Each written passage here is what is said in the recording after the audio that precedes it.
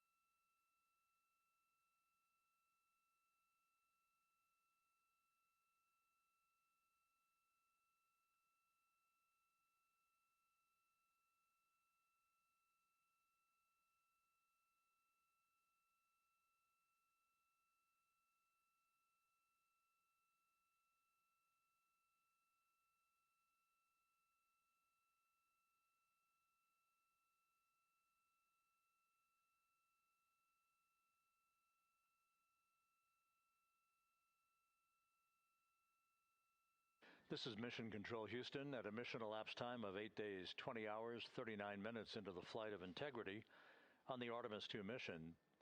There is our planet, growing larger in the field of view with each passing minute. We are currently 34,900 nautical miles from Earth and beginning to accelerate toward a splashdown in the Pacific for this four-person crew 4 hours and 52 minutes from now. Everything on board Integrity is in great shape. All the systems are functioning perfectly. The crew is in the process of wrapping up their cabin configuration, stowing final items that they no longer need for the remainder of their journey. They will also move into an entry checklist in about an hour and 45 minutes, reviewing entry procedures and the latest uplink messages to them before we begin the process of getting the crew suited up prior to the crew module, service module separation. All is well aboard Integrity, and the weather is go for splashdown. The USS John P. Murtha is in place in the recovery zone, ready to begin deploying its assets for imagery as well as for the recovery operations themselves.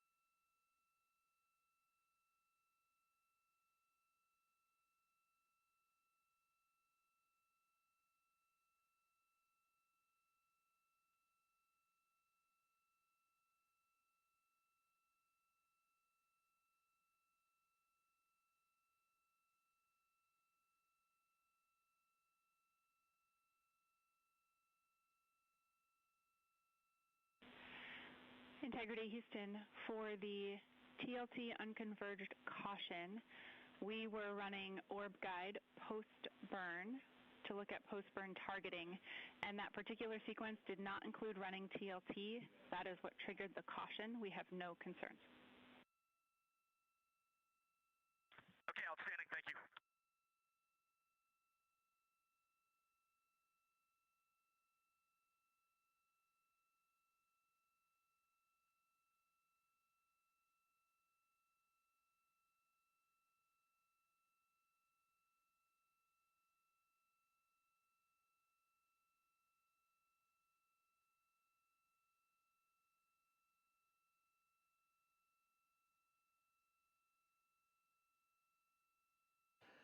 That call from Capcom Jackie Mahaffey to the crew, indicating TLT, which is a targeted landing trajectory. That is simply a value that was placed on board on the onboard computers, but is not being used for today's entry by the crew.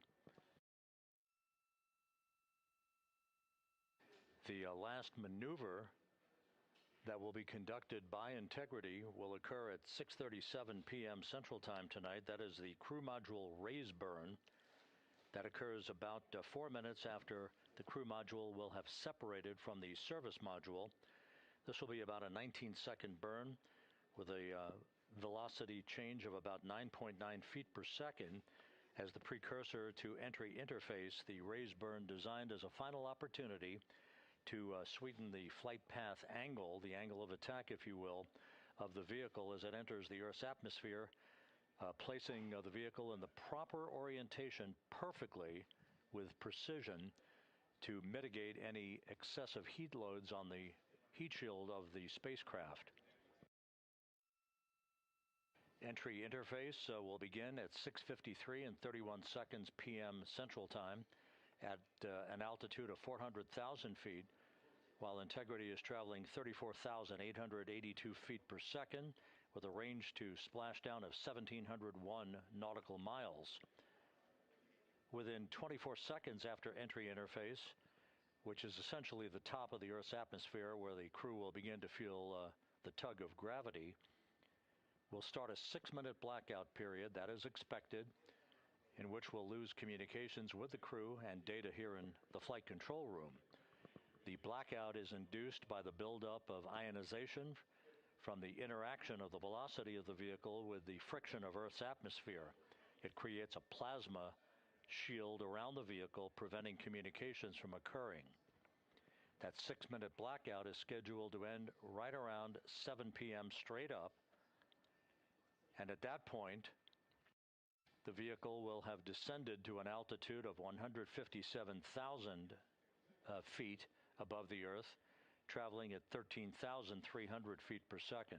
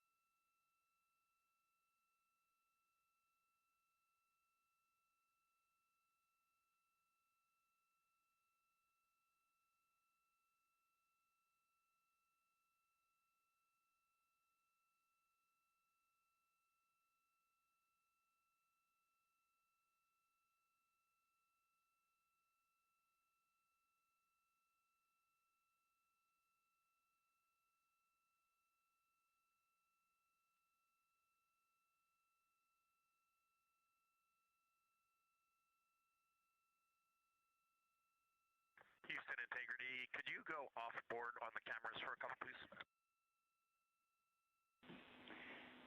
In work.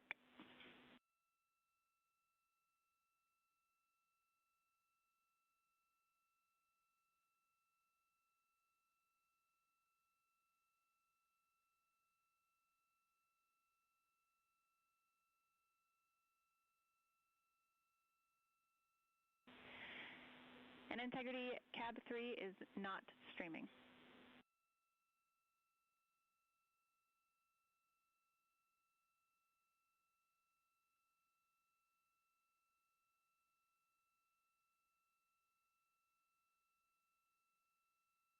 Thank you, Jackie.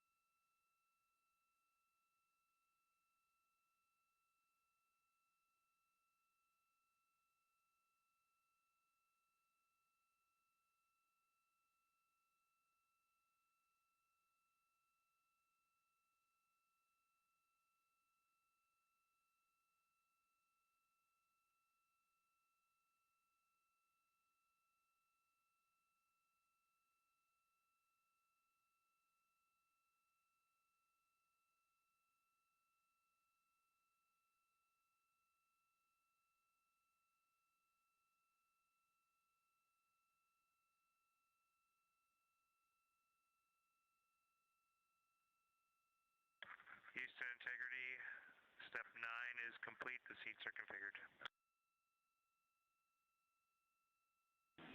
Houston, copy seats.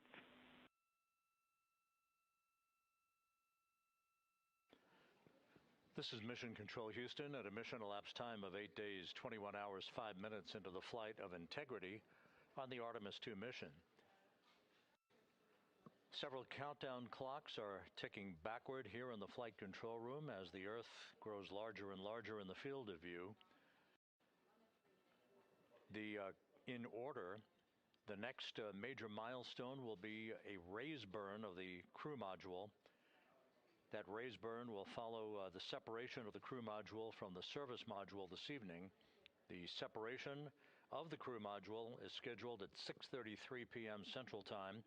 4 minutes later, at 6:37 p.m. Central Time, we'll conduct about a 19-second raise burn. This is a slight maneuver to tilt up the aft end of Integrity in a final opportunity to fine-tune the angle of attack that Integrity will incur as it enters the Earth's atmosphere over the Pacific Ocean.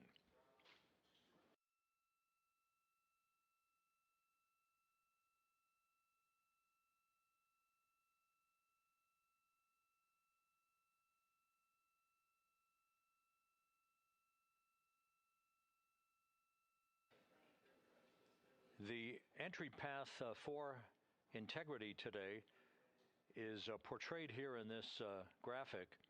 Basically, entry interface is 1,701 nautical miles uprange, if you will, from the expected splashdown point near the USS John Murtha, the recovery ship, and off the coast of San Diego. The entry interface point is critical because what we want to do is put Integrity in an orientation that will mitigate peak heating on the heat shield. For a point of comparison, during Artemis I, we had an entry range of 3,178 nautical miles from the point of entry interface and a 20-minute entry profile. That was the so-called skip entry, in which the Artemis I vehicle dipped into the atmosphere to dissipate some energy, then lofted or skipped out of the atmosphere, then dipped a second and final time back into the atmosphere before splashing down. What that resulted in was a higher heat load on the heat shield, which caused unexpected char liberation. So rather than design the heat shield or replace it for Artemis II, we elected to go into a different trajectory profile. This one with a max entry range of 1,775 nautical miles, or in today's case, all of our maneuvers and orbital mechanics will take us 1,701 nautical miles downrange from the point of entry interface. This will only be a 13.5-minute entry profile for Integrity and its astronauts, and results in a much lower heat load on the heat shield. This is deliberate so that we have the lessening effect of charring on the heat shield, should there be any at all, and we do expect some. But this will more than protect the astronauts from the effects of peak heating, which will be some 4,000 to 5,000 degrees Fahrenheit during the maximum peak heating around the vehicle. That will also cause a 6-minute blackout because of ionization as heat is repelled or thwarted from the heat shield while the vehicle flies in the direction of travel towards splashdown. The raise burn that places us in our final orientation for angle of attack into entry interface, that raise burn is scheduled at 6:37 p.m. Central Time. Entry interface itself is scheduled at 6:53 and 31 seconds p.m. Central Time, when we hit the top of the Earth's atmosphere at an altitude of 400,000 feet, traveling about 34,800 feet per second. We expect our peak velocity just a few moments later, and that peak velocity is forecast by flight dynamics to be 34,965 feet per second, or 23,839 miles an hour. Now, this all occurs after we begin the blackout period of 6 minutes. We will lose communications with the vehicle just 24 seconds after we enter the Earth's atmosphere or entry interface, as you see there. This is an expected 6-minute blackout that will begin at 6:53 and 55 seconds p.m. Central Time and will last almost until 7 p.m. straight up Central Time. Once we regain communications with the crew following the blackout, we will continue a series of role reversals. These are gentle rolls to the left and back to the right, essentially bleeding off excess energy and excess heat on the vehicle as we approach the splashdown site. The vehicle is expected to go subsonic at 7:02 and 25 seconds p.m. Central Time. That's about 8.5 or almost 9 minutes after the beginning of entry interface. And at that point, we will be at an altitude of 59,000 feet above the Pacific Ocean. A series of parachute deployments will begin. The first of that will be the forward bay cover parachutes that will basically pull the top forward bay cover off the very top of the vehicle, allowing other parachute deployment activities to occur. The forward bay cover chute deployment is scheduled at 7:03 and 22 seconds p.m. Central Time at an altitude of 23,946 feet. The forward bay cover parachutes are used in conjunction with pyrotechnic thrusters to ensure the separation of that forward bay cover, protecting Orion and its parachutes during the heat of reentry. Following that, there'll be the deployment of drogue chutes. These are 2 drogue parachutes, 23 feet in diameter. These drogue chutes will be deployed at an altitude of 23,483 feet. At this point, our velocity will have slowed from almost 24,000 feet per second to just 470 feet per second in a matter of minutes. 3 pilot parachutes will be used to lift and deploy the main parachutes from the crew module forward bay. Those main parachutes, 3 of them, are used to slow the crew module down to a splashdown at a speed that ensures astronaut safety. Each main parachute 265 feet in length from the crew module attachment to the top when inflated. The main chute deployment is scheduled at 7:04 and 44 seconds p.m. Central Time. Now that's just 11 minutes and 13 seconds after the start of entry interface. At this point, we'll be at an altitude of 5,445 feet above the Pacific. And splashdown to complete this mission is scheduled at 7:07 and 7 seconds p.m. Central Time, 5:07 p.m. Pacific Time, 2.5 hours before sunset. The crew will splash down in the Pacific southwest of San Diego at a gentle rate of just 19 miles an hour.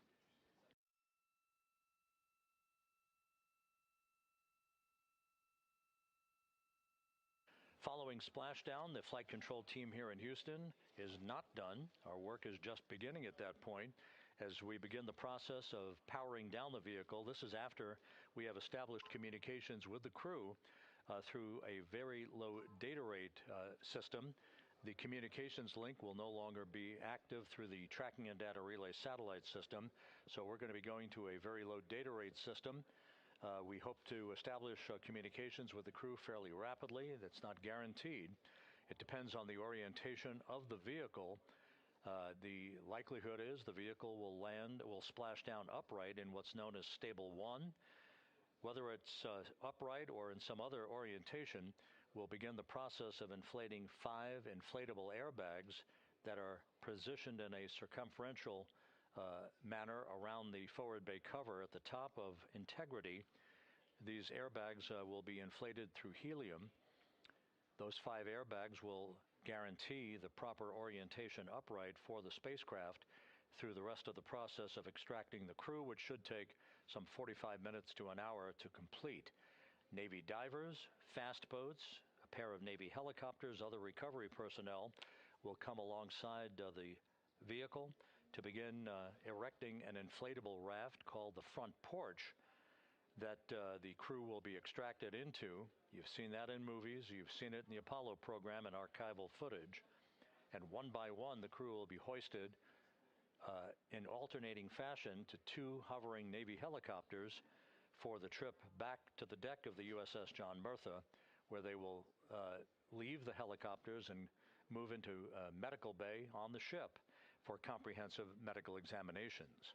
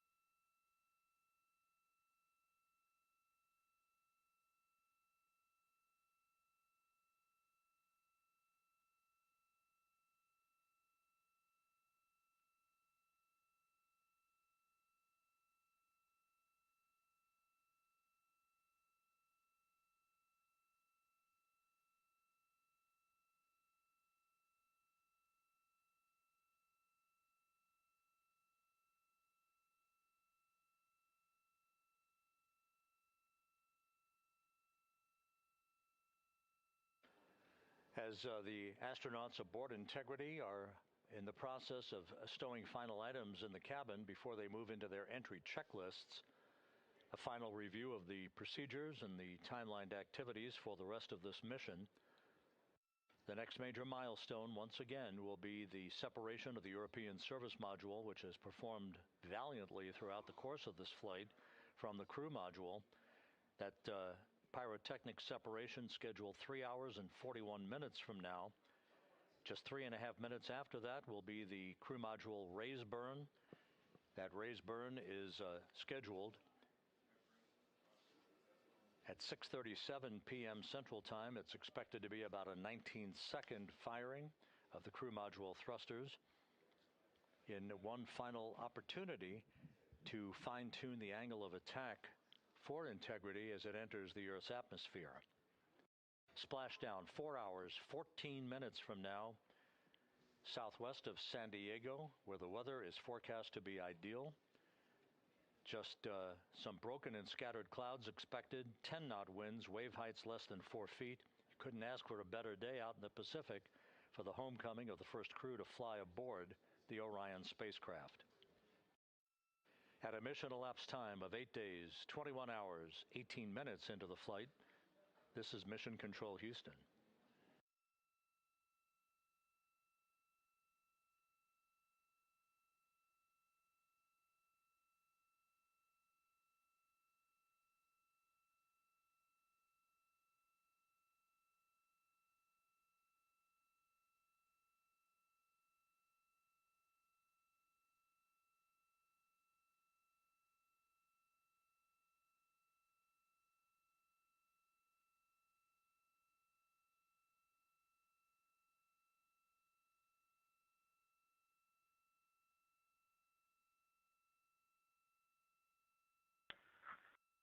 Houston Integrity, Jackie, steps 10 and 11 are complete.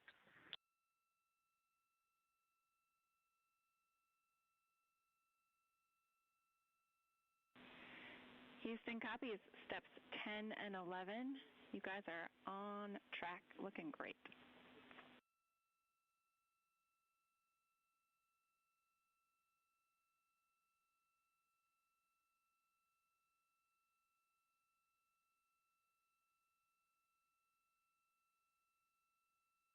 For those just joining this view of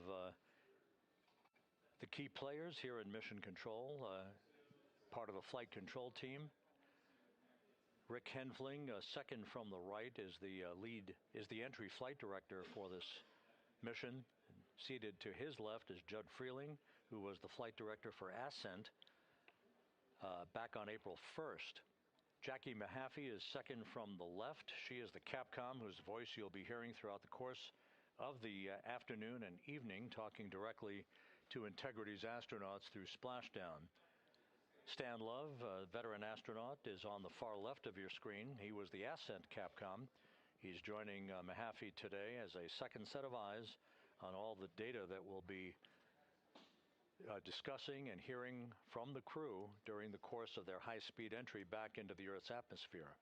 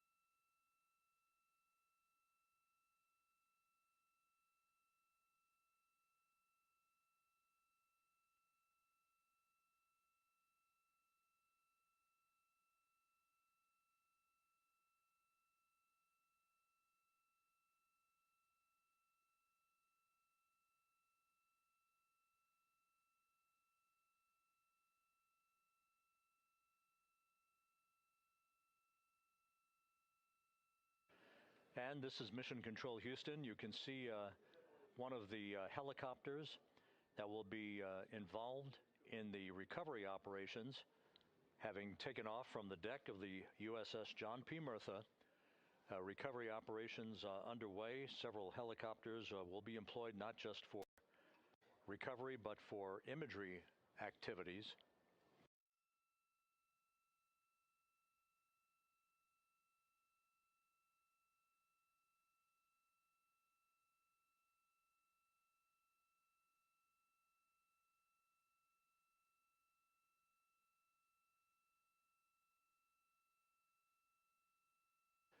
On the deck of the John P. Murtha, a view of multiple views, camera views, that are being provided to us courtesy of the USS John P. Murtha that we'll be utilizing throughout the course of the evening in our coverage. Once we start the NASA Plus coverage at 5:30 p.m. Central Time, 6:30 p.m. Eastern Time, that's a simulcast of our 24/7 YouTube coverage. My colleague from the Kennedy Space Center, Megan Cruz, is on the Murtha, and she'll be providing updates and interviews as well as we continue our operational coverage of the recovery of the Integrity astronauts following their lunar flyby mission.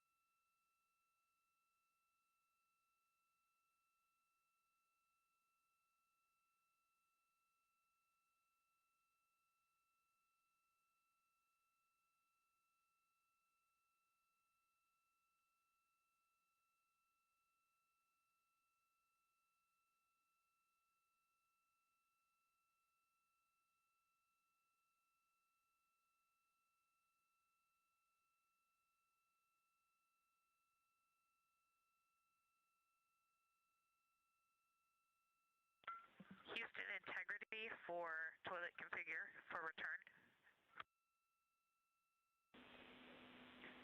Go ahead. We have an empty canister. Can you confirm that I don't need to do steps 1.2 to 1.4? Checking.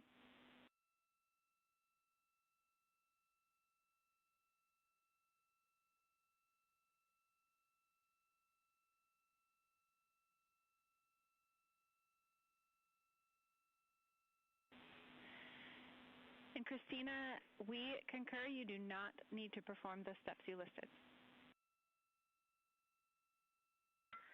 Thanks, Jackie.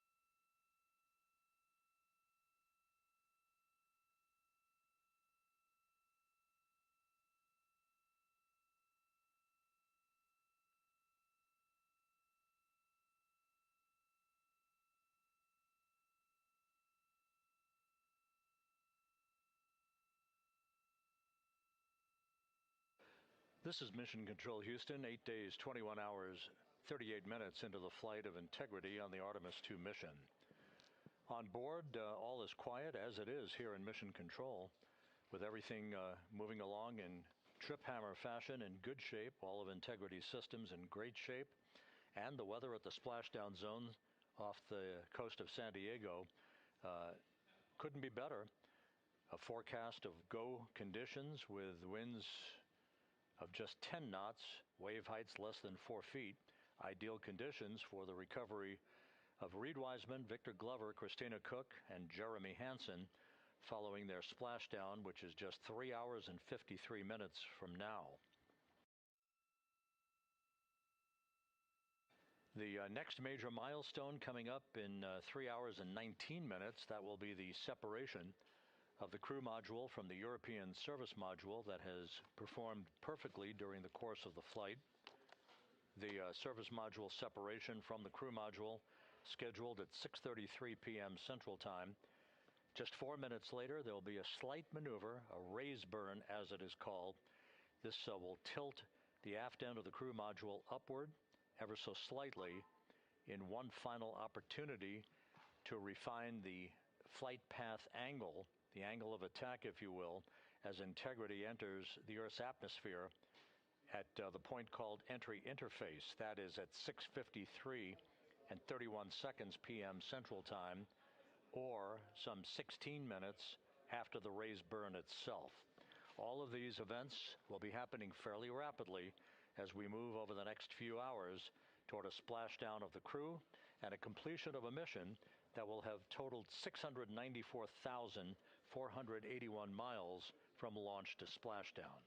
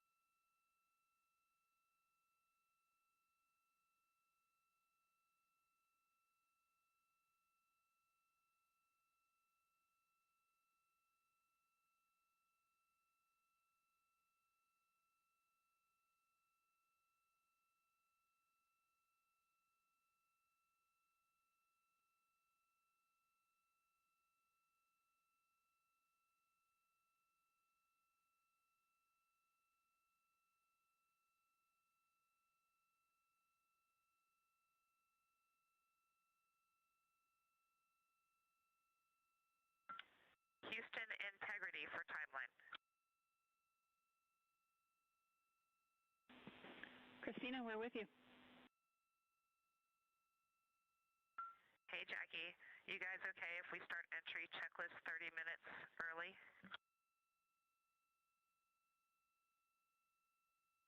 Checking.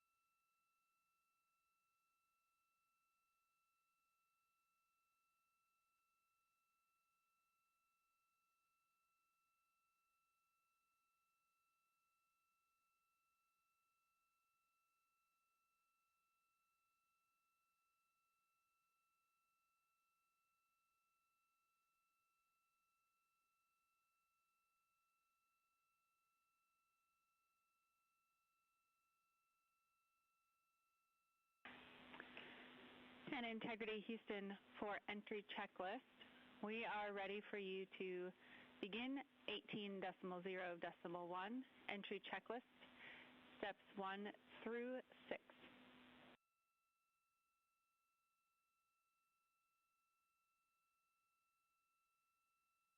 Copy. We're go entry checklist 1 through 6.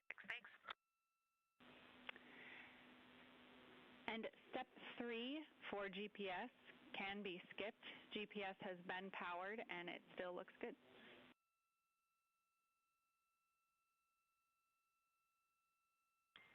Copy. Step 3 is a skip.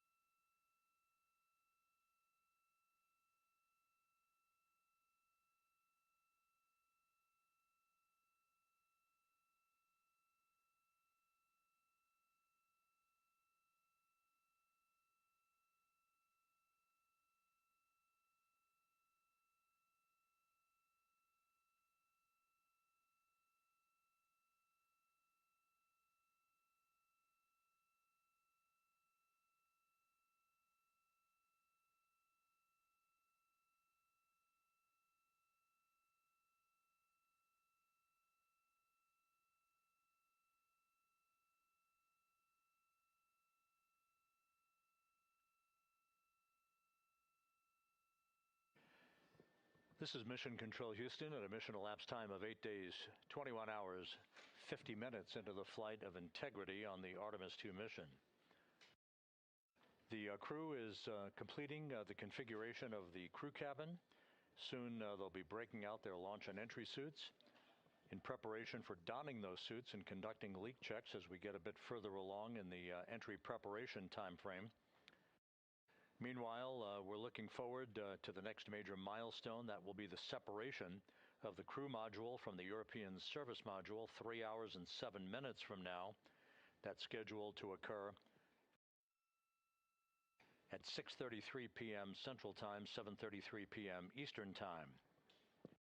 4 minutes after that, we'll conduct a raise burn. This will be about a 19-second firing of Integrity's thrusters with a change in velocity of 9.9 feet per second.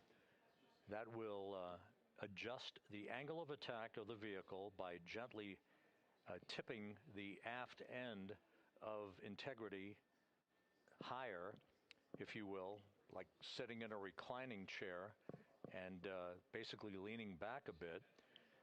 This angle of attack adjustment is specifically designed and pre-planned to enter the Earth's atmosphere at entry interface later this evening at the proper angle to minimize heating effects on Integrity's heat shield.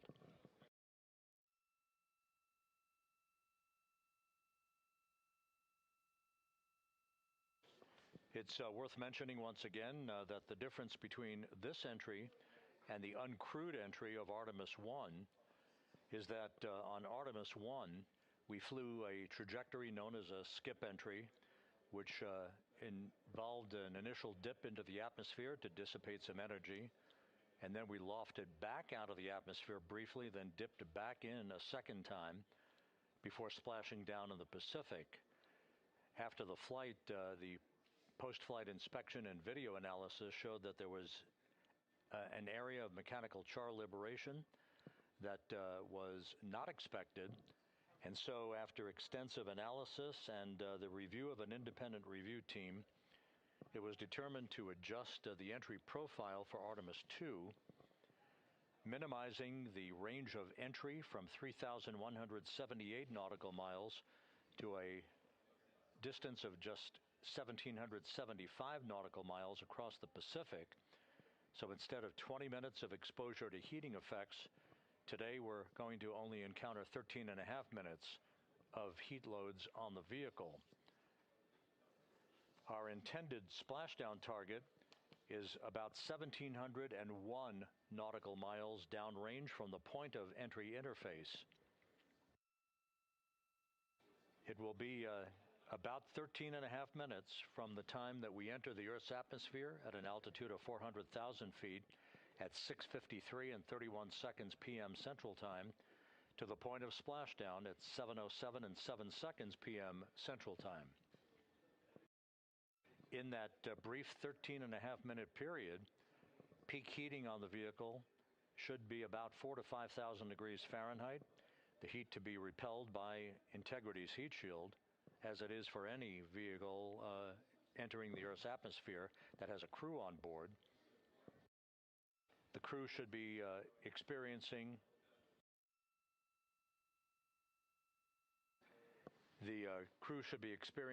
a G load on their bodies of about 3.9 Gs at peak loads on the crew members, feeling the tug of Earth's gravity for the first time in 9 days.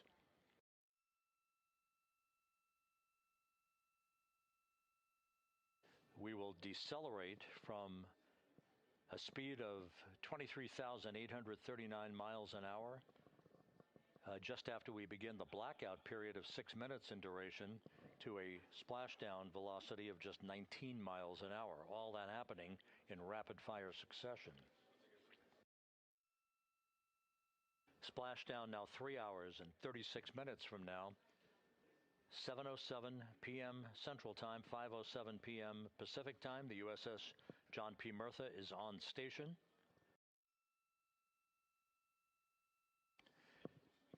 Some of the airborne assets, helicopters and fixed-wing aircraft, are taking off in sequential fashion from the deck of the ship. These are imagery assets the actual Navy recovery helicopters that will hoist the crew out of the front porch, inflatable raft that will be erected alongside the hatchway to Integrity. And there's a view, a live view from the deck of the USS John P. Murtha. It is a bit overcast. We do expect those clouds to lift a bit over the next few hours. We should have some broken and scattered clouds. It won't be crystal clear blue skies out there in the Pacific, but the weather is go and forecast to be go by the Spaceflight Meteorology Group. The Navy helicopters will be hovering over the spacecraft once it is powered down and once it is guaranteed to be uprighted through the inflation of the 5 crew module uprighting system airbags that will take place shortly after splashdown. The Navy divers and Navy flight surgeon will pull alongside the spacecraft to begin the process of erecting the front porch.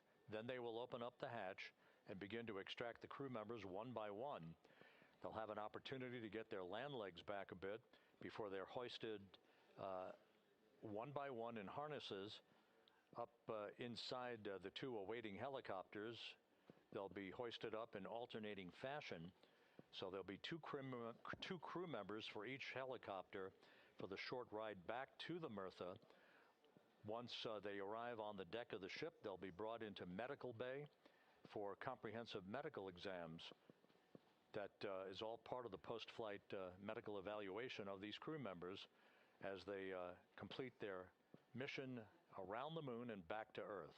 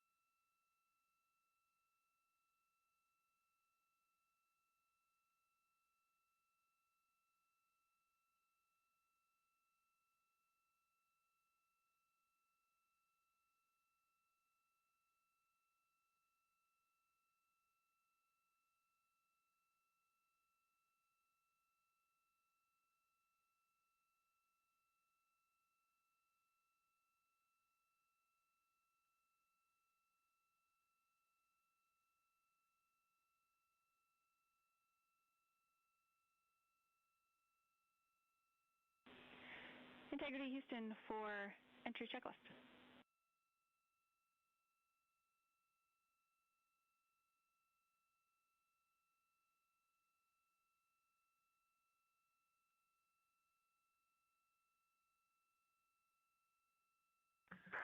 Go ahead, Jackie. Hey, Reed, a couple of questions for you. We realized we didn't give you an explicit thumbs up to perform step 1.2 for the flight path angle hash mark update, so we wanted to confirm that you did, in fact, perform the set EI FPA limits procedure. And secondly, we want your opinion on the in and out CMIS caution. Is that something that will be distracting such that we should inhibit it.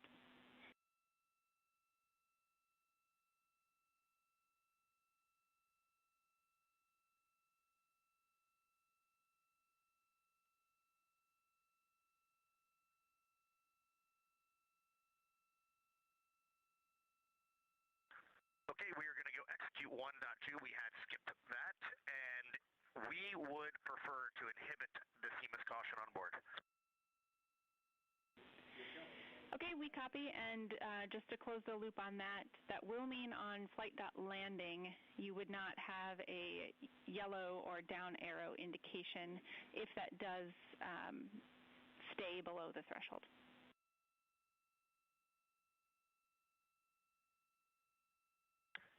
And that is totally fine.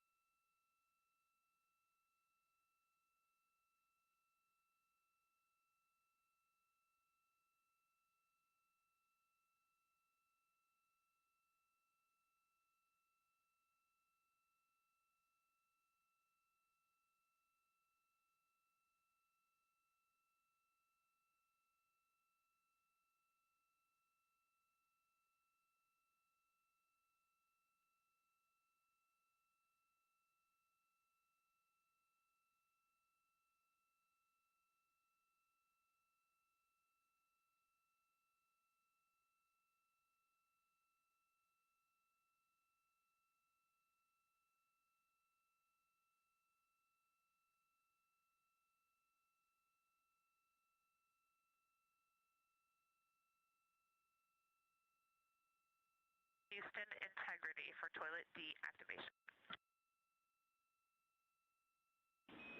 Integrity, Jackie had to step off for a second. Go ahead for toilet.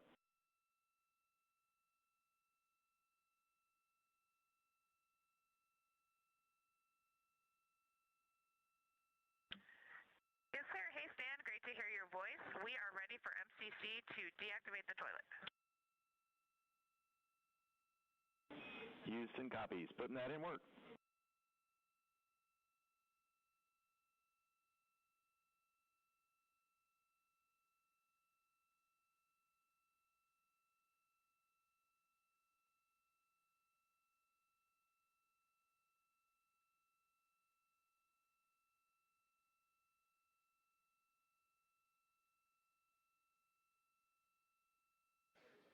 This is Mission Control Houston. That communication from Christina Cook on board Integrity to spacecraft communicator Stan Love. Integrity for burn telemetry on CM raise burn. 2 questions.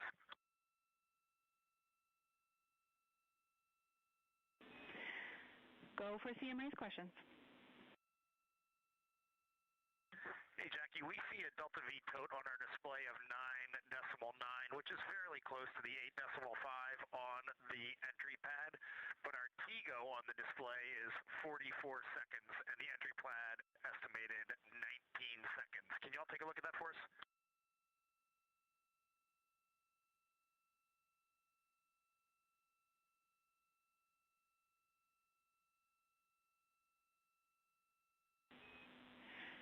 Hey, Reed, good catch.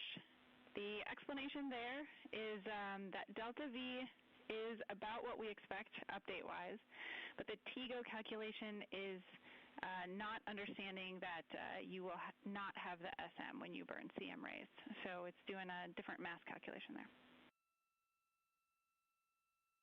I remember that class in November of 2023 in Building 5 on the 3rd floor. Thank you very much.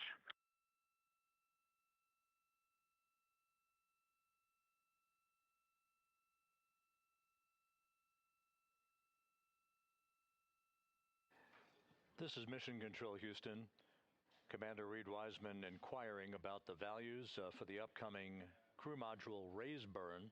Again, as we've explained, this burn that's scheduled 2 hours and 51 minutes from now is designed to tilt the angle of attack a bit upward, basically raising the aft end of the vehicle prior to entry interface to improve the angle of attack and minimize heating effects on the heat shield for the Orion vehicle. The crew module raise burn will occur about 4 minutes after the service module is separated from the crew module, and we're expecting about a 19-second burn. Integrity, Houston, the toilet is unpowered.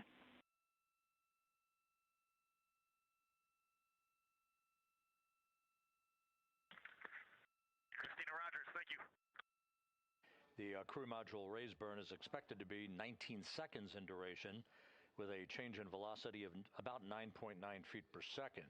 Once again, that's designed to fine-tune the angle of attack for Integrity as it enters the Earth's atmosphere, which will occur about 16.5 minutes after the raise burn itself.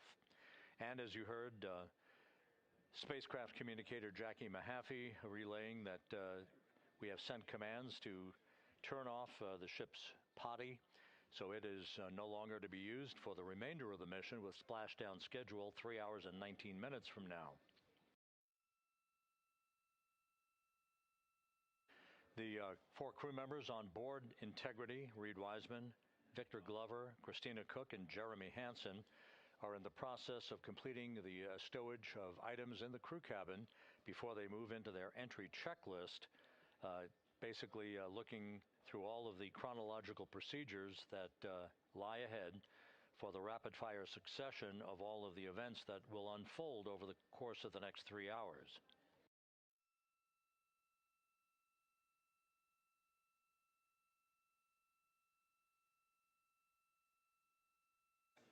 Integrity is about 25,000 nautical miles from Earth, continuing to accelerate towards a splashdown in the Pacific 3 hours and 18 minutes from now. All of Integrity's systems are in excellent shape. The crew is great, feeling well, and the weather in the splashdown zone in the Pacific, although a bit cloudy with broken and scattered clouds, is a go forecast with just 10-knot winds and wave heights less than 4 feet.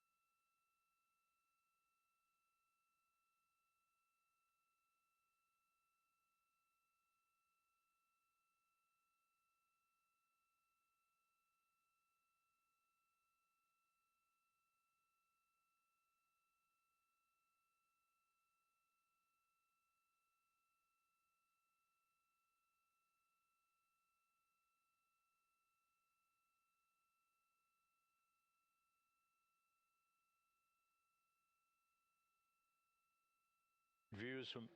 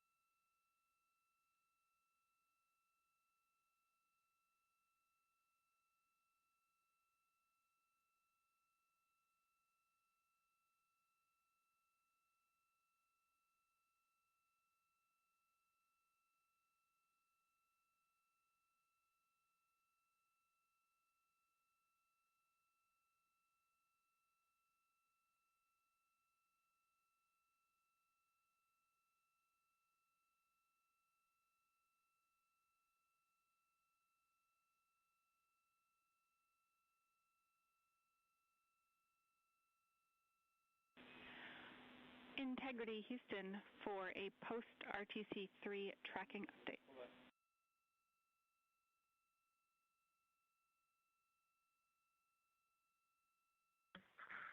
Go ahead, Houston.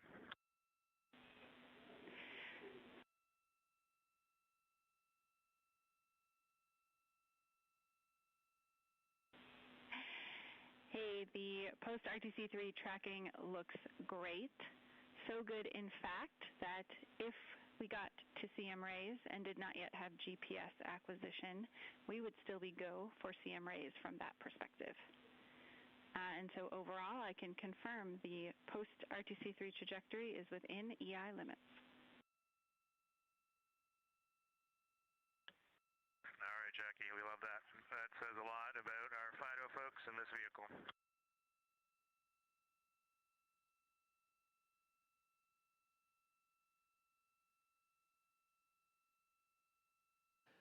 This is Mission Control Houston. A tip of the hat from Canadian Space Agency astronaut Jeremy Hansen to the flight dynamics folks and the guidance, navigation, and control officer. The RTC-3 burn that was conducted just over 2 hours ago, which was basically a final fine-tuning of the trajectory of Integrity to hit the sweet spot in the corridor over the Pacific Ocean for entry interface, was so perfect that we are dead on the center line down the corridor.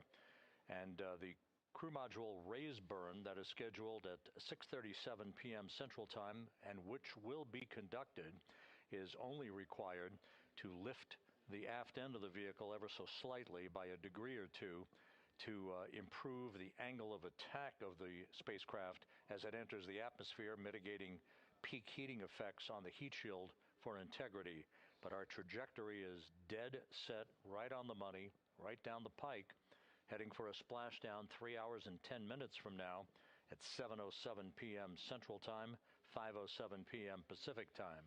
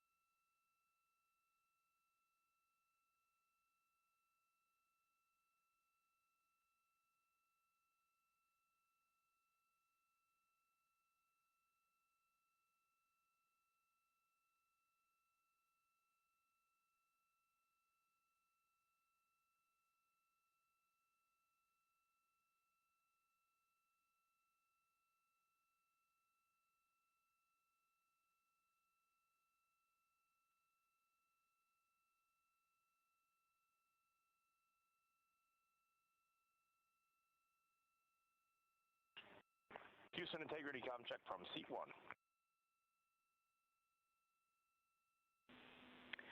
Seat 1, have you loud and clear coming down on both OE1 and 2. How me on 1?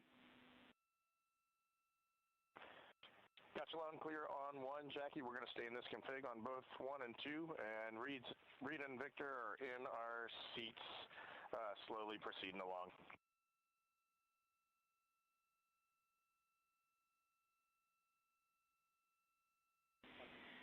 Okay, we copy, and just to confirm, that means that you've got the bulk of your suits donned, is that correct?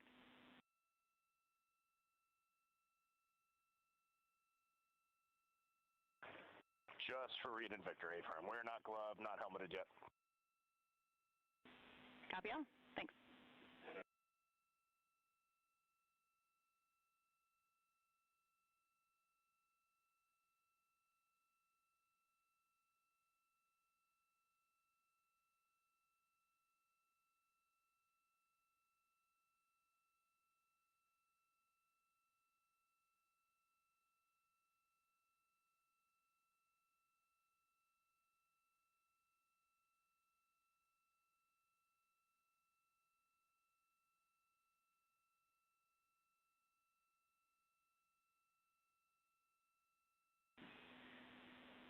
Integrity BFS is configured for entry with outputs inhibited.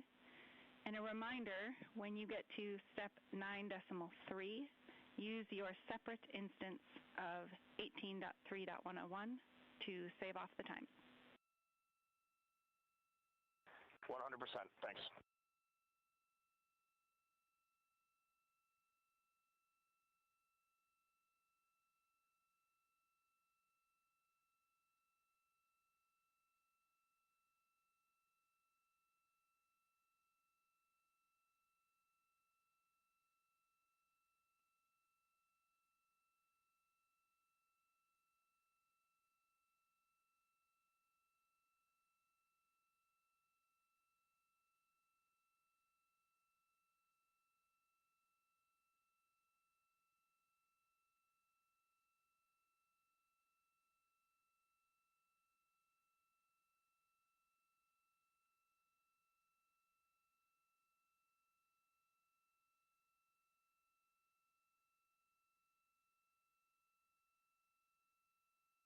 Houston integrity com check from C2.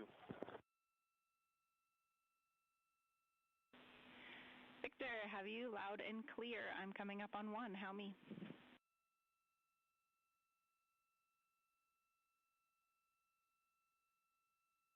Jackie, I have you loud and clear on 1.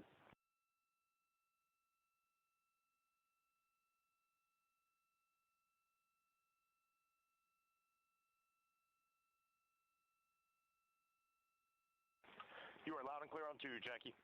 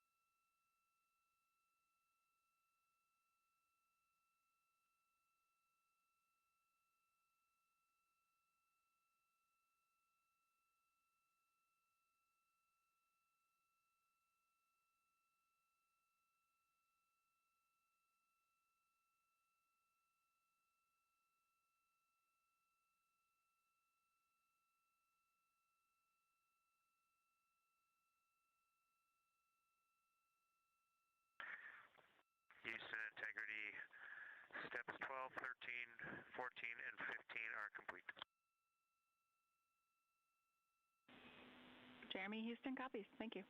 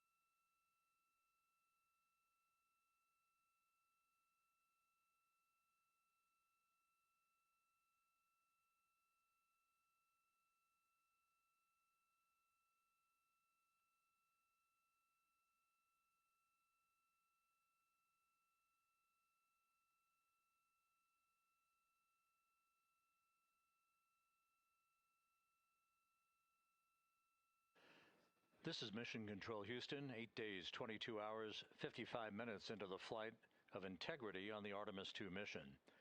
On board the vehicle, the four crew members, Commander Reed Wiseman, pilot Victor Glover, and mission specialists Jeremy Hansen and Christina Cook are suiting up in their Orion crew survival suits, the launch and entry suits that they also wore during their launch from the Kennedy Space Center back on April 1st. Once the crew is all suited up, they'll conduct a series of leak checks to make sure that they have good suit integrity, aboard integrity, before they strap themselves into their seats for the final phase of this mission that will culminate with a splashdown in the Pacific 2 hours and 35 minutes from now at 7:07 p.m. Central Time, 5:07 p.m. Pacific Time, about 2.5 hours before sunset southwest of San Diego. And the suits are in the process of being leak checked at the present time. We'll relay all that to you in just a few moments. Right now, Integrity is just about 20,000 nautical miles from the Earth, continuing to accelerate towards the next major milestone, which will be the separation of the crew module from the European service module 2 hours and 1 minute from now. That separation maneuver, pyrotechnically, will occur at 6:33 p.m. Central Time. That will be followed just 4 minutes later by a raise burn, a 19-second burn of Integrity's thrusters to induce a change in velocity of 9.9 feet per second, slightly raising up the aft end of the vehicle to improve its angle of attack as it enters the Earth's atmosphere, and in the process mitigates the peak heating effects on the heat shield of the vehicle. Out in the splashdown zone, out in the Pacific Ocean, the weather is forecast to be go by the Spaceflight Meteorology Group here at the Johnson Space Center. Winds of just about 10 knots and wave heights less than 4 feet, which should be ideal for the recovery forces that are being deployed from the USS John Murtha to recover the crew, extract them, hoist them into 2 Navy helicopters, and fly them back to the deck of the Murtha to be brought into medical bay for post-splashdown medical checks. We now have a report from the environmental systems officer here that we have good suit leak checks. All 4 suits have passed the leak check, so we are in good shape here for entry and splashdown coming up just over 2.5 hours from now. One data point, just an update on some numbers that we've just received from Flight Dynamics, and these are unofficial and will not become official until post-flight. We now anticipate that the maximum speed that Integrity will encounter as it enters the Earth's atmosphere will be right around the same time as we enter a communications blackout of 6 minutes in duration.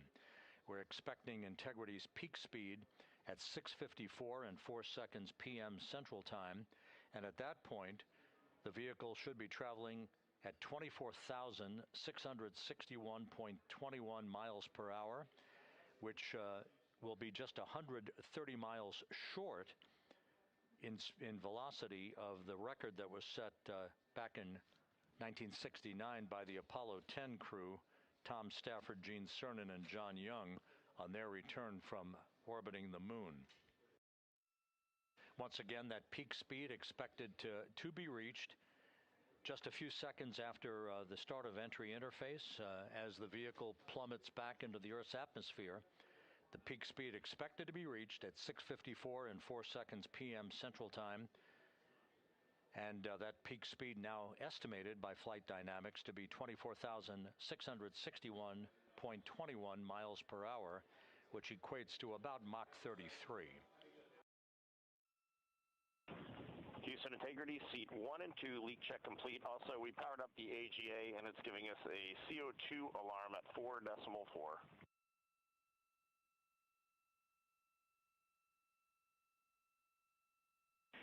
We copy leak check. We saw it as well. And copy CO2 at 4.4. We are discussing. We also on the AGA have a bit A of 16. We've seen that in the past. Should go away.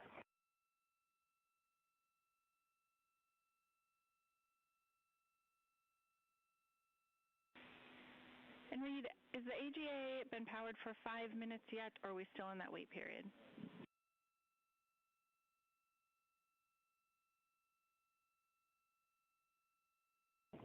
We are in the wait period. We expect that bit will go away. We copy, and that bit can also indicate that we cannot trust the other values, so we'll check back with you after the 5 minutes on the CO2 level. A-firm.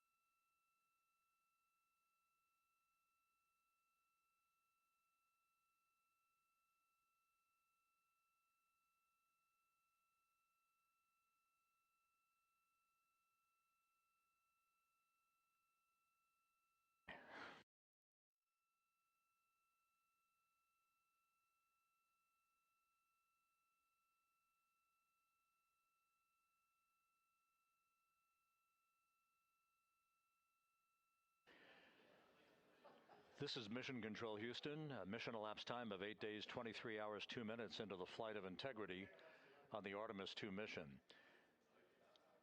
While we have a moment here, just an opportunity to run down some of the chronological highlights that lie ahead over the next 2.5 hours before Integrity splashes down in the Pacific Ocean. Coming up at 5:30 p.m. Central Time, 6:30 p.m. Eastern Time, we will begin a simulcast of NASA Plus coverage that will accompany our 24/7 YouTube coverage that we have been providing ever since we began the mission with the tanking of the Space Launch System at the Kennedy Space Center for launch back on April 1st. Houston, Integrity, we are complete through steps 18. Seats 3 and 4 are yet to suit, obviously.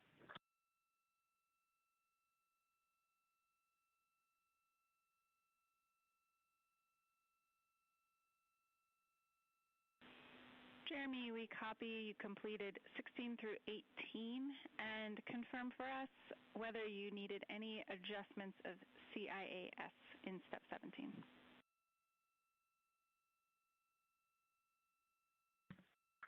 Negative. All the settings were still in their launch config. Houston copies.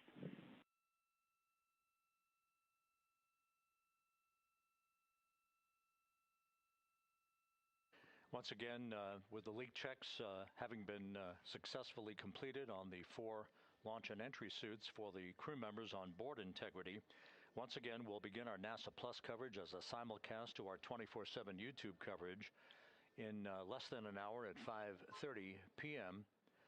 Central Time, 6:30 p.m. Eastern Time. At 6:15 p.m., we're going to hand over communications from the Deep Space Network to the Tracking and Data Relay Satellite System as Integrity continues to approach the Earth. Currently, Integrity is less than 20,000 nautical miles from its destination and a splashdown in the Pacific.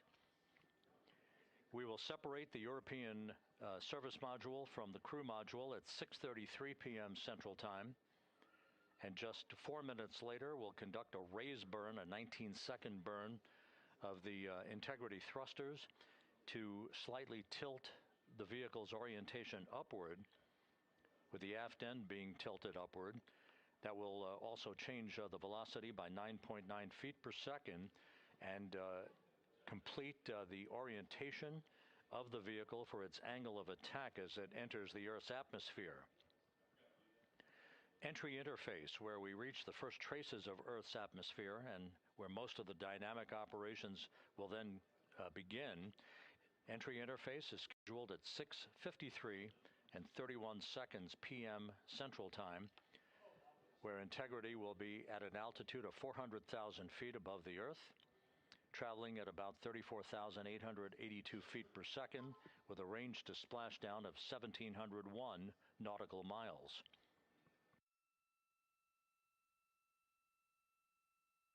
Just 10 seconds, just a few seconds later, about 24 seconds later, we'll enter a 6-minute communications blackout at 6:53 and 55 seconds p.m.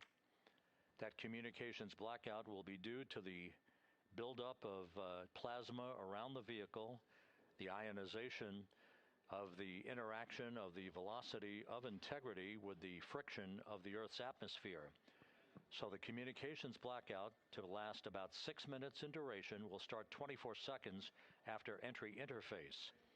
At 6:54 and 4 seconds p.m., we'll reach our peak velocity. This is an estimation from Flight Dynamics. We should be reaching a peak velocity of 24,661.21 miles per hour, or somewhere around Mach 33. This will fall about 130 miles per hour short of the speed record set by the Apollo 10 command module, the Charlie Brown, during the Apollo 10 mission of Tom Stafford, Gene Cernan, and John Young back in the spring of 1969.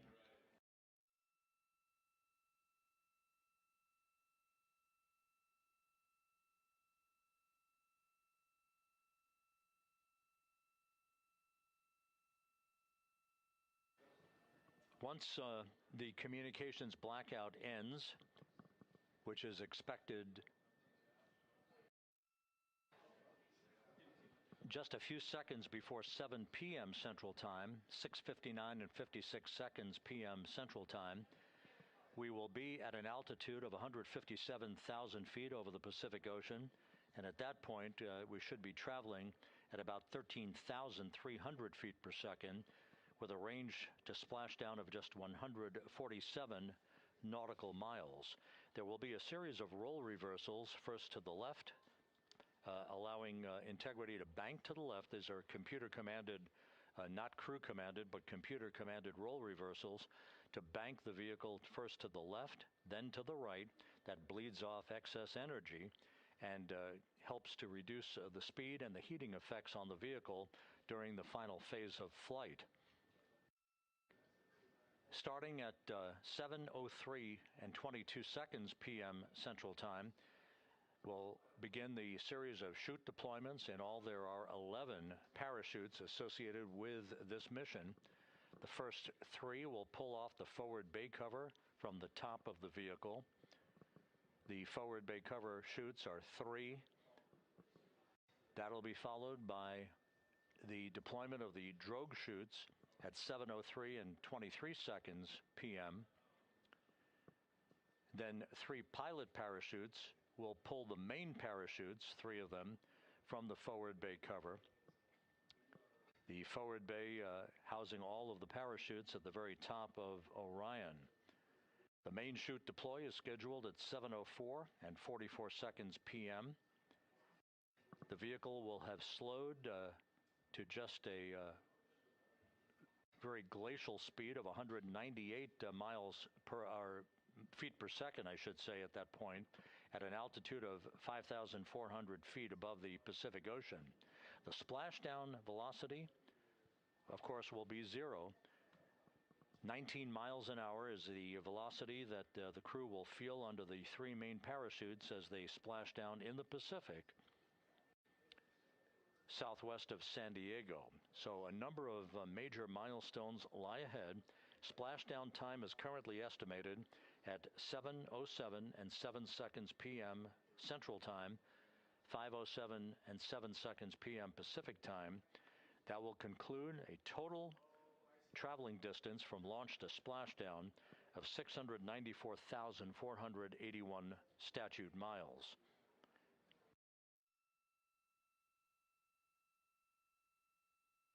We're just 1 hour and 48 minutes away now from crew module service module separation. The crew has donned their launch and entry suits. They've conducted leak checks. Everything is in order, and the weather is go at the splashdown site. Some of the flying assets that will collect imagery of the descent of Integrity towards splashdown have already been deployed from the deck of the USS John Murtha. The actual recovery team members will be deployed in helicopters and fast boats a bit later on as we approach splashdown, and of course after splashdown itself. Once the vehicle splashes down, we'll be deploying the 5 inflatable airbags at the top of the vehicle with helium. That will ensure that the vehicle is upright throughout the course of the recovery operations.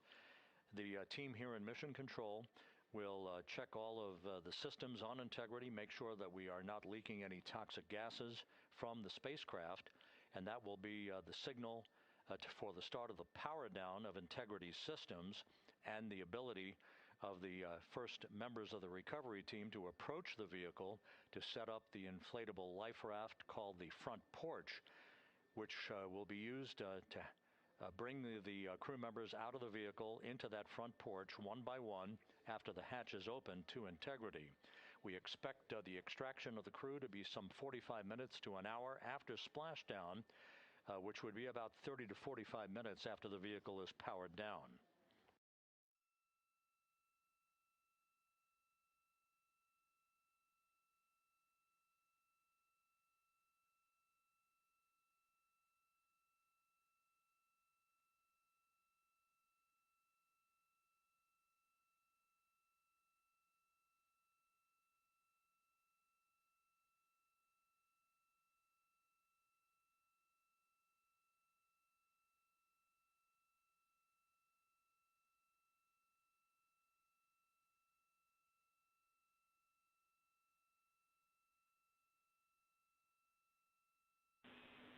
Integrity, Houston, we are ready for another CO2 reading on the AGA.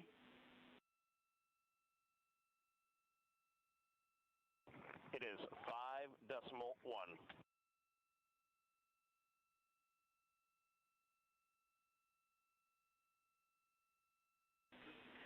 Houston copies. And Reed, earlier I did misspeak. The CO2 reading specifically would not have been affected by that particular bit.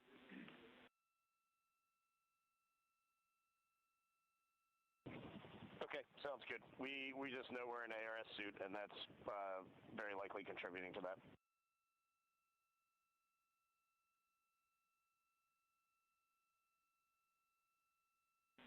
We concur.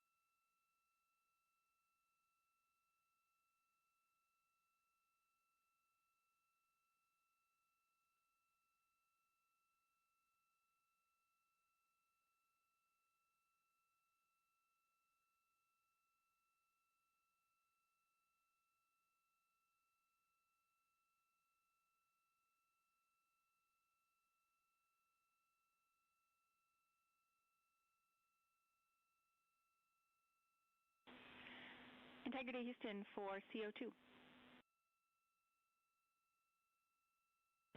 Go ahead, Jackie.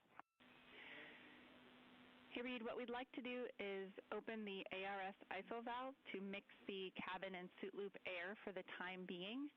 And we would just need a call from you all when Christina and Jeremy are getting in their seats and are a few minutes out from leak checks, and we'll get that back into a good config for you to start the next leak check.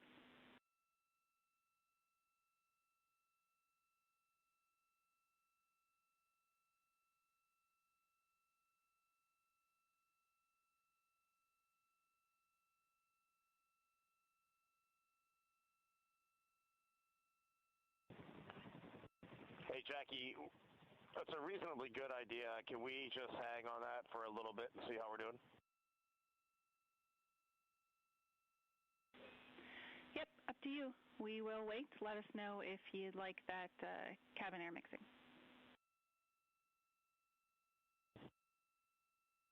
Is there a CO2 number where you guys would advise on that?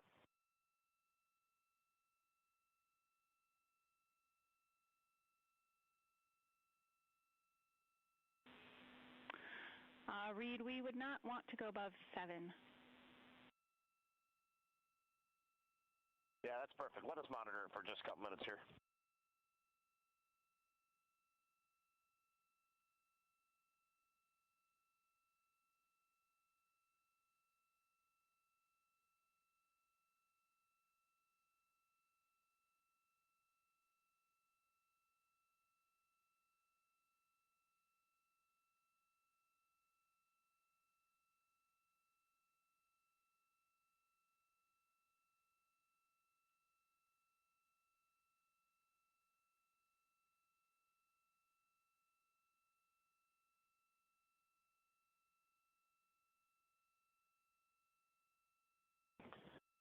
Houston, cabin entry config is complete, and Christina and Jeremy are about to start suit on.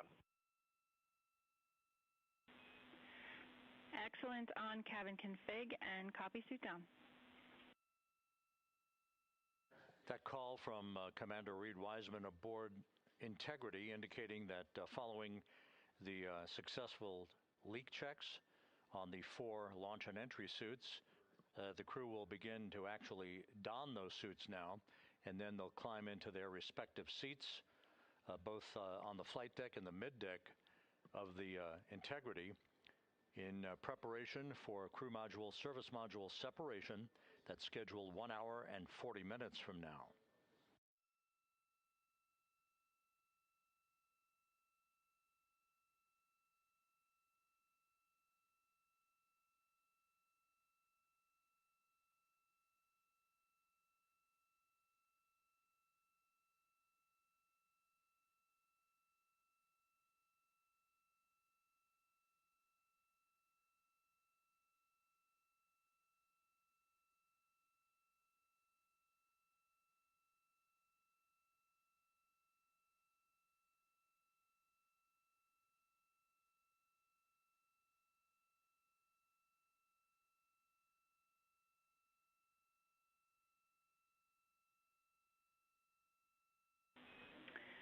Integrity, Houston, for entry checklist. Your CMSM SEP ATP is set to go. We see that on the PFD, Jackie. And the call from Capcom Jackie Mahaffey here in Mission Control to Reed Wiseman, indicating that the pyros are armed for crew module, service module separation coming up 1 hour, 38 minutes, 52 seconds from now.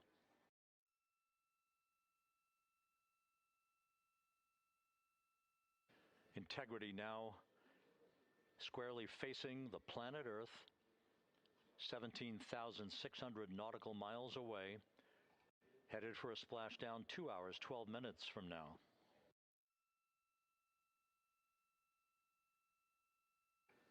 All of the recovery assets, the helicopters, the Navy P-3s, the pararescue divers, they're all in place, ready to recover this crew following splashdown. And again, the chronology after splashdown will call for the flight control team here in Houston to assess integrity systems, make sure no toxic gases are leaking from the spacecraft. And first order of business will be the command to inflate the crew module uprighting system bags, the 5 inflatable airbags that will be inflated with helium to maintain its upright position as it bobs in the Pacific before the recovery forces reach the crew. About 15 minutes after splashdown is when we expect the green light to be given to power down integrity systems, at which point the recovery teams will begin to make their way toward the vehicle to set up that inflatable life raft called the front porch, buttressed alongside the spacecraft. That will be the precursor to the opening of the hatch and the extraction of the crew members, one by one, into that raft, giving them a chance to get their land legs back as they feel the first sensations of Earth's gravity in 9 days and their high-speed return to Earth, with their peak speed reaching some 24,661 miles an hour.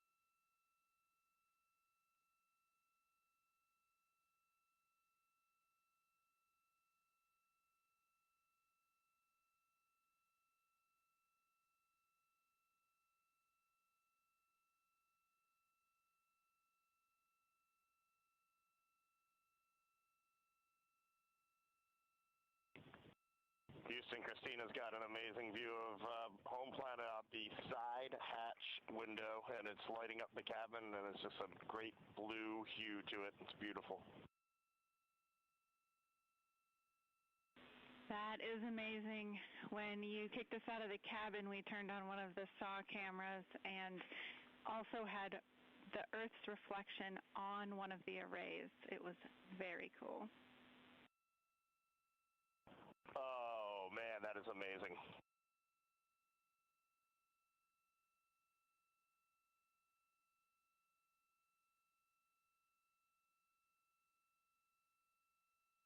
This is Mission Control Houston.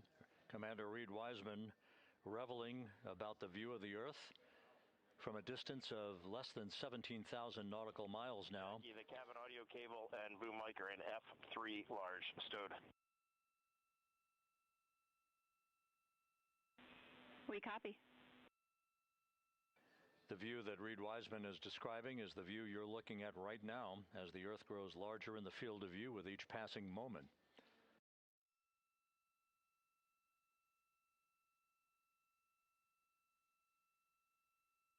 We're about 29 minutes away from the start of the NASA Plus coverage, joining our 24/7 YouTube coverage as a simulcast for the remainder of the evening through the time the crew is on the deck of the USS Mertha and in medical bay.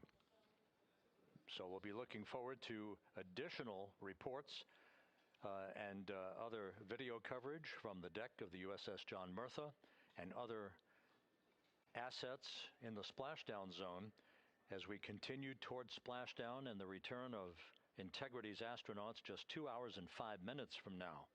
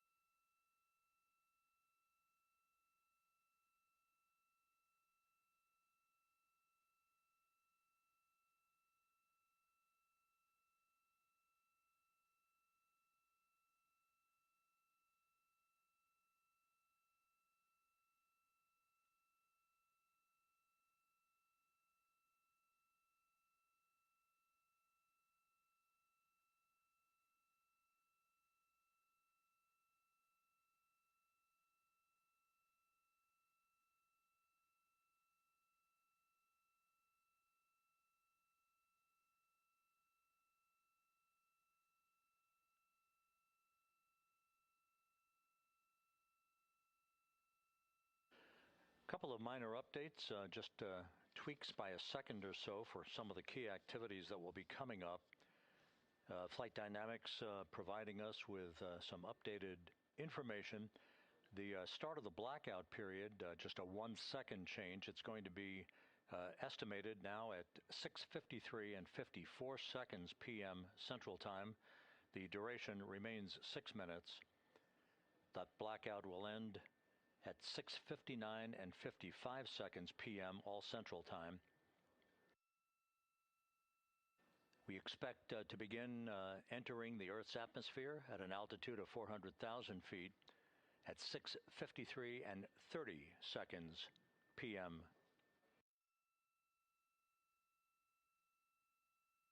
And 1 second difference now in our splashdown time, if everything unfolds the way we believe it will. Splashdown now scheduled at 7:07 and 8 seconds p.m. Central Time, 7:07 and 8 seconds p.m. Central Time, 5:07 and 8 seconds p.m. Pacific Time at the splashdown zone off the coast of San Diego.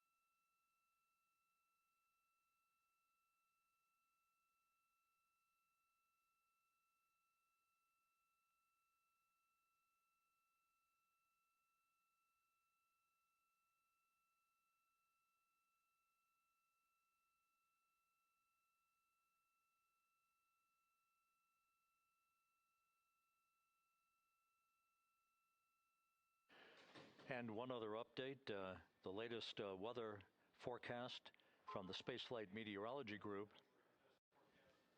passed on to Flight Director Rick Henfling, calls for the clouds in the splashdown zone to be in the process of dissipating. The winds are somewhat reduced, now just 6 knots. The wave height's still less than 4 feet. All go forecast.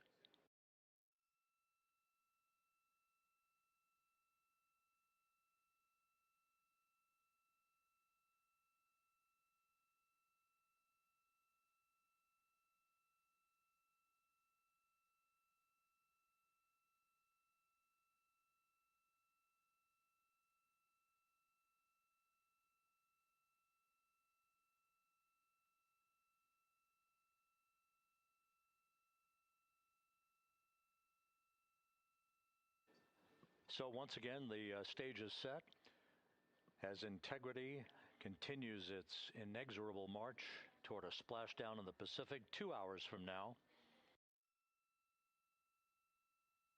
16,000 nautical miles away from the Earth. We are just 1 hour and 26 minutes away from crew module, service module separation, followed by a raise burn to tilt the aft end of the vehicle up ever so slightly and improve its angle of attack into the Earth's atmosphere as a mitigating action to reduce heat loads on the heat shield of the vehicle. This is all pre-planned, pre-flight.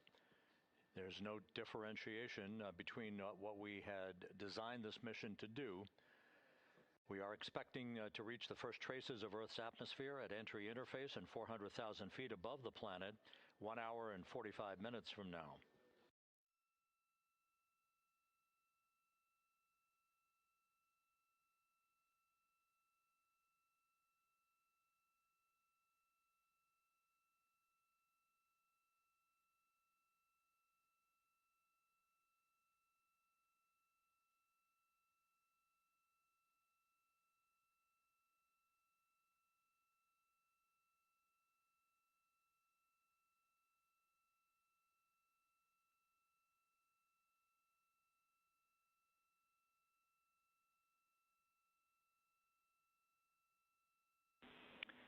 Integrity, Houston. Cabin temp cold soaking is initiated. Copy that, Jackie. CO2 is 5.5, and we are still doing good on board. Christina and Jeremy are beginning suit down.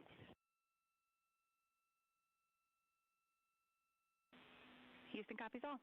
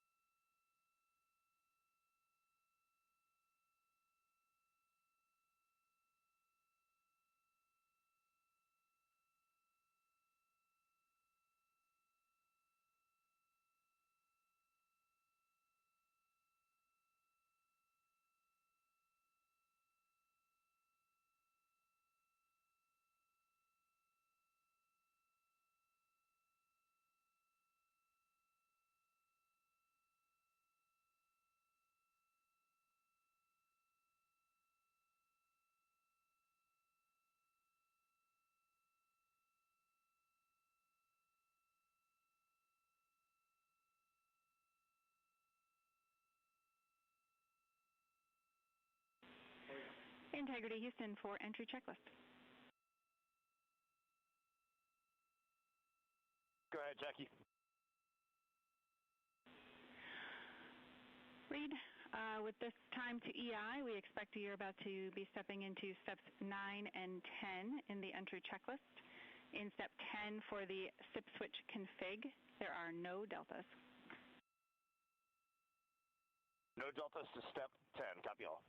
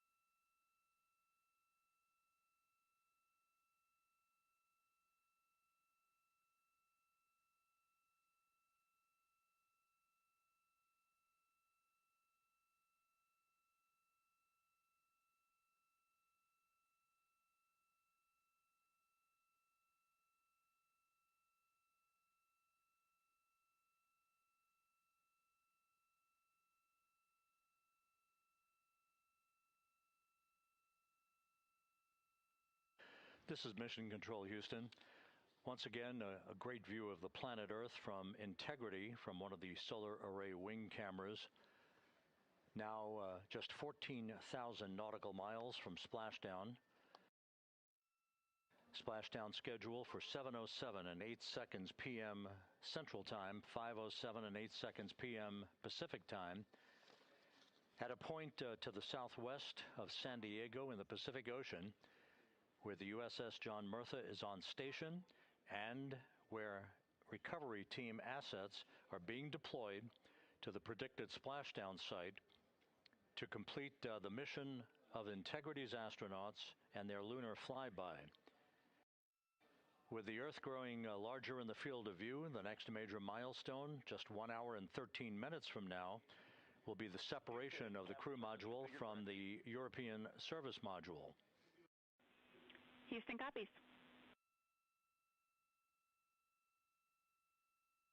The separation of the crew module will set the stage just 3.5 minutes later. One question. Go ahead. When I was looking at the BFS-SM SEP, it was the exact same time as our predicted SM SEP. Can you just confirm we don't need that to be a touch later?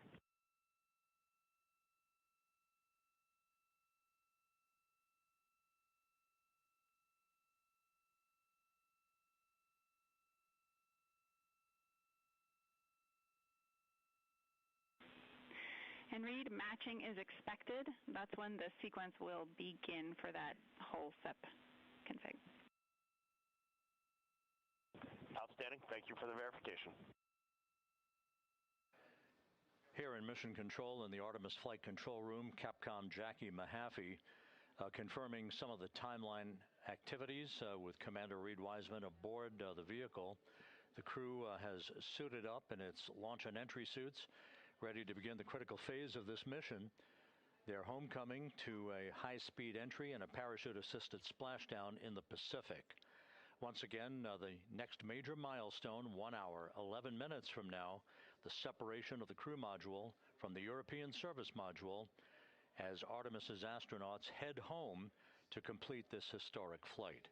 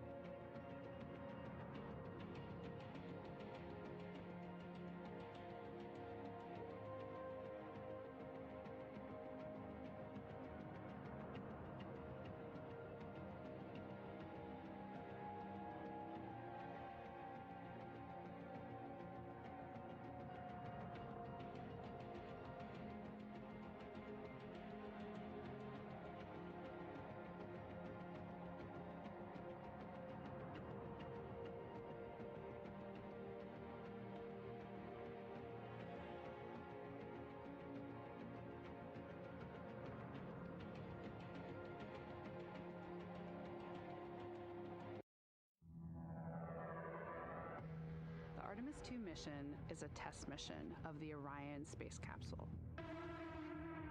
Artemis 2 will be the first time we put humans on this rocket.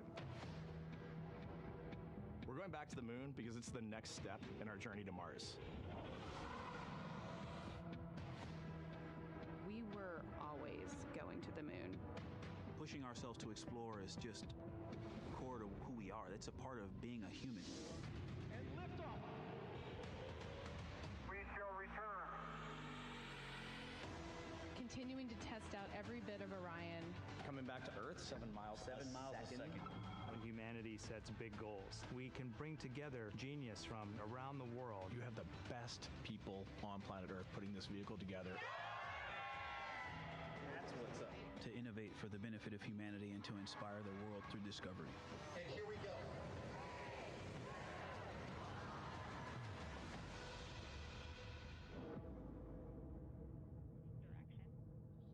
Direction. 19th, 1972, 2:25 p.m. Eastern Standard Time.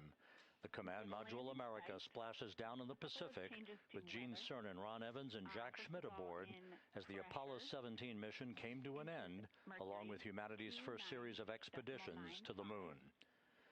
Today at this hour, you are looking live at our planet from the Integrity spacecraft, heading for a splashdown in the Pacific off the coast of San Diego just 1 hour and 35 minutes from now.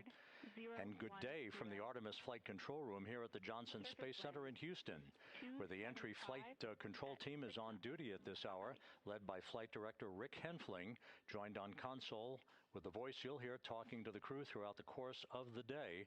That is Jackie Mahaffey, second from your left. Everything has gone extremely well as we are closing in on the return of Artemis's astronauts from their flight around the moon and historic lunar flyby that will culminate with that splashdown in the Pacific off the coast of San Diego just 1 hour and 35 minutes from now. And with that, it's a good entry pad, and we can continue in the procedure. Integrity. You're looking at a live view inside Integrity. Reed Wiseman on the left doing a fist bump with pilot Victor Glover on the right, and down in the middeck area just below their feet, suited up in their launch and entry suits, are mission specialists Christina Cook and Jeremy Hansen of the Canadian Space Agency. A number of milestones yet to unfold before splashdown just over an hour and a half from now. Earlier today, the crew woke up at about 10:35 a.m. Central Time. They completed the final major maneuver of the flight, that being the return trajectory correction 3 burn. It was an 8-second burn that fine-tuned its trajectory to enter a corridor over the Pacific Ocean a short time from now. That will be the point of entry interface, where the crew will reach the first traces of Earth's atmosphere at an altitude of 400,000 feet.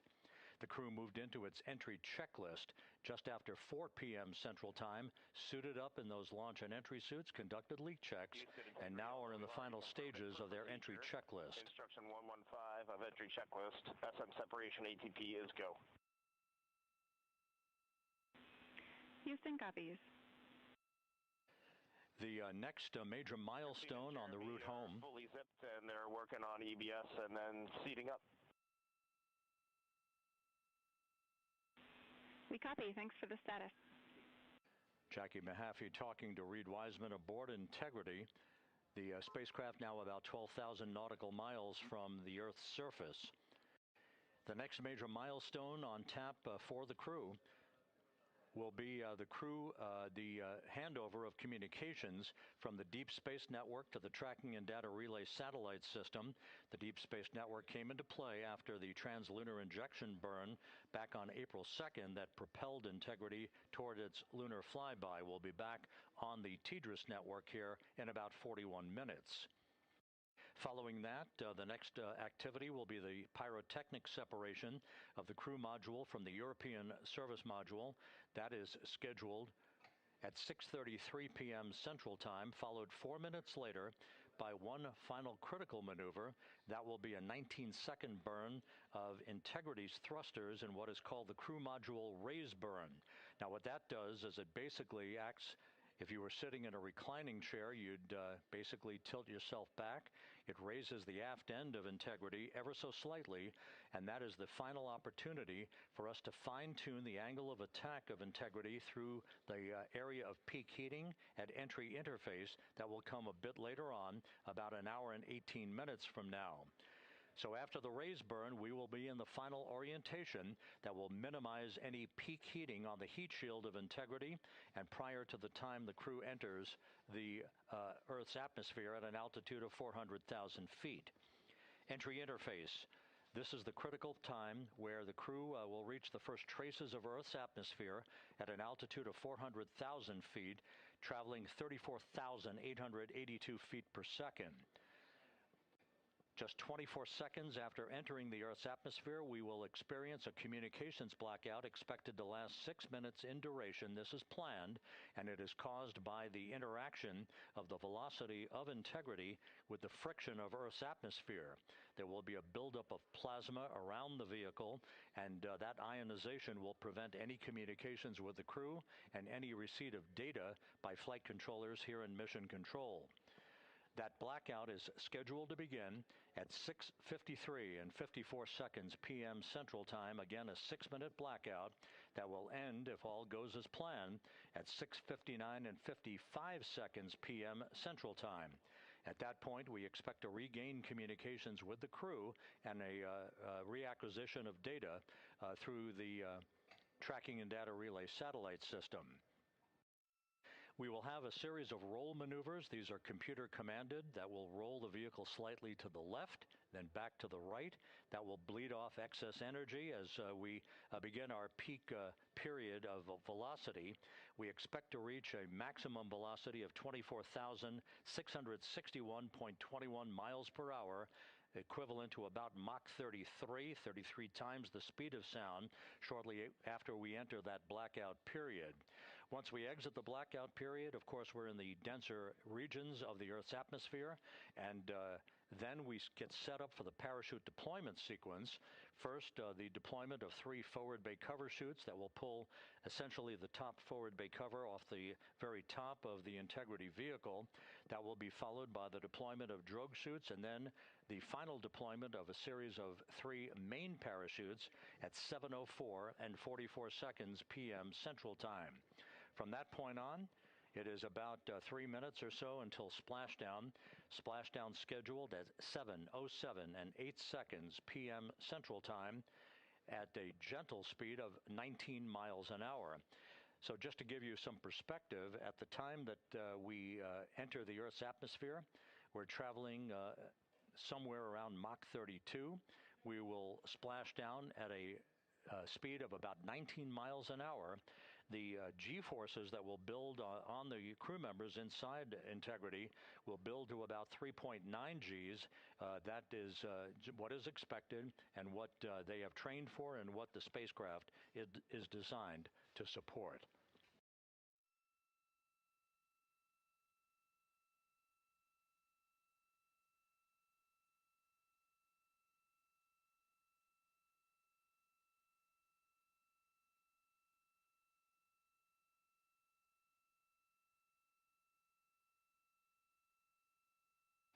The latest weather forecast out in the recovery zone off the coast of San Diego is a go forecast from our meteorologists here at the Spaceflight Meteorology Group at the Johnson Space Center. And standing by on the deck of the USS John Murtha is my colleague from the Kennedy Space Center, Megan Cruz. Megan?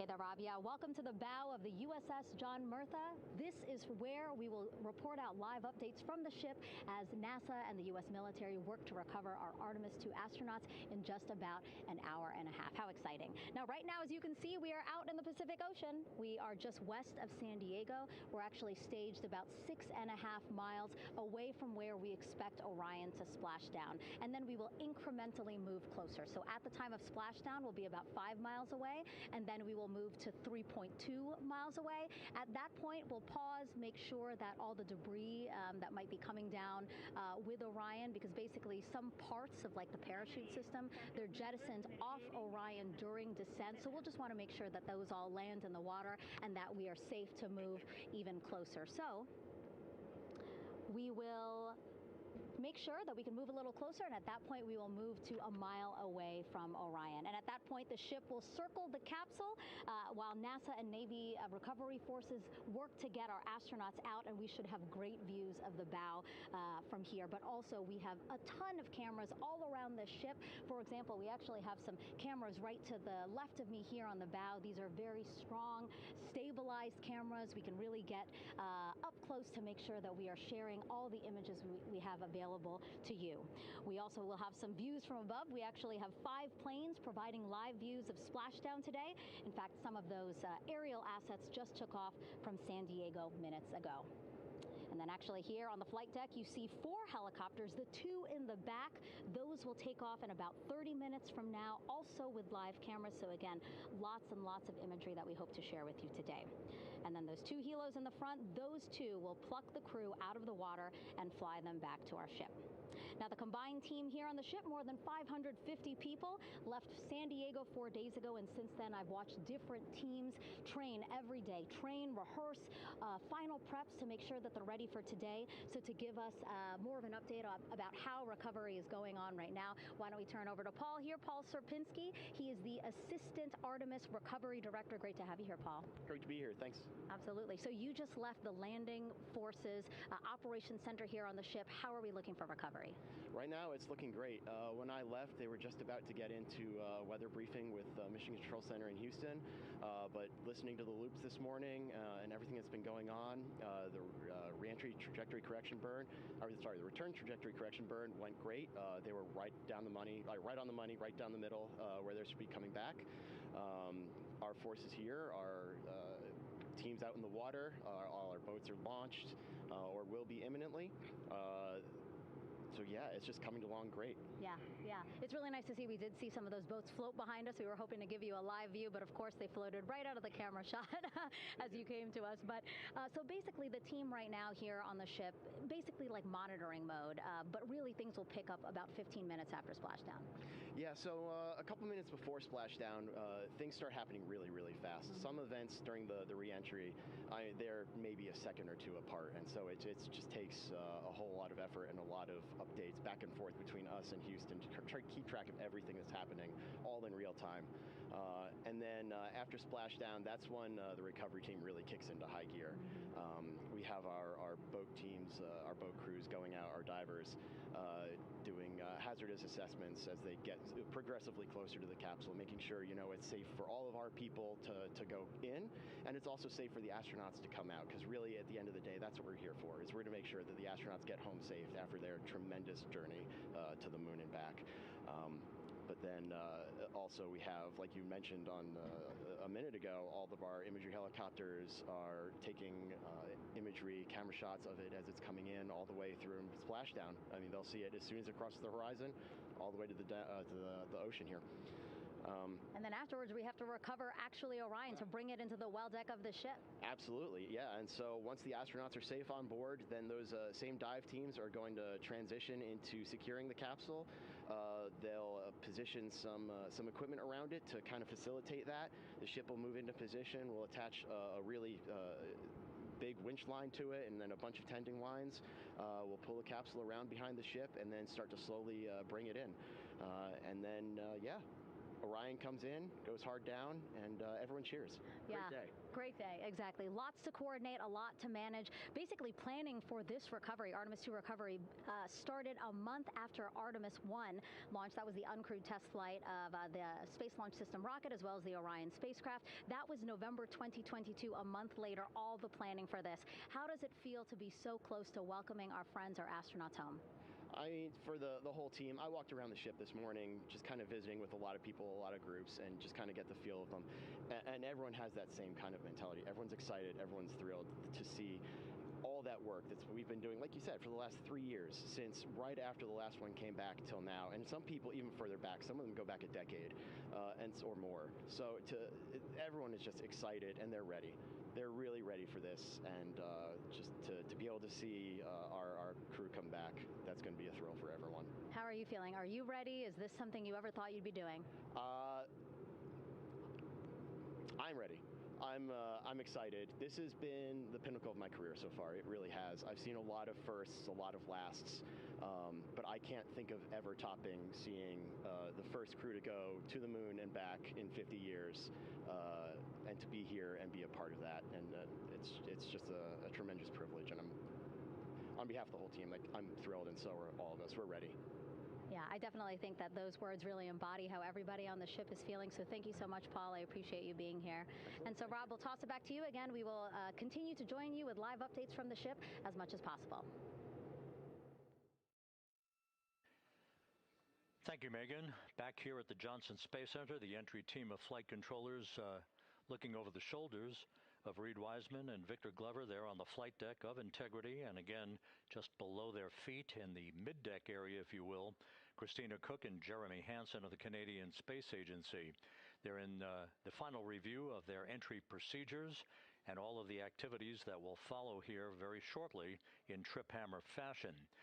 We should note that after splashdown occurs, the flight control team here in Houston will be monitoring the orientation of the Integrity spacecraft. We are expecting it to splash down upright in what is called the Stable 1 configuration, with the top of the spacecraft pointed upward. Stable 2 would indicate that it is upside down in the water. Regardless of the orientation, there will be 5 inflatable airbags called the CMOOS system. That's the acronym for Crew Module Uprighting System. We are suit on complete. Houston copies. Reed Wiseman acknowledging that the final steps in suit donning are now complete for the crew. Leak checks have been completed earlier. The CMOOS system, those 5 inflatable airbags, will be inflated with helium. Those airbags will ensure that the vehicle remains upright. While that activity is going on, the flight control team here will be checking the systems on Integrity, also making sure that there's no leakage of toxic gas from the spacecraft. It should take about 15 minutes from splashdown to the power down of all of the systems on Integrity. And at that point, assuming everything is in a nominal fashion, then the green light will be given for the Navy recovery teams to begin to make their way closer to Integrity to begin the erection of a large inflatable life raft called a front porch that will be buttressed up alongside the hatchway to the spacecraft. That life raft will be used to bring the crew members out of this vehicle once the hatch is open, one by one. They'll get their land legs back after 9 days of weightlessness before they're put in harnesses to be hoisted one by one in sequential fashion and in alternating fashion to the 2 hovering Navy helicopters overhead. Houston Integrity for a status. Go ahead. Seats 3 and 4 are connecting umbilicals. We're going to be stepping into leak check soon. 1 and 2 will be seated. 3 and 4 will be free float, and we'll configure EPROC accordingly. Houston, copies all. Reed Wiseman talking about the current procedures with the suiting of the crew members and subsequent leak checks, a final leak check for all 4 crew members. Everything is actually running a few minutes ahead of schedule. So once the life raft is inflated next to the Integrity spacecraft and the recovery teams have arrived alongside of the vehicle, the hatch will be open and the crew members will be brought outside into that front porch, as it is called, one by one. They then will be hoisted into the hovering helos overhead, and those helos then will turn around once the 4 crew members are on board, 2 for each helicopter, and will head back to the ship. That should be about a 10 to 15 minute transit, Once the helicopters land on the deck of the USS John Murtha, the crew members will be exiting those helicopters and brought into medical bay on the deck on the ship itself for comprehensive medical exams. They will spend a period of time yet to be determined on board the USS John Murtha before they are flown by helicopter to the shore in San Diego, to the San Diego Naval Air Station, and ultimately will board a NASA jet for the flight back to the Johnson Space Center here in Houston. Just to recap some of the key times that are coming up, we are expecting the separation of the crew module from the service module just 43 minutes from now. That is expected to occur at 6:33 p.m. Central Time, 7:33 p.m. Eastern Time. That will be followed just 4 minutes later by the crew module raise burn, the use of Integrity's thrusters one final time in a 19-second burn to slightly tilt the vehicle up into the correct orientation or angle of attack to ensure that it enters the Earth's atmosphere at the right angle, if you will. That will help deflect the buildup of heat against Integrity's heat shield. This was a deliberate move, a change in the procedures from the Artemis 1 mission that resulted in unexpected char loss on the Avcode heat shield that had not been intended based on the entry trajectory for the Artemis 1 mission. What we're doing is we deliberately changed the trajectory of the entry from a skip entry that was about a 3,000-mile transit across the Pacific Ocean. We are expecting now from entry interface to the point of splashdown to have a range of just 1,701 nautical miles, and that in of itself will reduce the exposure time of heating on the heat shield of the spacecraft. Once the raise burn is complete, then the stage is set for entry interface at 6:53 and 31 seconds p.m. Central Time. That means that Integrity will be entering the Earth's atmosphere at an altitude of 400,000 feet, traveling at about 34,882 feet per second, heading for its splashdown site off the coast of San Diego, as you just heard from Megan Cruz on the deck of the USS John Murtha. Splashdown once again under those three main parachutes is expected at 7:07 and 8 seconds p.m. Central Time, 5:07 p.m. Pacific Time, 2.5 hours before sunset.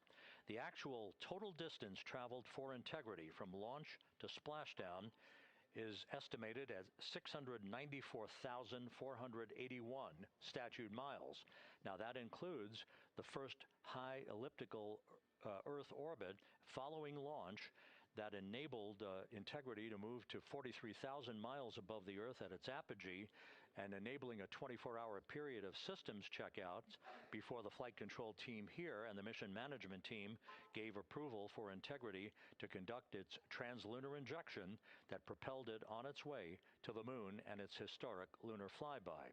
So the total distance we expect this vehicle to have traveled at splashdown, 694,481 statute miles.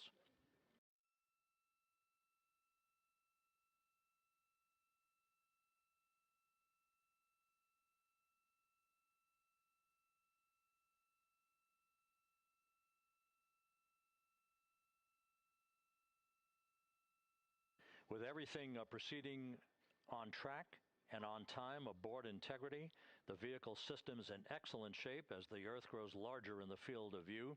Let's go back to the USS John Murtha and Megan Cruz, who is standing by.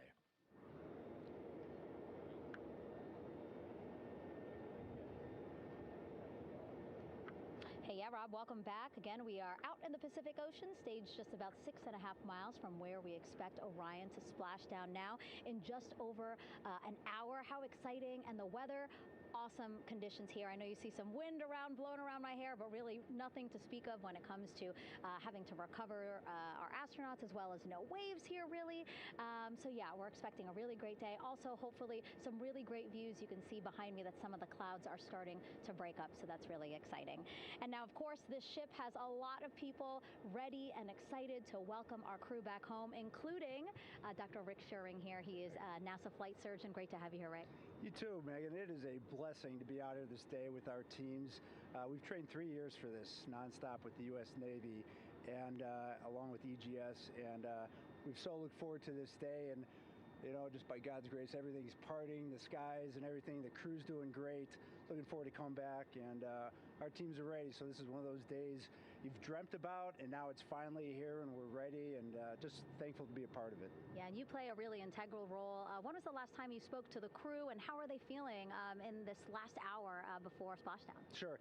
Yeah, so the crew woke up. When they splashed down, they were woken up about 8.5 hours ago. Me and my fellow crew surgeons, Doctors Chris Haas and Rafi Kumjian from the Canadian Space Agency, spoke with them about 6.5 hours ago, just to double check on how they were doing, if there's any medical issues, how they slept, and then kind of go over their landing day protocol for their medications, for what we call a fluid load, to try to replace some of the fluid and electrolytes that they've lost with just a normal space adaptation. Once they got to space, they kind of have to replace some of that fluid to help them with the whole landing kind of readaptation to 1G, which they haven't done for the last 10 days. And then just kind of let them know how things are going to play out, out with the open water teams all the way until we finally get to the med deck. So they were very pumped up, very hurried though. They had a lot of cabin configuration, a lot of things to get ready. So they're excited, but also very focused on the job that they had to do. So we've trained a long time for this, and we're ready. And you said some medications. I mean, those are kind of just to mitigate the effects of, obviously, their more than 695,000-mile journey back to Earth. It's just like anti-nausea medication, right? Yeah, exactly, Megan. The astronauts are very healthy, fortunately, and even when they come back in reentry, the human system is very kind of dynamic. It has to readapt very quickly, and one of the most common responses they get is just some stomach awareness, to some nausea, even to some vomiting. And with our crews that land out in Karagana, the Soyuz crews or our SpaceX crews, they all kind of experience the same thing.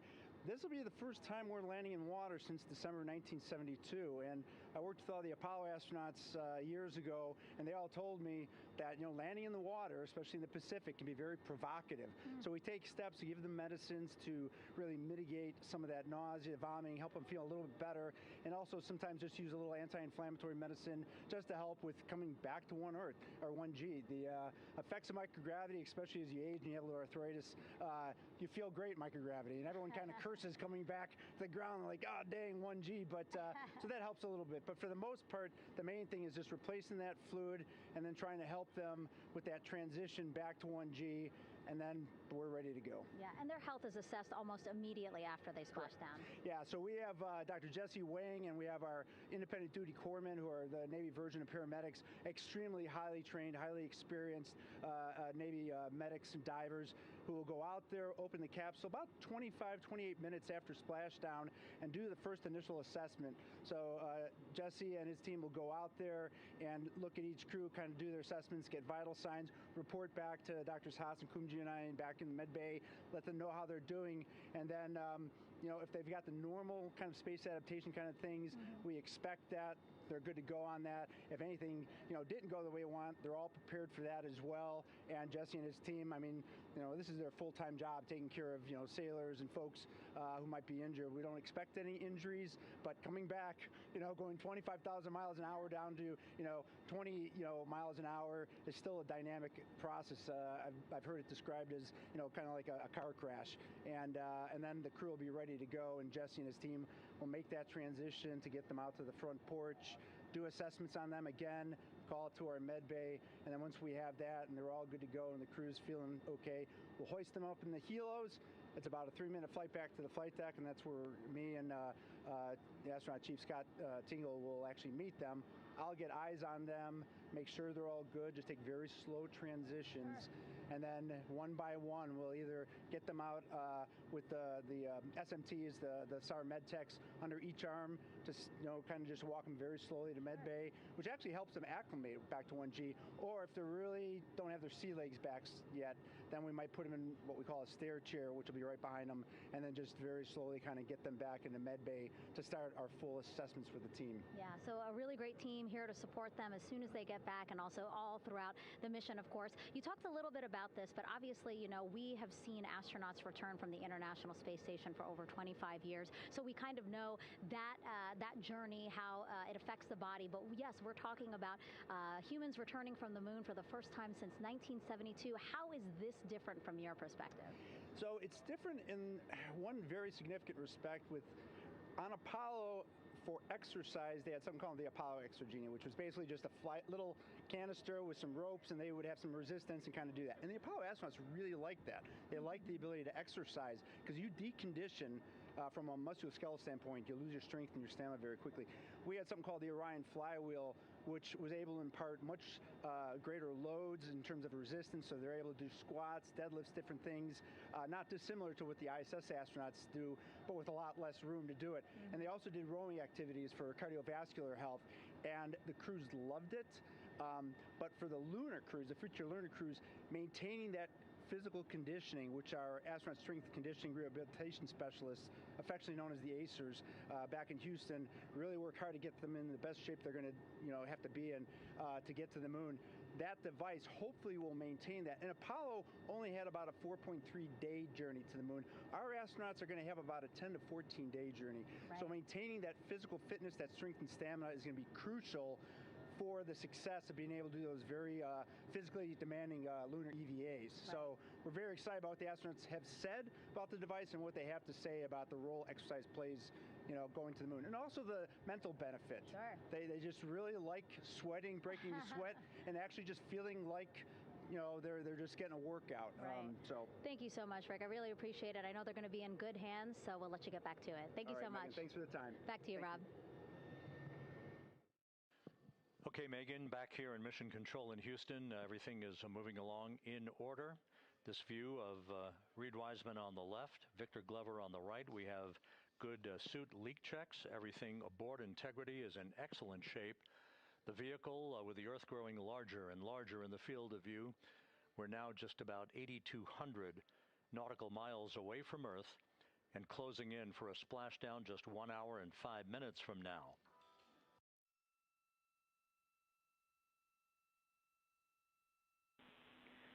Integrity, just under a minute till your GPS maneuver initiates, and both GPS units look eager to acquire.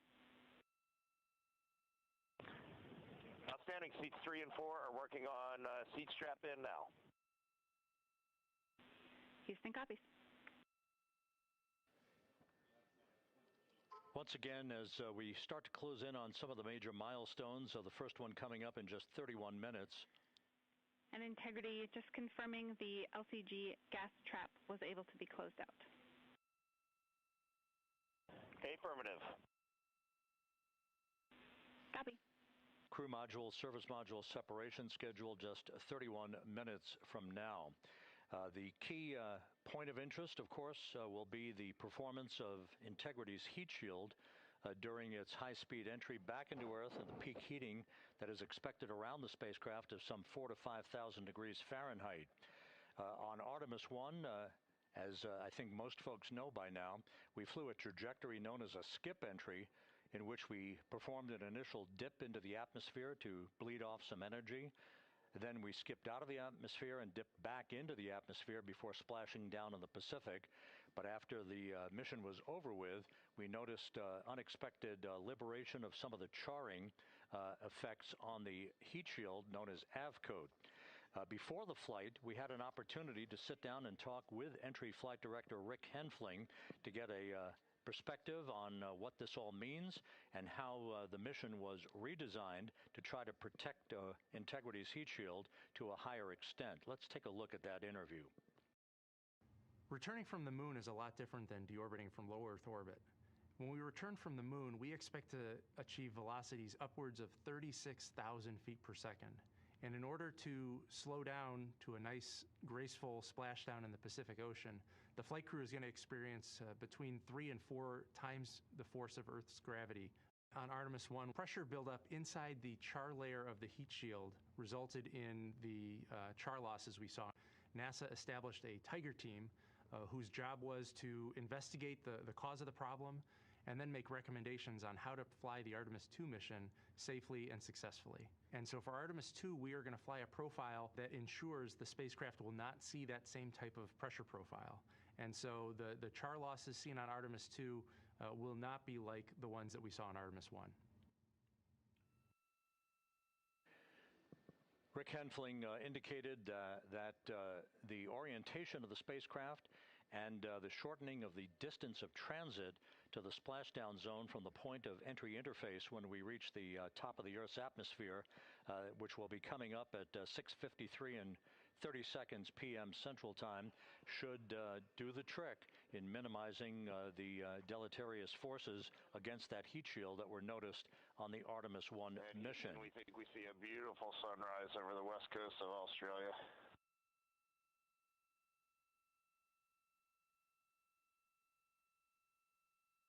We copy. Commander Reed Wiseman reveling in his final hour in space on this mission as Integrity is passing over the southwest coast of Australia now at an altitude of some 7,600 nautical miles.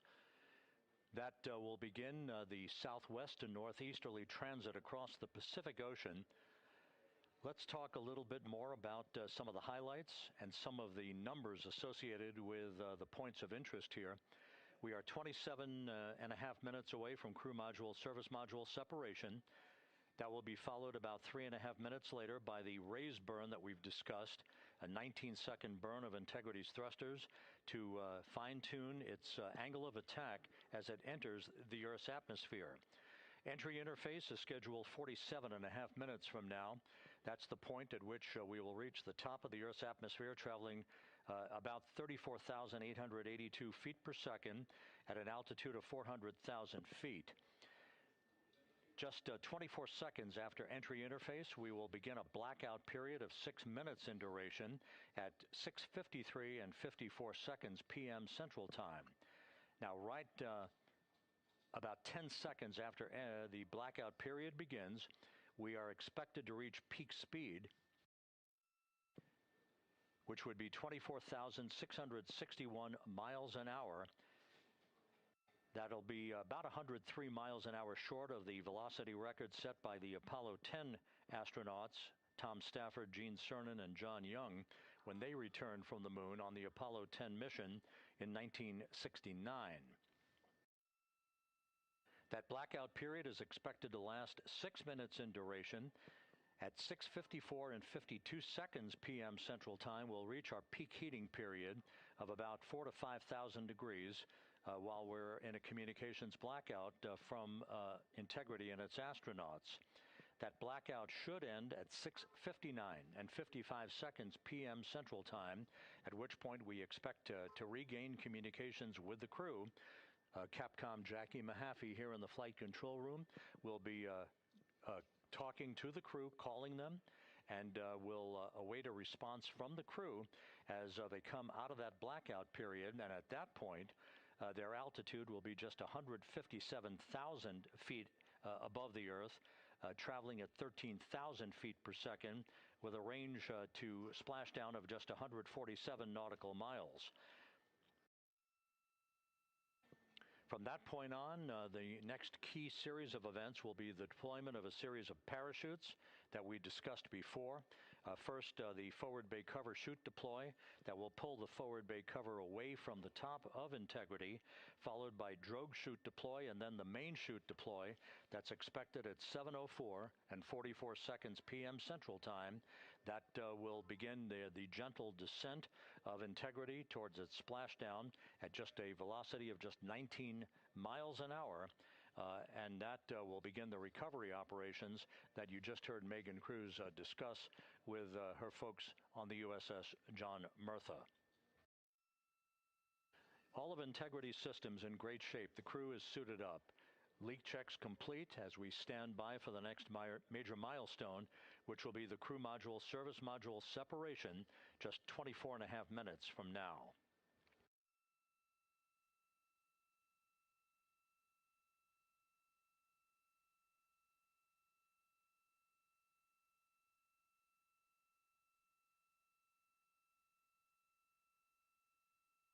All of the activities from the start of entry interface to the point of splashdown will be quite rapid fire, just 13 and a half minutes from the point at which we begin descent into the Earth's atmosphere till splashdown.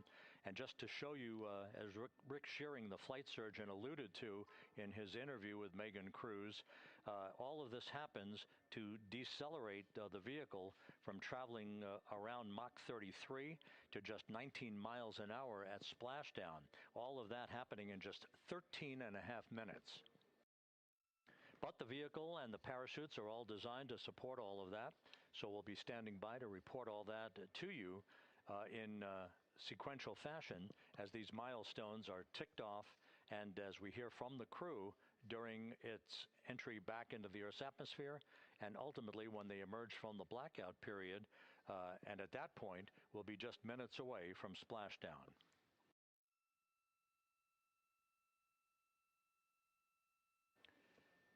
So with all of those preparations ongoing, we can return here briefly for another report from the USS John P. Murtha and Megan Cruz. Megan?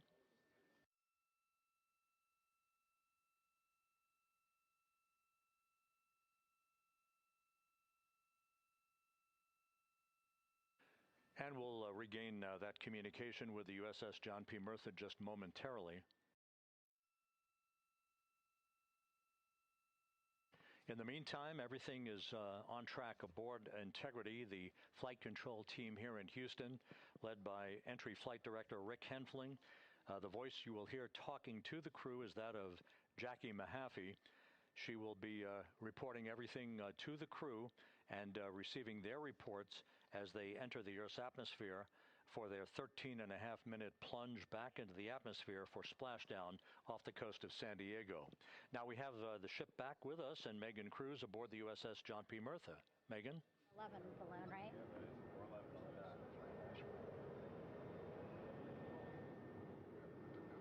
Hey, Rob, yeah, the excitement is really building here on the ship. I'm watching right now one of the weather balloons being lofted up from the ship. Again, weather balloons, very important for us to make sure that we are tracking the right kind of weather and also the data that's needed for what's called our Sasquatch team. Again, it's a team out of NASA that basically makes sure that the debris that comes off of Orion, again, some of those pieces of the parachute system, make sure that they don't fall on us here in the sea, and also our aerial assets, our folks in helicopters. So watching that float away right now. But with me right now is Captain Eric Kenny.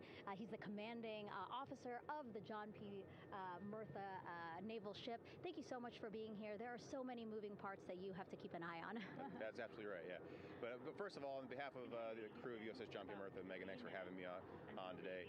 Happy to tell you what we're doing and excited to get the interview started. Yeah, absolutely. Why don't we actually take a look at the flight deck here? We'll start there. Basically, we also, while watching this weather balloon float away, we noticed all 4 helicopters leave the flight deck. We now have an empty flight deck. We had 2 imagery helos as well as the 2 crew helicopters that will go recover the crew. This is just one of the many things that, again, our ship of 550 people, it's something that you oversee as commanding officer. Yeah, absolutely. Every commanding officer, I would say really every naval service member, our priority is always safety. And as the commanding officer, I take that as one of my primary roles here on board. Mission accomplishment is important, safety always. So my day really has, I would say my message to the crew has sort of changed over the past 24 hours. As we're leading up to today, we've been building up the excitement and motivating the team for the training that we've executed. But really over the past 24 hours, now I'm trying to get us to slow down a little bit. Trust our training, right? Don't believe all the hype. Don't believe everything that's going on. Just let's trust what we've done to get to this point. And if we do that, we'll be successful today. Mm-hmm. And also part of the big success is obviously the coordination between NASA and the U.S. military. How does it feel being able to support the human space program we have? Yeah, I mean, since 1959 with Mercury, Gemini, Apollo, the history between NASA and the Navy has been in lockstep. But like any other skill, if you don't practice it regularly, that skill atrophies. So we've had a few decades off from that.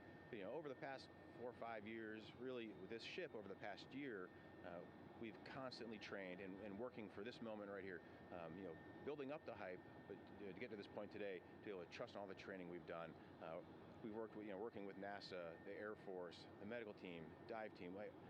You want to talk about high-performance organizations coming together, working in unison? We are seeing that here on board the USS John P. Murtha, and I can't be more proud of all the work everyone's doing. Yeah, you had some great words this morning saying just that, again, that it's really nice to see everybody working together and so excited. I mean, you just became the commanding officer of this ship back in February. How does it personally feel for you to be a part of this historic moment today? Yeah, I mean, first and foremost, I'd say any opportunity to command any warship in the United States Navy is a tremendous honor, is a pinnacle of any naval officer's career. That being said, as my change of command was approaching, and I realized that Artemis was going to be in the window here, to say that I'm humbled and honored to be here is an understatement. What really just excites me is the opportunity to see this crew, who has been training so hard over the past year plus, come together. It is what inspires me. Listening to NASA and the ownership and pride they take. They make my crew better. I think we're making NASA better together. That synergy is something that I'm happy to see and hopefully take forward with me in my career. Yeah, it's all about partnerships. We couldn't do it without you, and we couldn't have gotten to the moon without our international partners as well. So thank you so much, Captain. It was really great to have you here today. Thanks, Megan. Awesome. All right, Rob, back to you. Thank you, Megan. Back here in Mission Control in Houston. We just had a quick view of the crew. We'll get that view back, and there they are again. Here in Mission Control, the entry team of flight controllers led by Rick Henfling and Jackie Mahaffey serving as the spacecraft communicator. We have just handed over communications links from the Deep Space Network that we communicated with the crew through from the time of the translunar injection burn back on April 2nd. We've just handed back to the Tracking and Data Relay satellite system as we prepare for the crew module service module separation that will take place just 17 minutes from now. With the Earth looming in front of Integrity as it barrels back for a splashdown of the Pacific just 50 minutes from now, we're just 5,700 nautical miles from splashdown. Just one other quick note about the comparison from the Artemis 1 entry profile to the Artemis 2 entry profile and how that is serving as an extra layer of protection for Integrity's heat shield.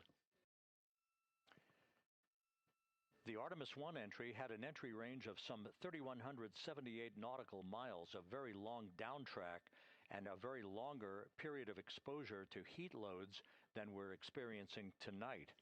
It also had that skip entry profile that we discussed earlier, dipping into the Earth's atmosphere, then back out, then back in. It was about 20 minutes of exposure. Integrity, Houston, comm check on TDRS. Jackie, we have it loud and clear on TDRS.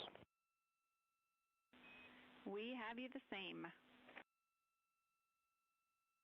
And there's one of the weather balloons being deployed from the USS John P. Murtha.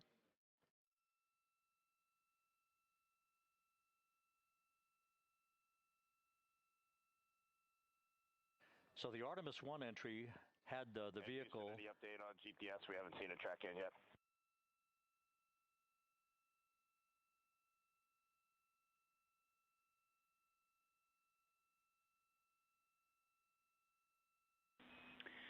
Reed, we are watching. We are starting to get into the window where they may start acquiring, so should be within the next 10 minutes. Okay, sounds good. We're holding at step 17 and getting ready for CM/RCS hot fire.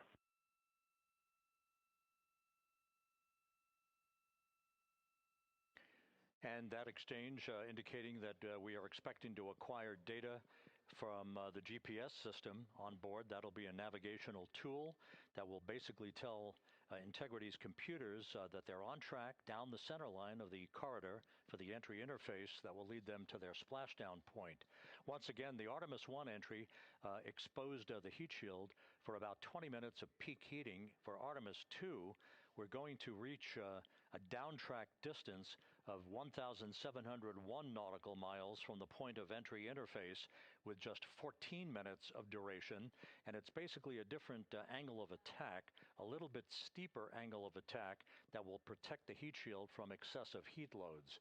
So that is the difference between Artemis 1 and Artemis 2, all designed into this mission to gather data, to protect the heat shield, since the Artemis 3 mission and beyond will have a different designed heat shield that will allow that skip entry type of profile to be resumed for all of the future missions coming back from the south pole of the moon when we initiate lunar landings. So we've handed over to the Tracking and Data Relay Satellite System. That's where we'll have communications for the rest of the flight. Just to give you some time hacks here, we're 13 and a half minutes away from crew module, service module separation, and just 17 minutes away from the raise burn, that 19-second firing of the thrusters that will basically be the final fine-tuning of the angle of attack for integrity as it enters the Earth's atmosphere.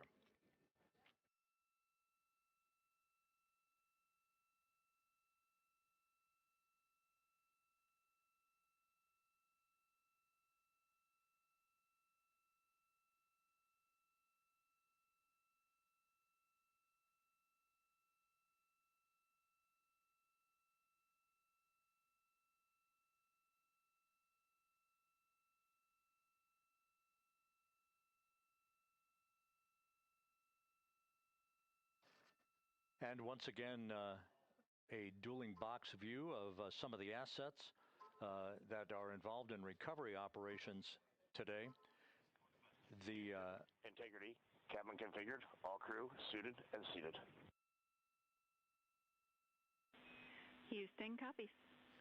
That confirmation from Reed Wiseman aboard Integrity, as you see the assets being deployed to the splashdown zone. At the time of splashdown, we expect the John P. Murtha to be about 5 miles away from Integrity, keeping a safe distance until we are sure that the vehicle is in the water and upright, and that it is in a good configuration system-wide for the recovery teams to begin to approach the vehicle to erect that inflatable raft. 2 minutes to CM RCS warm-up hot fire. We're ready. That call from spacecraft communicator Jackie Mahaffey indicating that we're 2 minutes away from a quick burst of the reaction control system. Thrusters, that will be a hot fire test prior to the separation of the crew module from the service module. The European service module has performed flawlessly throughout this flight. Everything, all the burns that had been prescribed for that service module have been executed on time and without a problem. There is the European flight control room that has overseen the manufacturing, the design of the European service module. They deserve quite a bit of credit on this mission for not only propelling the Integrity and its astronauts toward the moon, but also conducting the fine-tuning of its trajectory to bring it to this point where we are dead spot on down the middle of the corridor trajectory-wise to bring Integrity down for its splashdown in the Pacific just 44 minutes from now.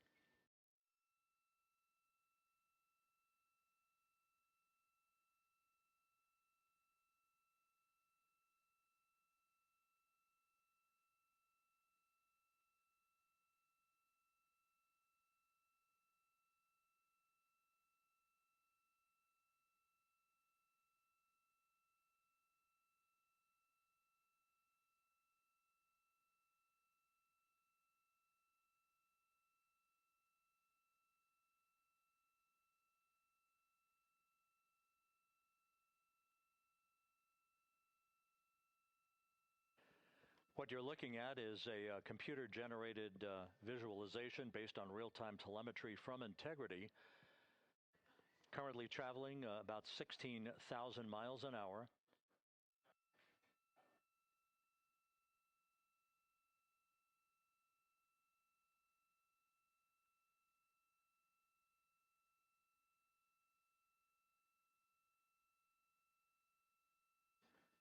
Integrity traveling about 16,000 miles an hour. For the prop cautions, we're taking a look. Copy that. Now just about 5,100 miles from Earth. Splashdown scheduled 43 minutes from now.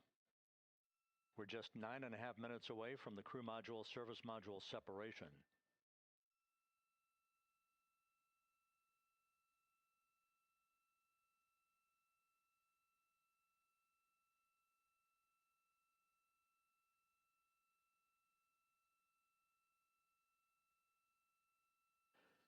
We are confirming. Integrity, we are assessing details, but so far looks like a good hot fire. Looks good on board, Jackie. Thank you. And Jackie Mahaffey took the words out of my mouth. I was just about to say that we had a good hot fire test of the thrusters in advance of the crew module service module separation that's coming up just 8.5 minutes from now.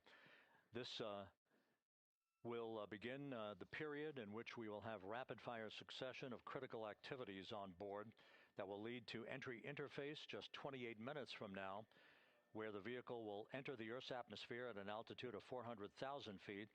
The time of entry interface, 6:53 and 30 seconds p.m. Central Time.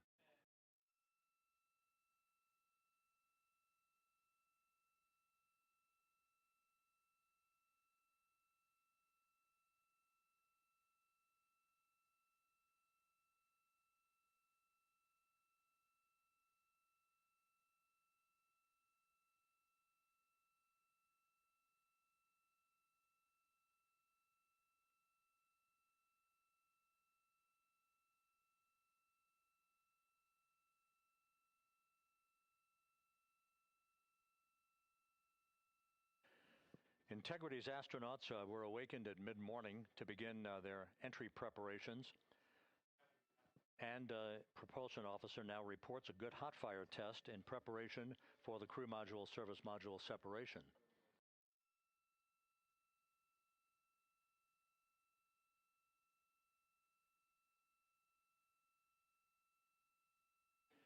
We're now inside 41 minutes until splashdown. Integrity Houston, we have confirmed a good CMRCS hot fire. And although we are not seeing GPS acquired yet, you can skip the troubleshooting steps in 157 for now. Integrity copies.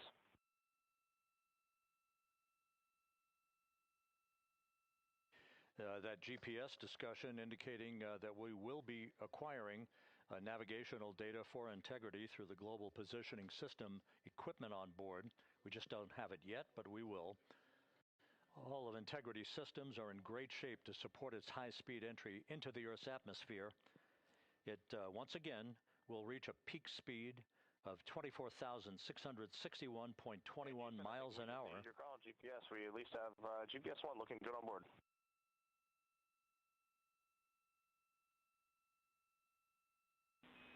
We are confirming.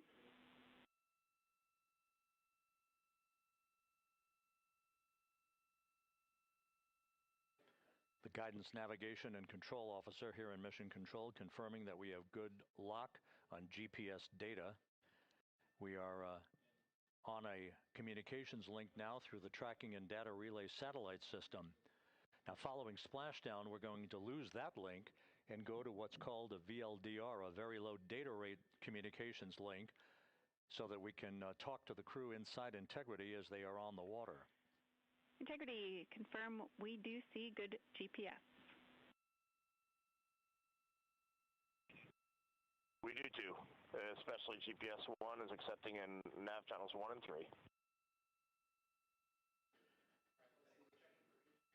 That GPS data is basically telling Integrity's onboard computers its position relative to the Earth, but its trajectory and its orientation according to flight dynamics, and the Guidance Navigation and Control Officer is spot on. We have now armed the pyros for the crew module service module separation coming up less than 5 minutes from now.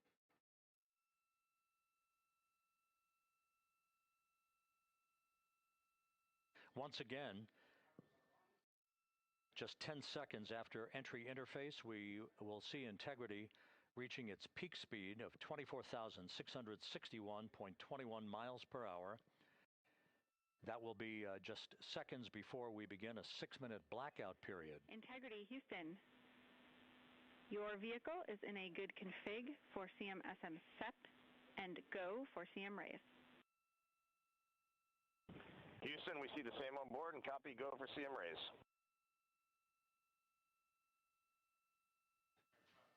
That CM raise referred to as the slight firing of 19 seconds by Integrity's thrusters with a change in velocity of 9.9 feet per second, a slight nudge of the aft end of the vehicle so that it's tilted a bit upward, providing the final angle of attack as the vehicle enters the Earth's atmosphere. This being the mitigating factor that will reduce heat loads on the heat shield as we reach a point downrange from the start of entry interface, some 1,701 nautical miles to the splashdown site.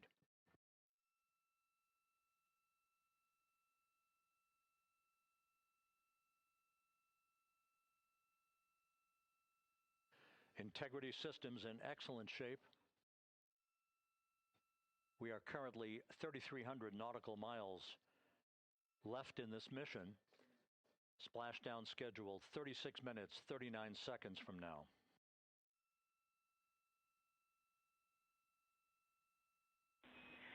Integrity Houston, for the 2 enabled prop cautions, what happened is while the thrusters were firing, multiple pressure sensors on each of the strings diverged a bit from each other. Those limits look to be set pretty tight.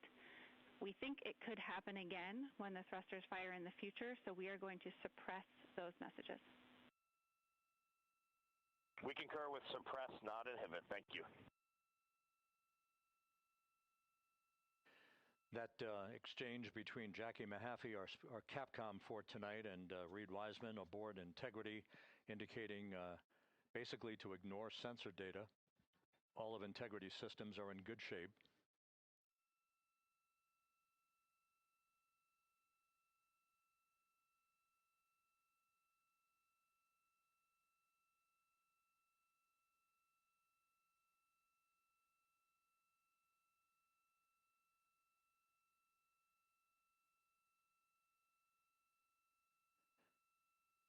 Now, coming up on about 90 seconds till the crew module, service module separation.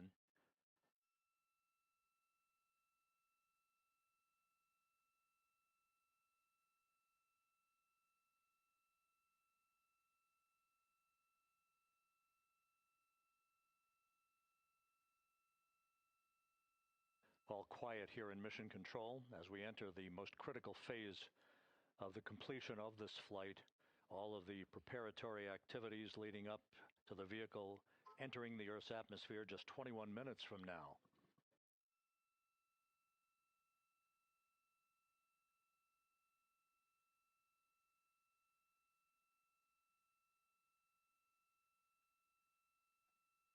Coming up on 1 minute. Mark 1 minute till crew module, service module separation.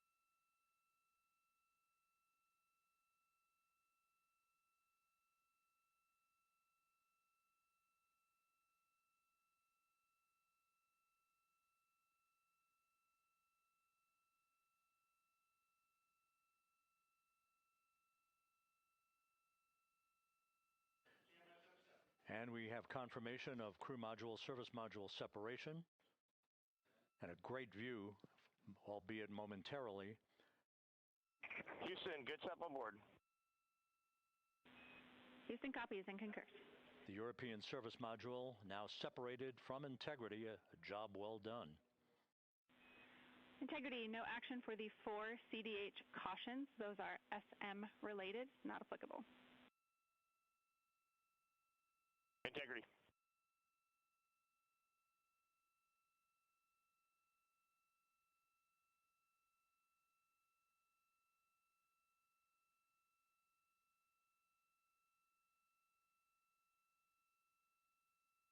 So, with Integrity now flying free on its own for the remaining 32 minutes of this mission, next up, the raise burn, a 19-second firing of Integrity's thrusters.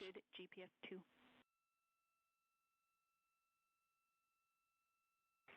Integrity copies. Good GPS 2.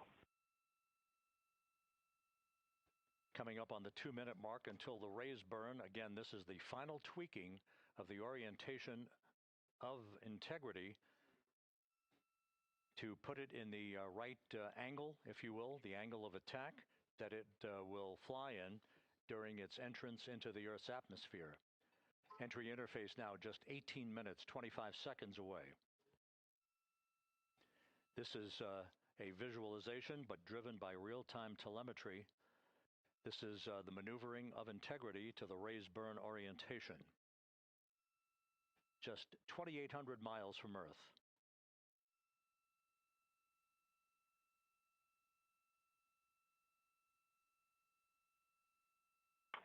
Houston, we got a great view of the European service module out the window with the sun hitting the side and the solar rays and the NASA worm right there. It's a beautiful looking machine. Roger.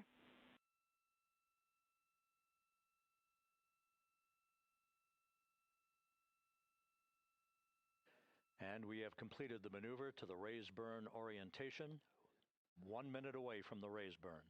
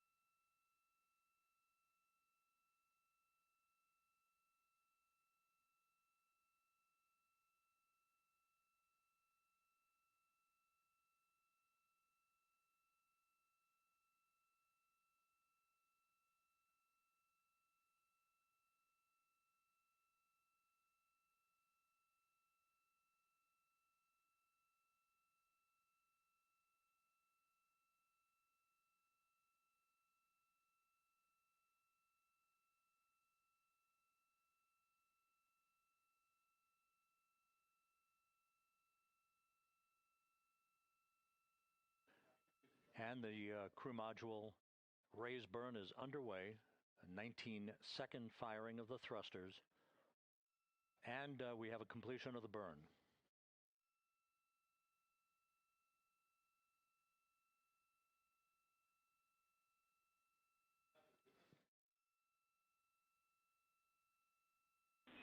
Integrity, good. CM raise burn. Your flight path angle is within limits.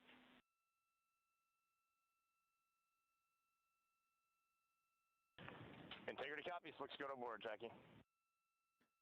So the final maneuver is now complete. Our trajectory for a splashdown in the Pacific 29 minutes from now is set and will not be amended any further. And we have the right angle of attack to mitigate any excessive heat loads on the vehicle during entry interface. Integrity Houston, a heads up about comm coverage. When you perform the 180 roll, for the first minute or so in that attitude, we expect about a minute LOS. We copy.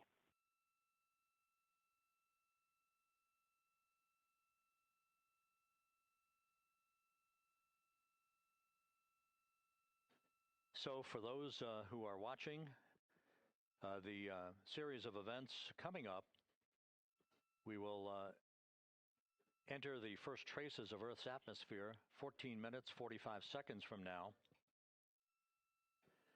6:53 and 30 seconds is what is pegged for entry interface at an altitude of 400,000 feet, traveling at approximately 34,800 feet per second, range to touchdown or splashdown 1,701 nautical miles. 24 seconds after entry interface, we will enter a 6-minute blackout period in which we will lose communications with the crew. This is expected due to the buildup of plasma around the vehicle. That's an ionization effect due to the collision, if you will, of the velocity of the spacecraft with the friction of the Earth's atmosphere. That 6-minute blackout is expected to begin at 6:53 and 54 seconds p.m. Central Time.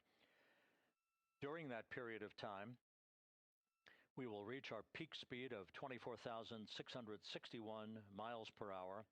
That comes just short, based on unofficial data from the flight dynamics officer right now, will come just short of the velocity record set by Apollo 10 of 24,791 miles per hour in 1969. We expect peak heating on the vehicle at 6:54 and 52 seconds p.m. Central Time, a minute and 22 seconds into entry interface. At that point, we will be just 204,000 feet above the Earth, traveling at 33,000 feet per second.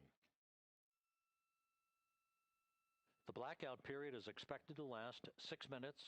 We expect that blackout period to end at 6:59 and 55 seconds p.m. Central Time. From the end of the blackout period until splashdown, it is just 7 minutes, at which point we'll start deploying the series of parachutes to slow integrity down to an ultimate splashdown velocity of just 19 miles an hour. We see the same, waiting for the 180 rolls.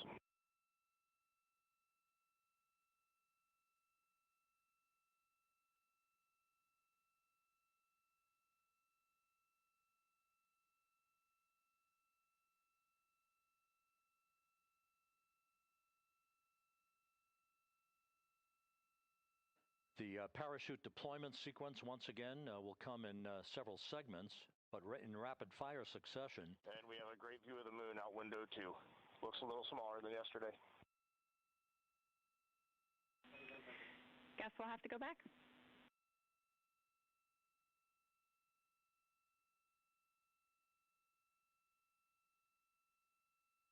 Reed Wiseman and Jackie Mahaffey exchanging discussion on a view of the moon that Integrity's astronauts are seeing in the final minutes of this mission that will be completed with splashdown just 25 minutes from now.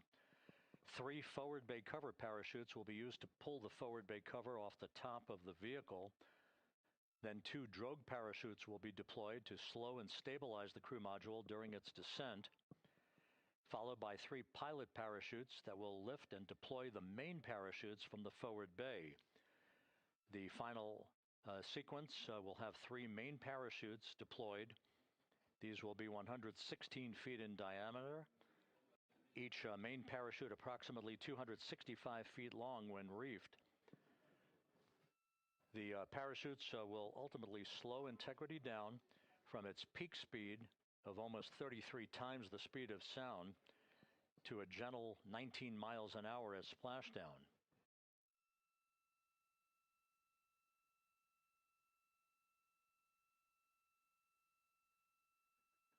The vehicle is now currently in a roll to the proper attitude for entry interface. Our trajectory is right on according to flight dynamics.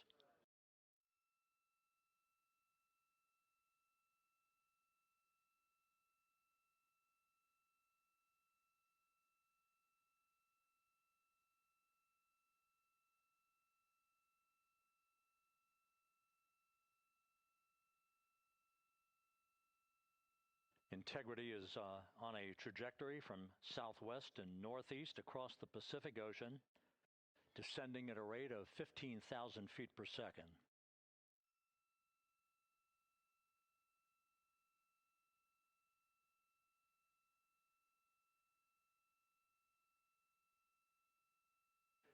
Range to touchdown 4,300 nautical miles, all the systems in excellent shape.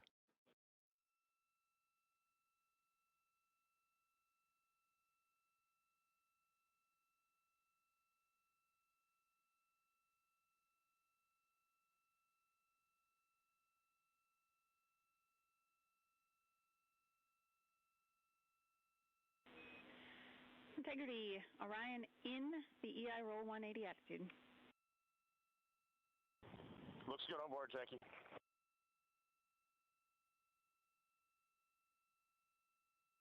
This view out of one of Integrity's windows. We had a call for 3 good baros. Those are barometric pressure sensors that feed altitude and rate of descent information to Integrity's computers that will trigger the parachute deployment sequence. We are less than 9 minutes away from entry interface, 22 minutes from splashdown.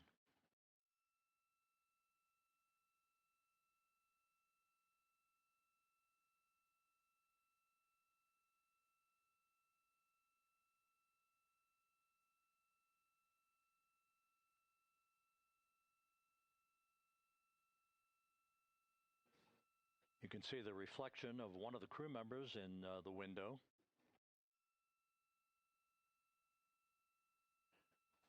Out in the Pacific, the weather conditions remain go. Just a few clouds, some scattered clouds, winds at 10 knots, wave heights just about 4 feet. A gentle day in the Pacific for the homecoming of Integrity's astronauts.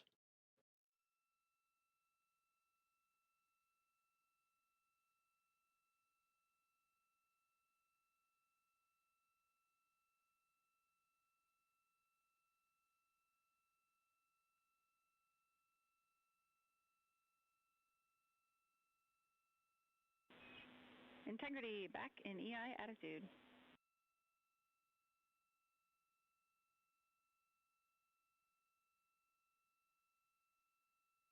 We see the same on board, Jackie.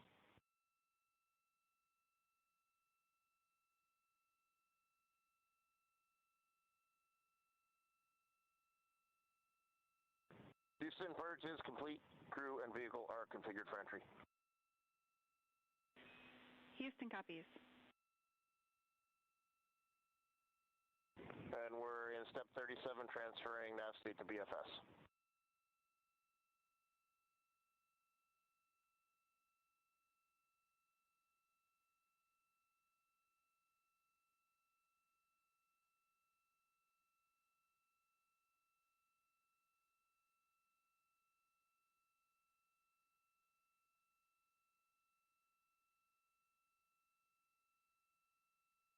And Houston, in instruction 509, we are not below 0.2.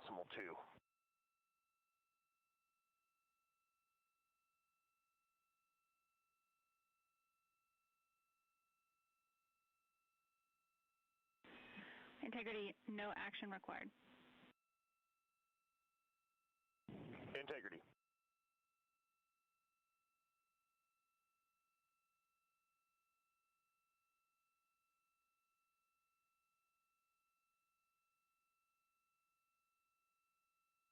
Now 6 minutes away from entry interface.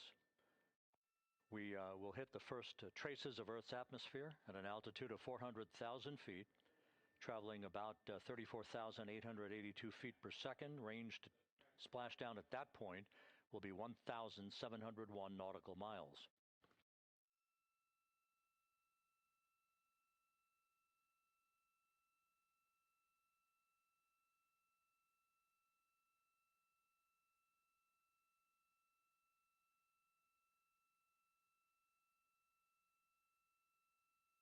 And once again, just a reminder, some 24 seconds after entry interface, we do expect to lose communications with the vehicle and the crew during a 6-minute blackout period when a plasma shield will build up around the spacecraft due to the ionization, due to heating effects. And Flight Dynamics has just confirmed we will have a blackout period of exactly 6 minutes in duration. And once again, that's due to the fact that a plasma buildup around the vehicle will prevent communications and data, so we will not be able to talk to the crew members at that time, nor will we receive data here in the flight control room. Houston, everything is looking good on board. Just confirm no pre-EI downloads. Houston concurs. That blackout period to begin at 6:53 and 54 seconds p.m. Central Time, and again will last about 6 minutes in duration.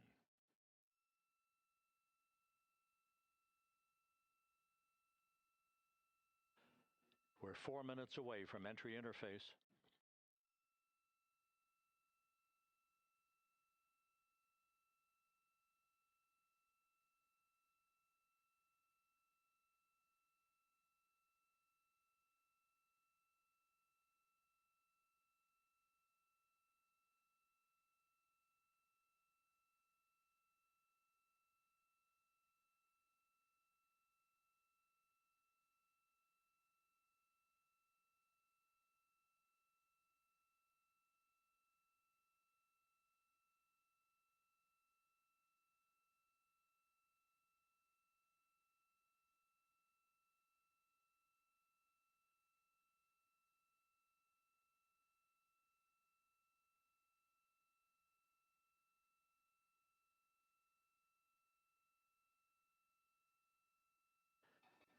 This view from Integrity as it crosses from southwest to northeast across the Pacific Ocean, 3 minutes from entry interface.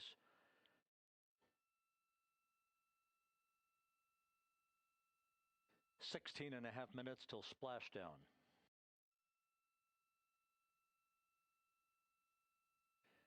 The USS John P. Murtha and the recovery team is on station and in position, as are the airborne imagery assets that we hope to receive imagery from as Artemis enters the Earth's atmosphere and through parachute deployment.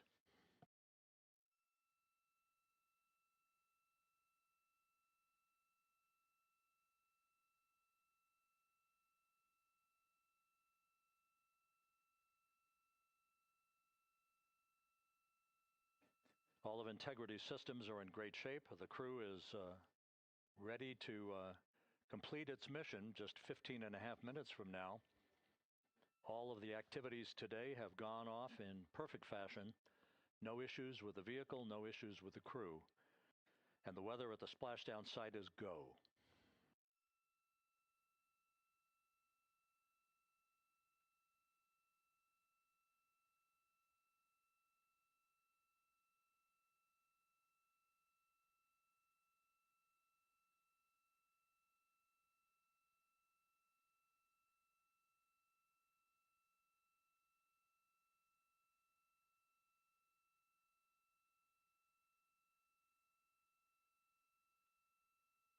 Coming up on 1 minute until entry interface.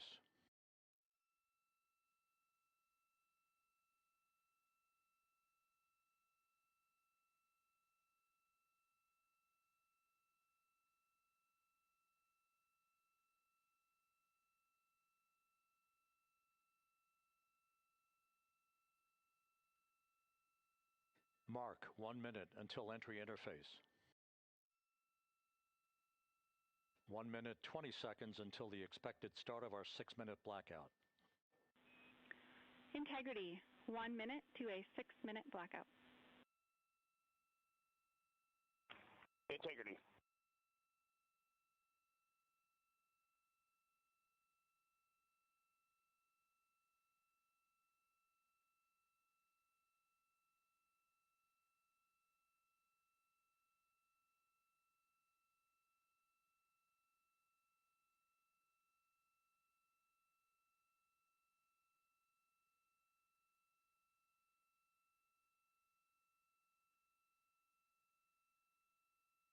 Ten seconds till entry interface.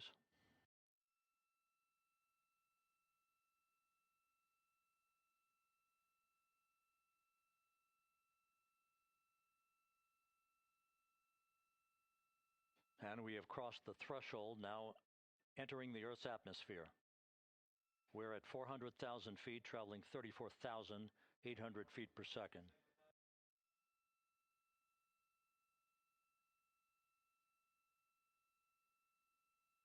Time to splashdown, 13 minutes, 10 seconds.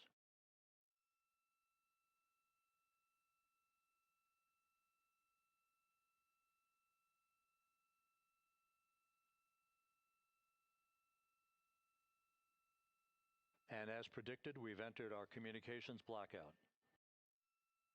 This will be a 6-minute blackout period. No voice, no data from the crew.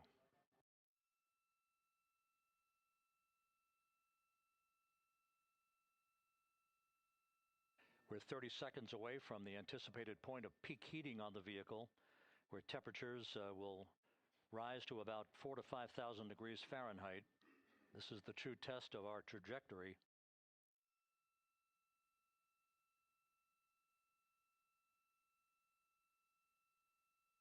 And from the G5 aircraft in the vicinity of the splashdown zone, this view of integrity. So that pinpoint of light shows the vehicle as it enters the period of peak heating in the Earth's atmosphere, the first tug of gravity being felt by Integrity's astronauts since their launch back on April 1st.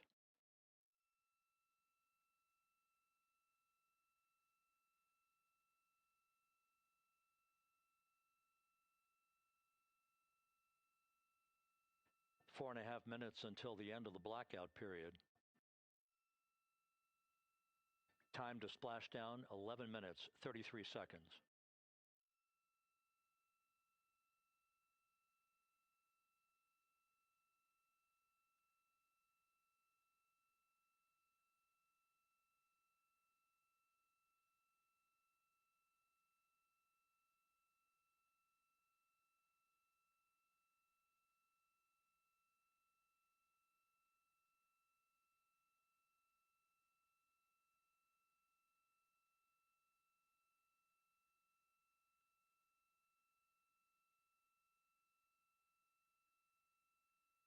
The landing and support officer reports that the P-3 has acquisition on Integrity.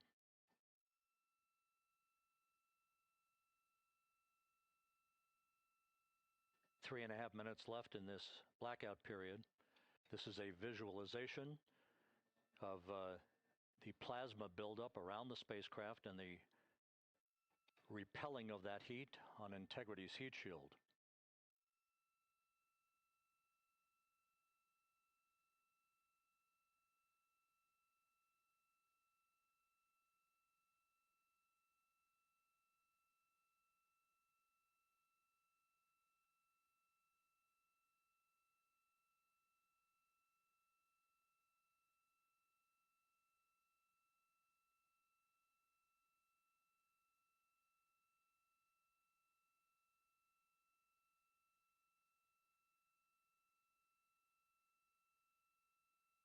Flight Dynamics reports that airborne assets in the vicinity of the splashdown zone do have a visual on Integrity. Still 2 minutes and 40 seconds left in our blackout period. Time to splashdown, 9 minutes, 35 seconds.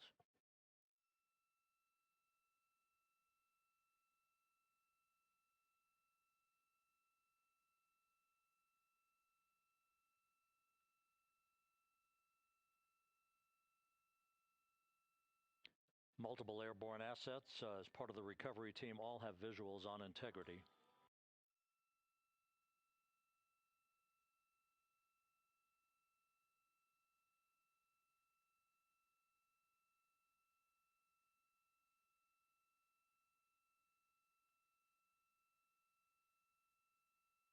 And the WB-57 flying in the splashdown zone also has a visual.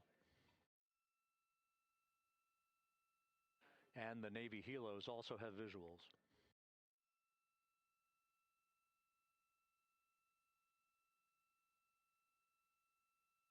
We're still in the blackout period.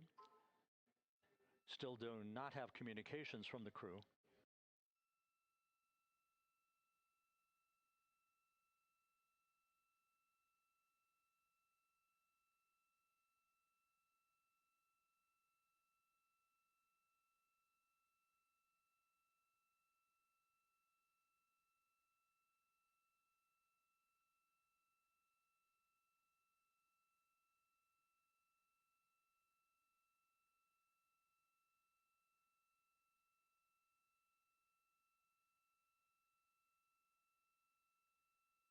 We're standing by for communications from the crew. We should be out of the blackout period less than a minute from now.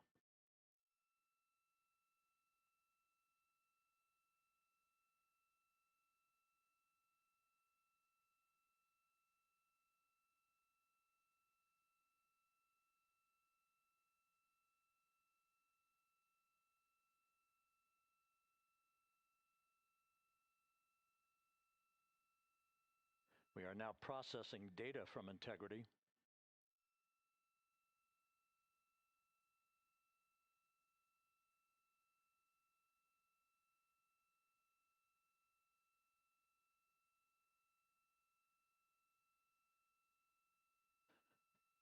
Landing and support officer reports the small boats are en route to the splashdown target zone.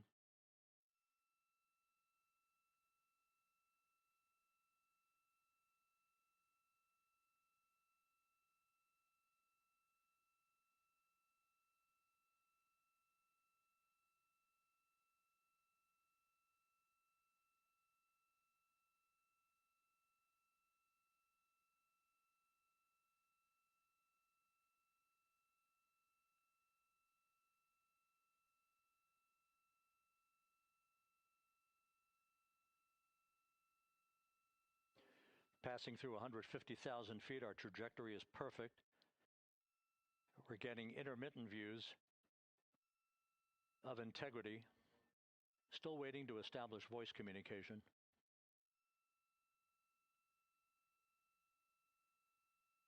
Integrity, Houston, comm check, post blackout. Houston, Integrity, we have you loud and clear. Your trajectory is nominal and your recovery teams have visual. Guidance looks good. No action for the enabled internal camera controller fail.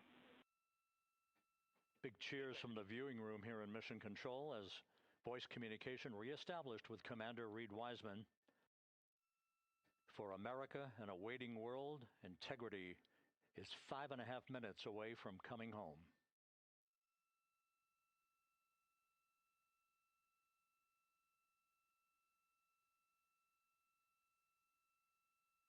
Passing 100,000 feet now.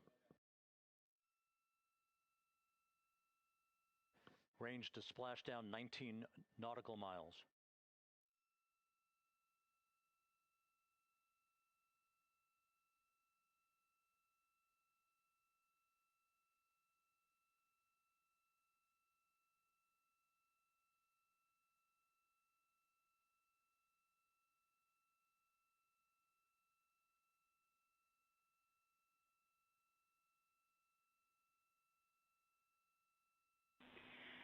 Integrity impact to the camera controller fail is no cab 1 views of the chutes.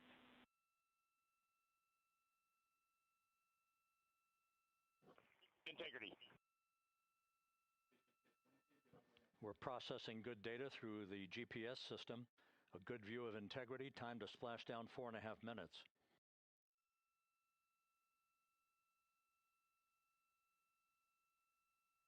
And a view of Integrity from the WB-57. We're at 50,000 feet.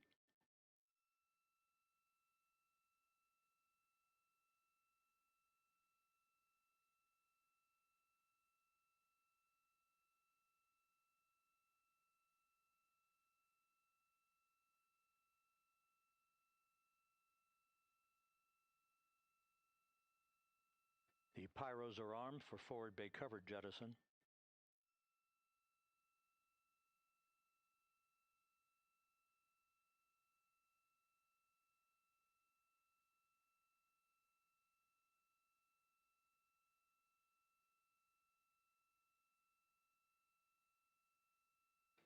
And there go the first series of parachutes. And we're on drogues. And Houston, we're visual 2 drogues out the window. 2 good drogue shoots. Next up. We copy, we see them. Next up, the deployment of pilot parachutes that will pull the main chutes out. Time to splash down 3 minutes and 10 seconds.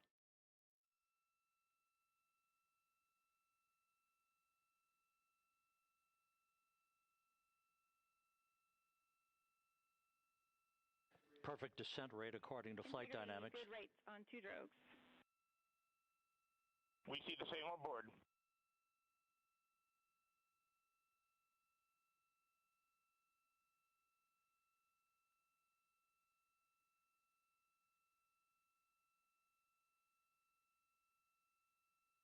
Passing through 10,000 feet, still on drogues.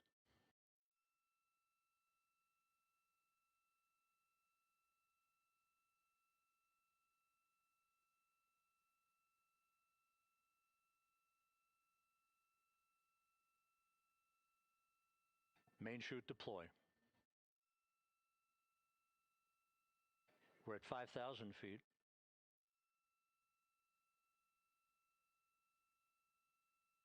Search and recovery beacon has been activated on integrity.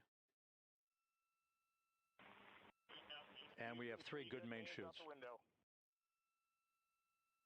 Good 3 main chutes, good reefing, good descent rate. Good rates, and we see 3 good-looking parachutes.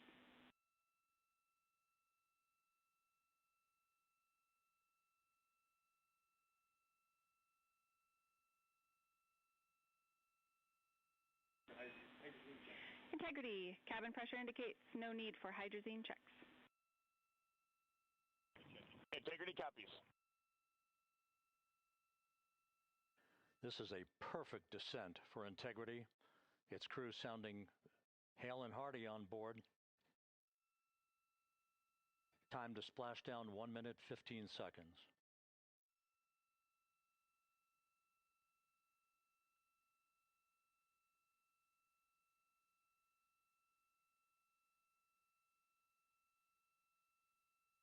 Integrity about to complete a journey spanning 694,481 miles from its launch from the Kennedy Space Center back on April 1st, and a trip around the moon.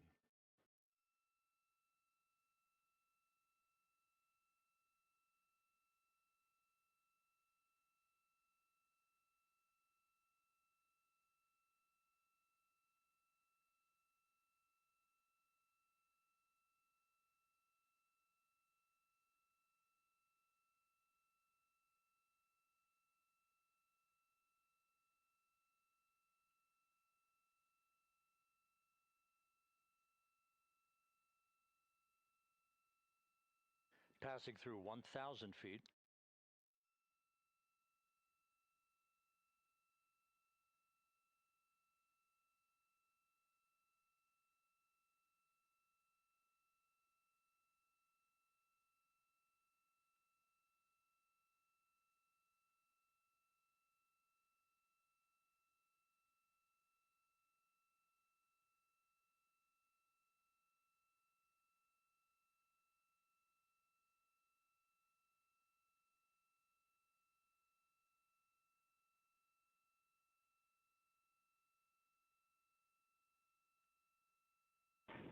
Integrity, splashdown, sending post-landing command now. Splashdown confirmed. Copy splashdown, waiting on VLDR. Splashdown confirmed at 7:07 p.m. Central Time, 5:07 p.m. Pacific Time. From the pages of Jules Verne to a modern-day mission to the moon, a new chapter of the exploration of our celestial neighbor is complete. Integrity's astronauts back on Earth.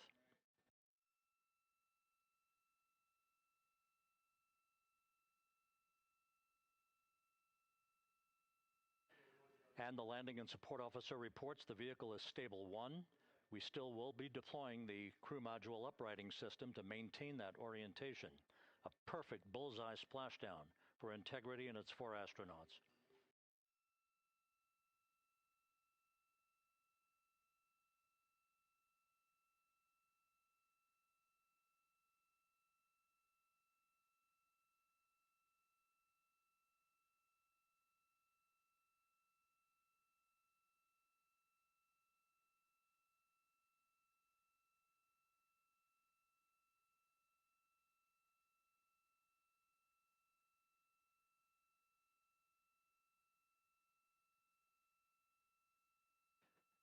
The unofficial splashdown time, 7:07 and 47 seconds p.m. Central Time. We'll get that refined for you.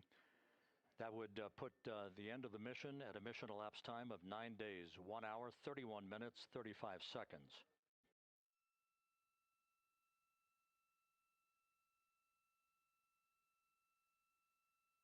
And we're configuring for very low data rate.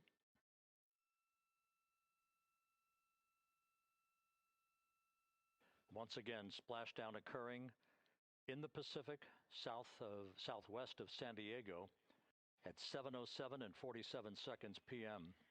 Integrity Houston, comm check on VLDR.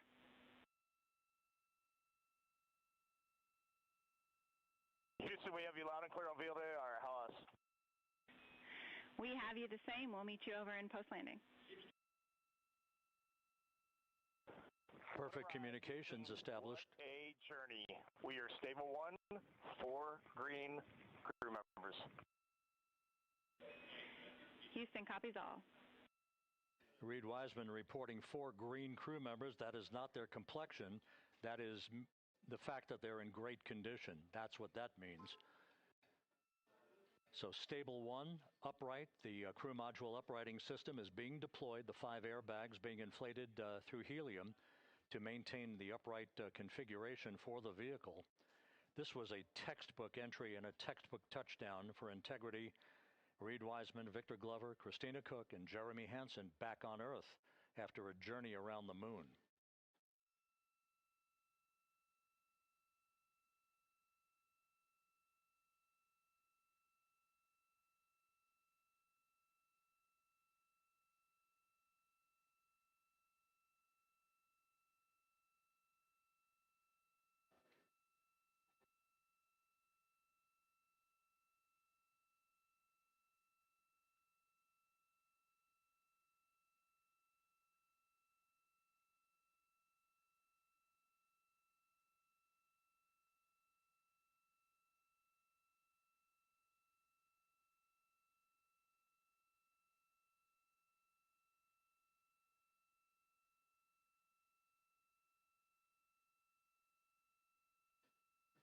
We continue to monitor the functioning of the CMOOS system. The airbags are being inflated to maintain a stable 1 or upright configuration. And there's a good view from one of the naval helicopters hovering overhead. Reed Wiseman reporting 4 green crew members, meaning they're all in excellent shape.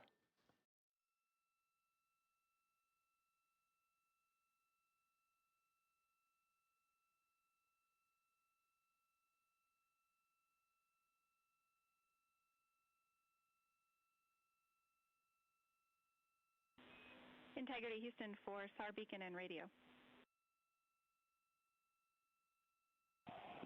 SAR beacon is in for 06, and we're powering the radio now. Go ahead. We see the beacon on. However, the recovery team is not seeing the signal. Your SAR radio uses the same antenna, so you may run into trouble with the radio. Okay, copy. And we are also powering up the sat phone now.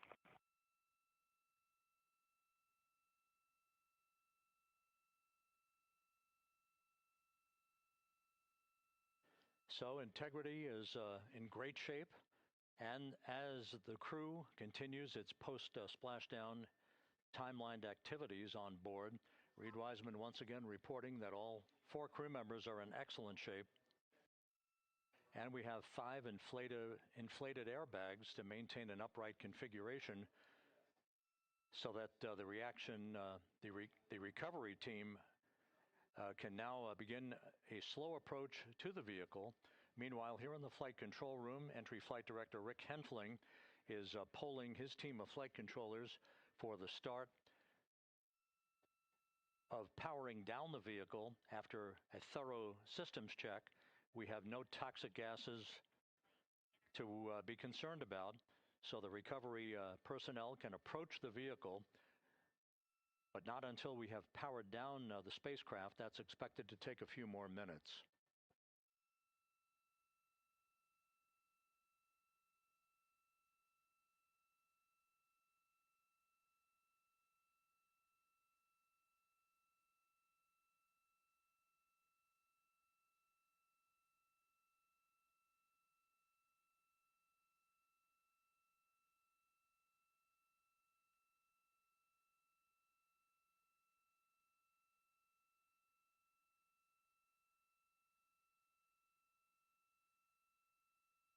Integrity back on Earth following its historic flyby of the moon.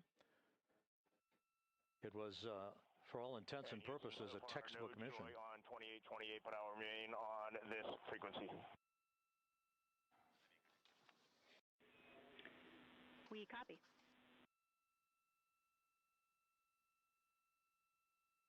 Reed Wiseman indicating some trouble with the SARSAT phone on board, but that's not an issue. What is more important is that the vehicle is solid. No issues as we begin the power down of the vehicle to begin the recovery process.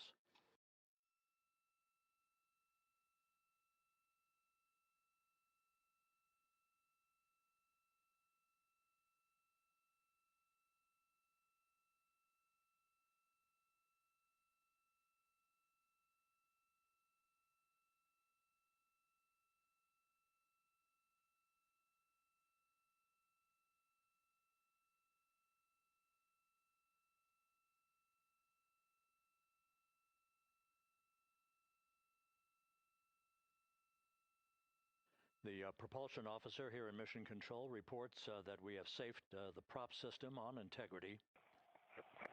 Can you say again that was very weak and broken?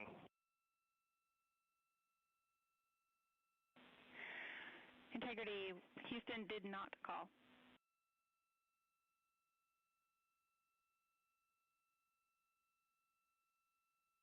Copy that, Houston. It might have been on the SAR radio. Stand by.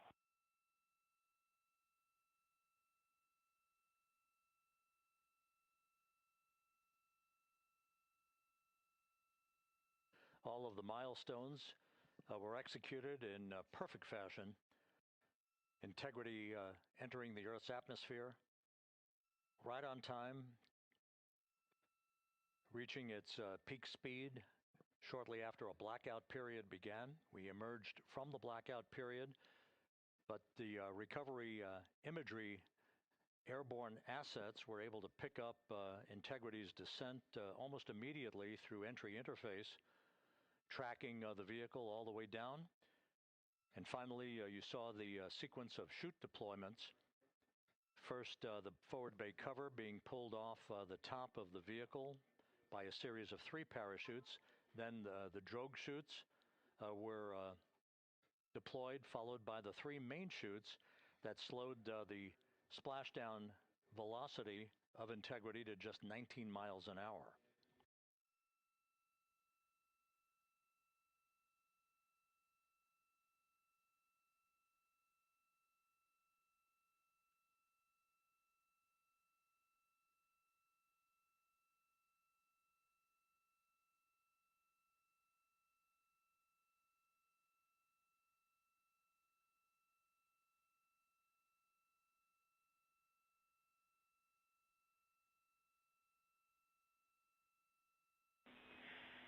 Integrity, Houston, with no joy on SAR and SAT phone, we'd like you to command an additional 15 minutes for a total of 30-minute power down delay.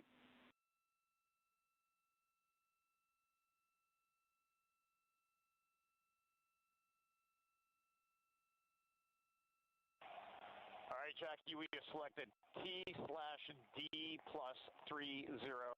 No joy on SAR radio or SAT phone. And stand by, we have the master diver on SAR radio. Please hold comms. Hey, Lily. Excuse me. Hey, Jackie, we just got the master diver on SAR.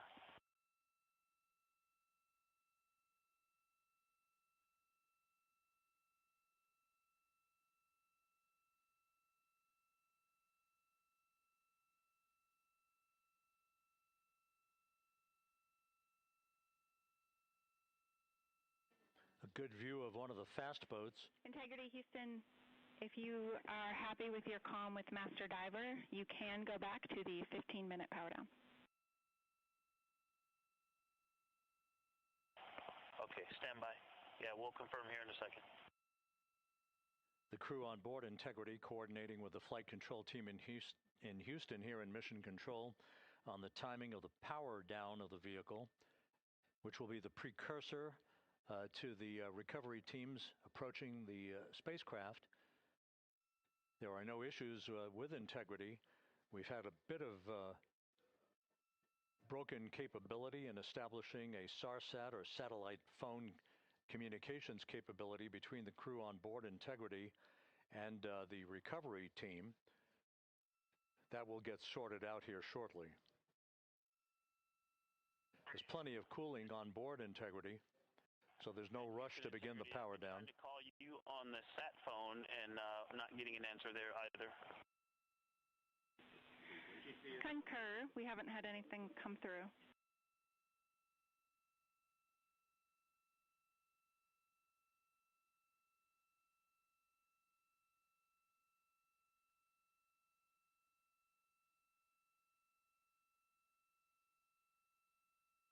And Houston, if you could relay to recovery that we hear them, but it does not appear as though they are hearing us.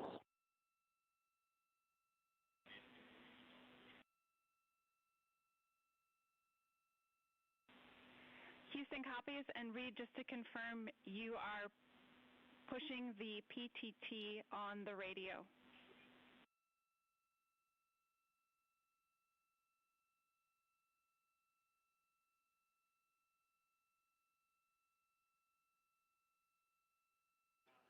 So as we continue to sort out the communications between Integrity and the recovery teams, we are standing by for the initiation of the power down procedures that, as you see, the recovery teams are moving towards the side of the capsule. The next major event will be the erection of that large inflatable raft called the front porch. That will be the port of call for the crew as they're being extracted one by one from the vehicle.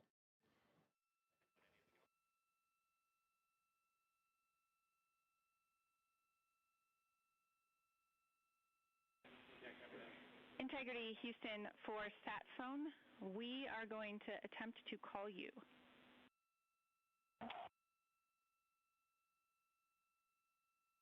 Good idea, standing by. And Jackie, yes, we are pushing the push to talk, the two buttons on the left side of the radio below the up-down arrows. We are utilizing them. I'm rebooting the radio to see if we get good comms. Okay, we copy all, and just to confirm, you are seeing that you're touchdown plus 3030 for power, correct? That's affirmative.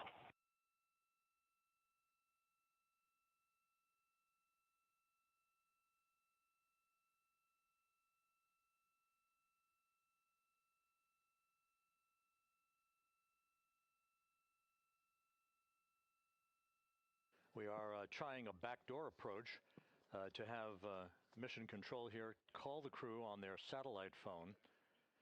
This all part of the coordination for the power down of the vehicle that will initiate the actual recovery operation.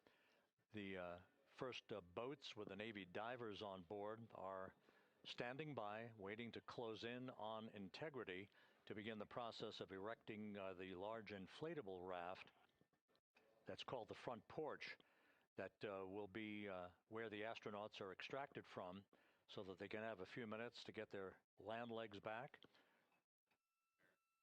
before they're hoisted aboard the Navy helicopters for the flight back to the deck of the USS John P. Murtha. Cannot reply.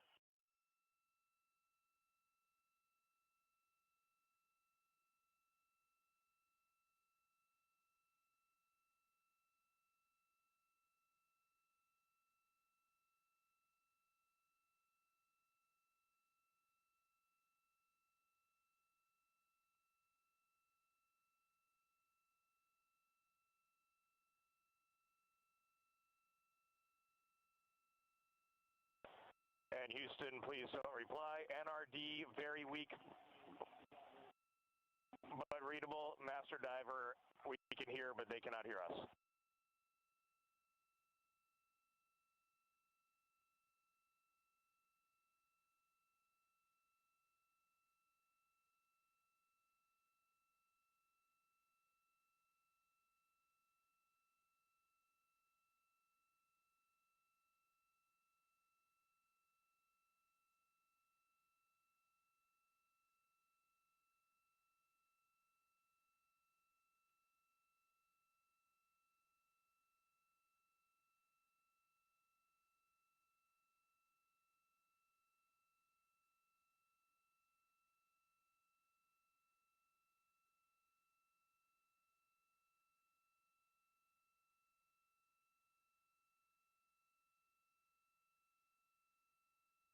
And Houston on OE1, is there any chance to tie us into NRD?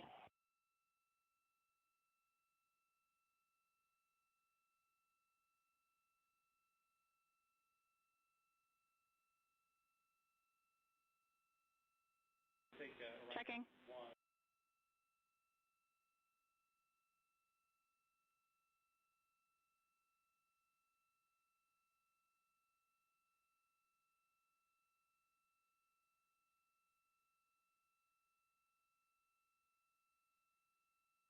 This is Mission Control Houston.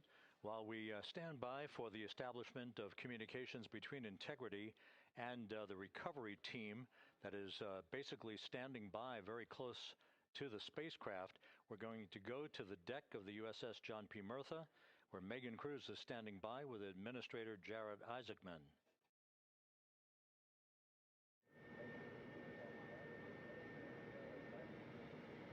Hey, Rob, yeah, just such an honor to be able to be here on the ship, to be able to share and experience this moment with everyone together. And of course, as you just said, yes, here with NASA Administrator Jared Isaacman. Administrator, how did you feel getting to witness this and seeing NASA at its best? Oh, I mean, I'm honestly, I'm still at a loss for words. I mean, you know, like the childhood Jared right now can't believe what I just saw. I mean, almost been waiting my whole lifetime to see this, and then it's NASA Administrator. I just couldn't be more proud of the entire workforce, the years, the effort, the late nights, all the hard work from across the country that contributed to this incredible moment right now.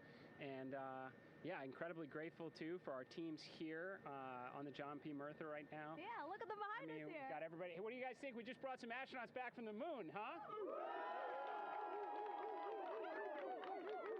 Unbelievable. Thank you. Yeah, so grateful to the Navy, the sailors that are here, the NASA teams. I mean, this is a joint effort that's on their way right now. These recovery forces are getting out to our Orion spacecraft, to Integrity, get our astronauts back on the ship safely. Yeah, and this is not just an accomplishment for NASA. This is an accomplishment for humanity. Again, a historic mission to the moon and back. How does this make you feel, and what do you hope people take away from this? Well, I'll tell you, you know, I think about the crew members that we've all had an opportunity to observe over the last 10 days, right? I mean, they're absolutely professional astronauts. I mean, wonderful communicators, almost poets. But then I think these were the ambassadors from humanity to the stars that we sent out there right now. And I can't imagine a better crew than the Artemis II crew that just completed a perfect mission right now. So yes, it's a huge moment for everybody, right? I mean, we are back in the business of sending astronauts to the moon, bringing them back safely, and to set up for a series more. I mean, this is not a once in a lifetime, which you hear sometimes around here. It's like, this was a once in a lifetime.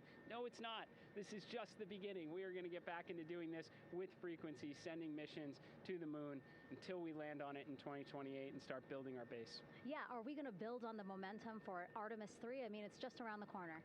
Absolutely. So, I mean, that's, you know, part of me too. Like, I can't wait to get the crew off of Integrity right now, but also getting Integrity back on this ship so we can start taking a look at it, because all that data is so precious to us right now. I mean, we are going to definitely want to take a good look at the thermal protection system. We're going to want to download all the data they couldn't transmit back to us and use that to inform Artemis 3. But we're already making progress, right? You had SRB segments already showing up at KSC. Core stage for Artemis 3 is rolling out on April 20th.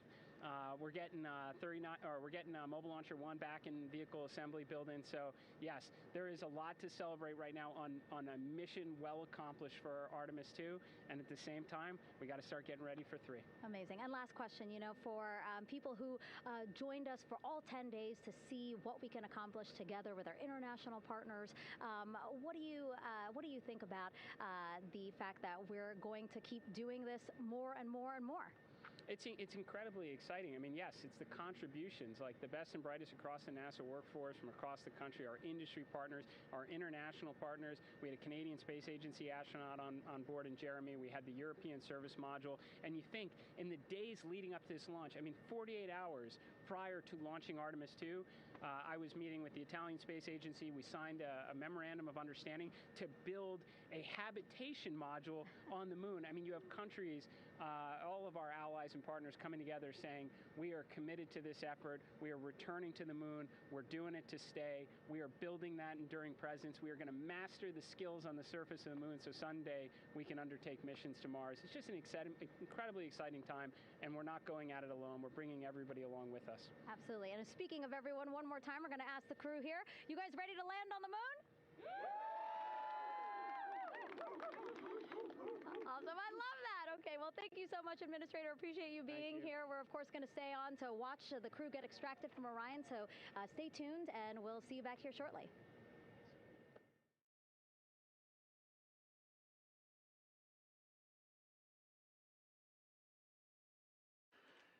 Thank you, Megan, and thank you, Administrator Isaacman. We are in the process of working to establish that communications link and to establish the procedures that will lead to the power down of the spacecraft, which is gently bobbing in the Pacific following a bullseye touchdown that occurred at 7:07 p.m. Central Time, 5:07 p.m. Pacific Time, 2.5 hours before sunset in the Pacific, southwest of San Diego. We have once again heard from the crew during that interview opportunity with the administrator, and we have 4 healthy crew members on board.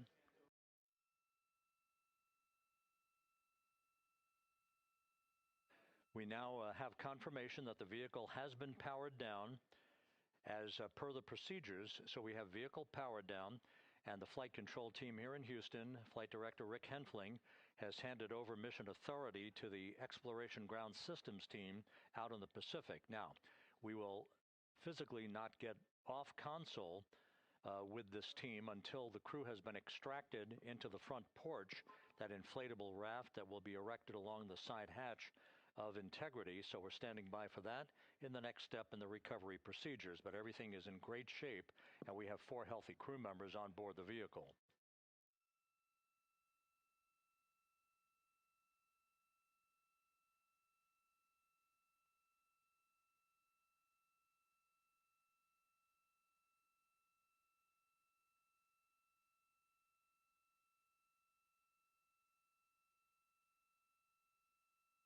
All of the entry events went by the book, no issues, perfect trajectory for Integrity that was culminated with one final raise burn to improve the angle of attack for the vehicle as it entered the Earth's atmosphere. All of that flight dynamics computation worked like a charm.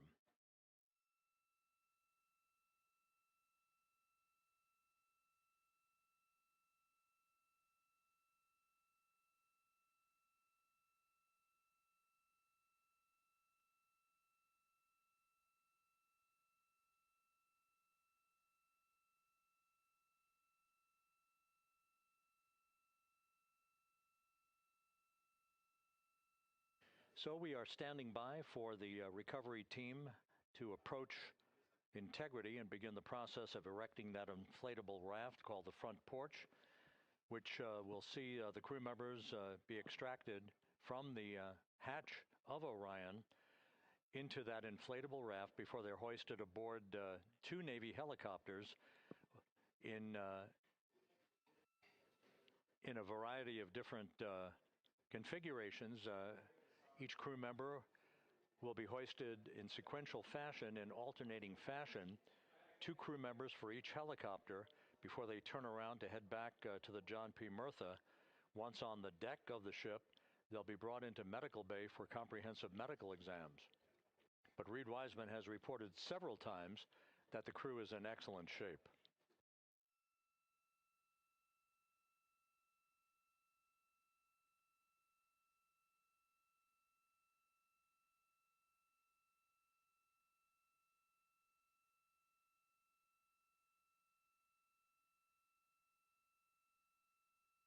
So just to recap, it has been some 26 and a half minutes since the splashdown of Integrity in the Pacific.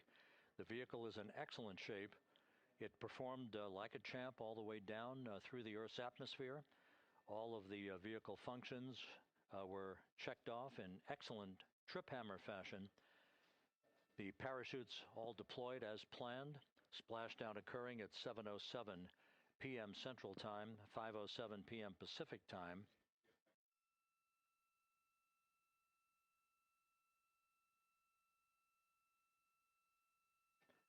And after a bit of a tussle to try to establish a communications link with the recovery team, we were finally able to run through the procedures for the powering down of the vehicle.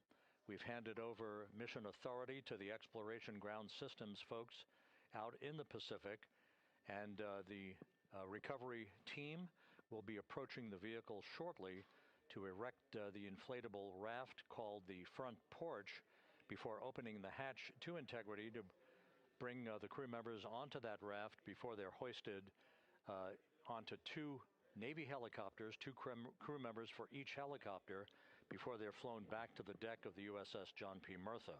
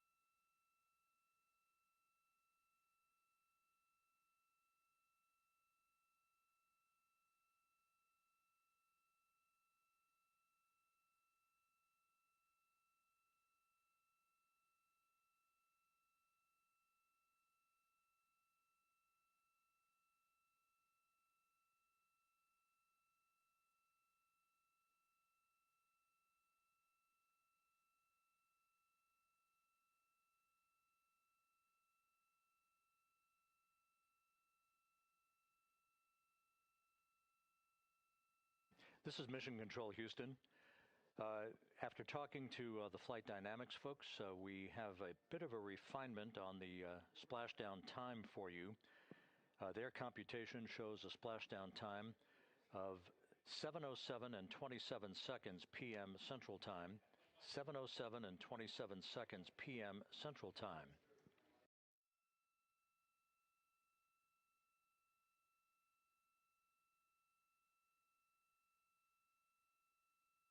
That would equate to a mission elapsed time of 9 days, 1 hour, 32 minutes, and 15 seconds.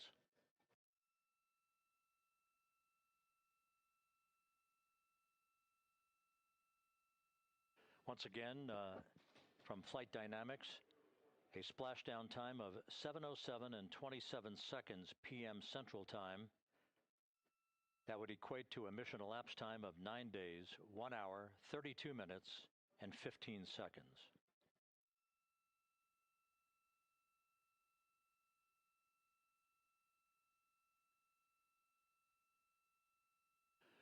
Reports from the Pacific indicate that the recovery team, in communications with the crew aboard Integrity, that the crew remains in excellent shape as they await the approach of the team for a final hazard gas evaluation before they move to the side of the vehicle to erect the inflatable life raft called the front porch.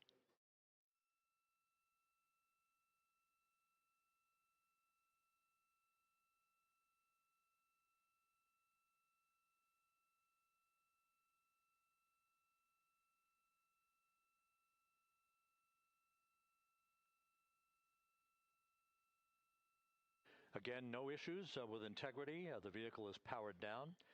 All of its systems are now safed. We have handed over mission authority to the Exploration Ground Systems folks in the Pacific, but we will not stand down and have the entry flight control team depart its positions until that inflatable raft, the front porch, is erected, the hatch open, and the crew having exited the vehicle. So that's the next step in the recovery process that will lead to the hoisting of the crew members. For 2 crew members for each helicopter, they'll be hoisted to a pair of Navy helicopters that will then fly a short distance back to the USS John P. Murtha. What you're looking at is one of the fast boats circling the vehicle to make a hazard assessment.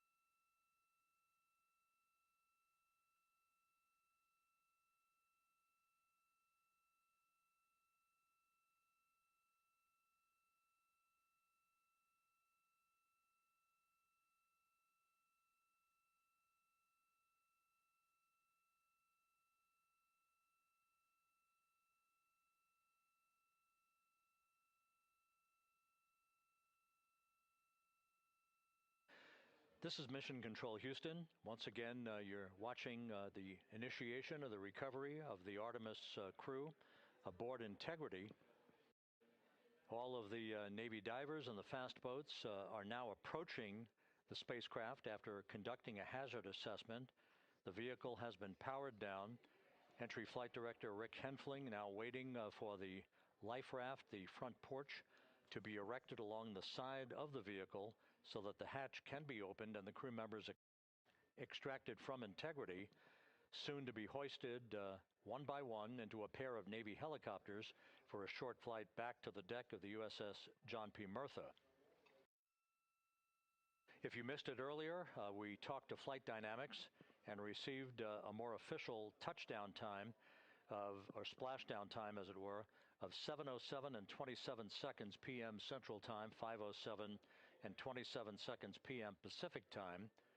That would equate to a mission elapsed time of 9 days, 1 hour, 32 minutes, and 15 seconds.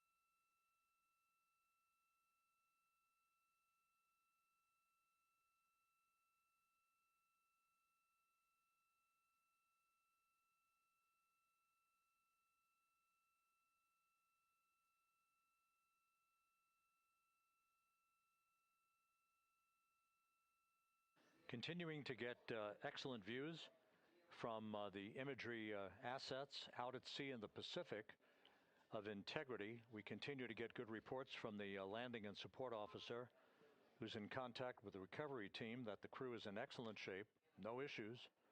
They're just currently biding their time, waiting for the front porch to be erected. We have no hazard gases and no hazardous situation with the vehicle. It performed perfectly all the way down from entry interface to its splashdown in the Pacific at 7:07 and 27 seconds p.m. Central Time.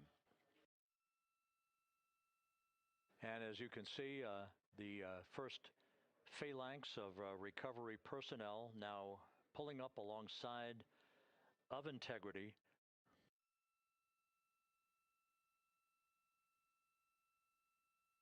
This includes Navy divers and Navy flight surgeon and other recovery personnel who have trained for several years for this recovery process.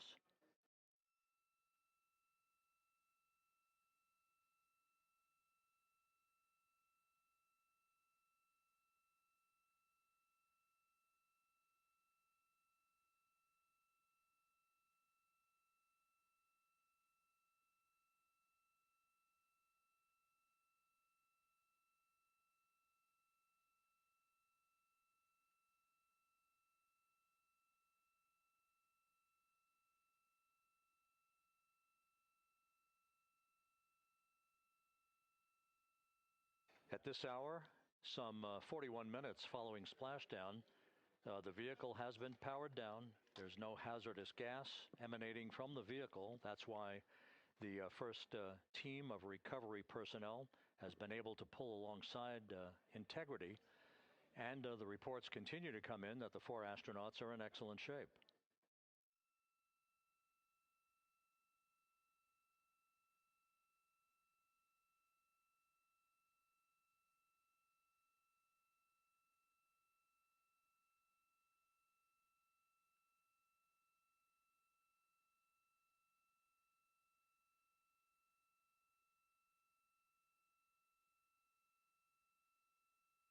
Yes.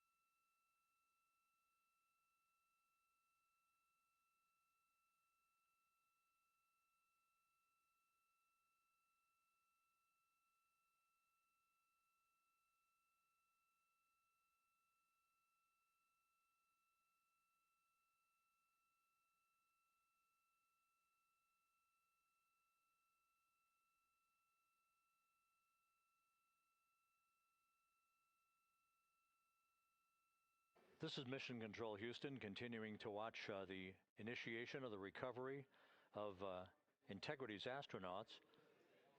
One by one, they'll be brought out of the spacecraft onto a large inflatable raft just a short time from now. In the meantime, we can go back to the USS John P. Murtha, where my colleague Megan Cruz is standing by to provide her situation report. Megan, can you hear us?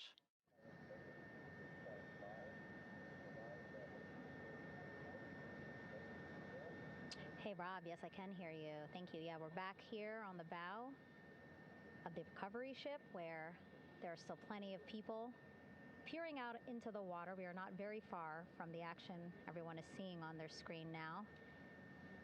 The Orion spacecraft Integrity in the ocean, surrounded by a number of recovery boats.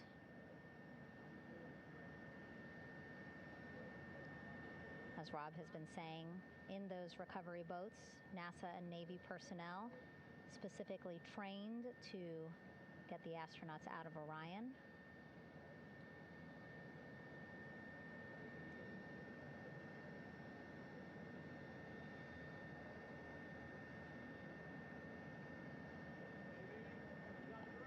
In some of our wide shots, you can probably see that there are 6 boats out in the water.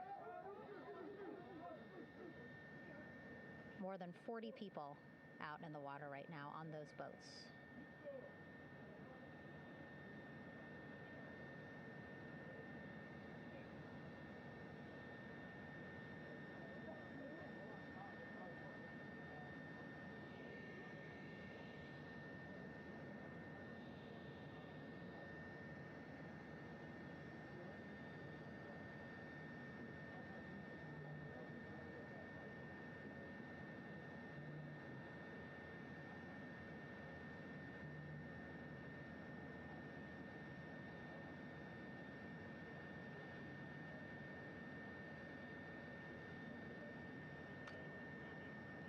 First order of business is to set up the front porch and the stabilization collar. You might also hear it referred to as a stab collar. Basically just to make sure that Orion stays upright, doesn't sway in the water too much, again, to make it easier for recovery forces to get the astronauts out.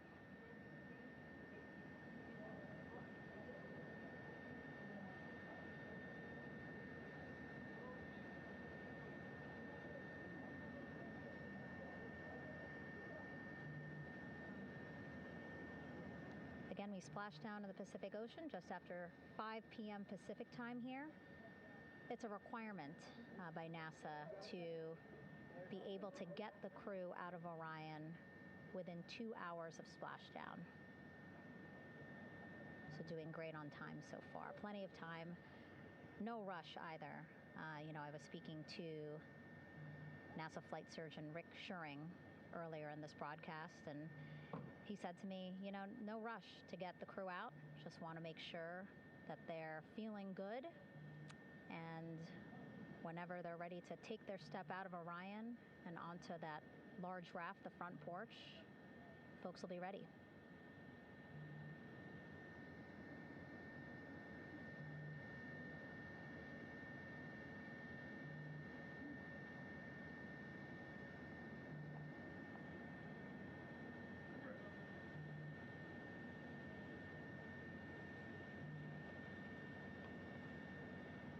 And as there are mission audio loops in Mission Control in Houston, there is a mission audio loop here on the ship, and it was just reported out that the side hatch is open. Side hatch of integrity is open. You're getting these beautiful shots from our aerial assets. The ship itself, where I'm on, just 3,000 yards away. Closest to where they can see all this action, and again, with just 3,000 yards separating us, great views from the bow here. You can see now that side hatch is open. One of the Navy personnel is about to get inside there.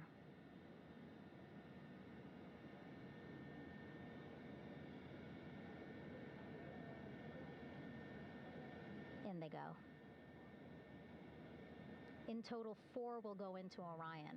So it'll be a little bit of a tight squeeze, but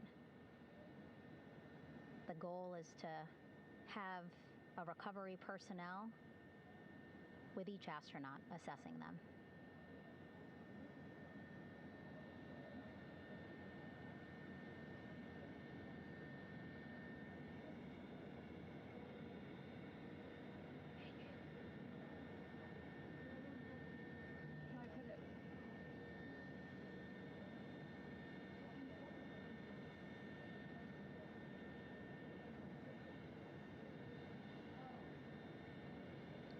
Boats getting closer now. Again, that one that's right up against Orion, those are the divers that will go in to the spacecraft to check on each of the astronauts. These other boats will begin doing a number of things, putting on that stabilization collar onto Orion, building that front porch. Eventually, they will retrieve the parachutes, as well as tow Orion back to the well deck of the recovery ship here.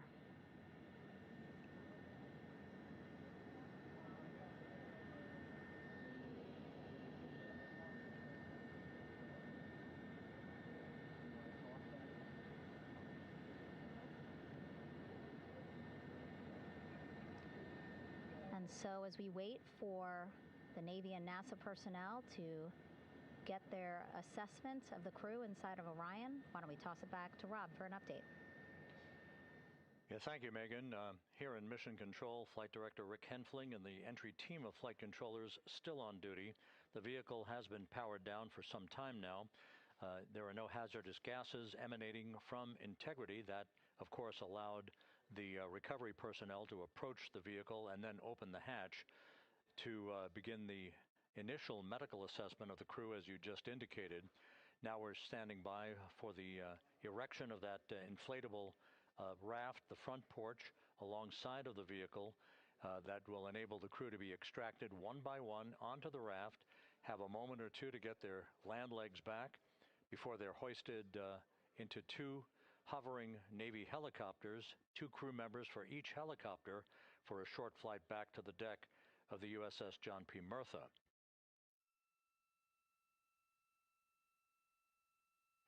All of Integrity's systems operated flawlessly throughout the course of the approach to the Earth, the entry into the Earth's atmosphere, and all of the key milestones that followed in this high-speed return to Earth for integrity, a mission that spanned more than 694,000 miles from the vehicle's launch from the Kennedy Space Center atop the Space Launch System back on April 1st.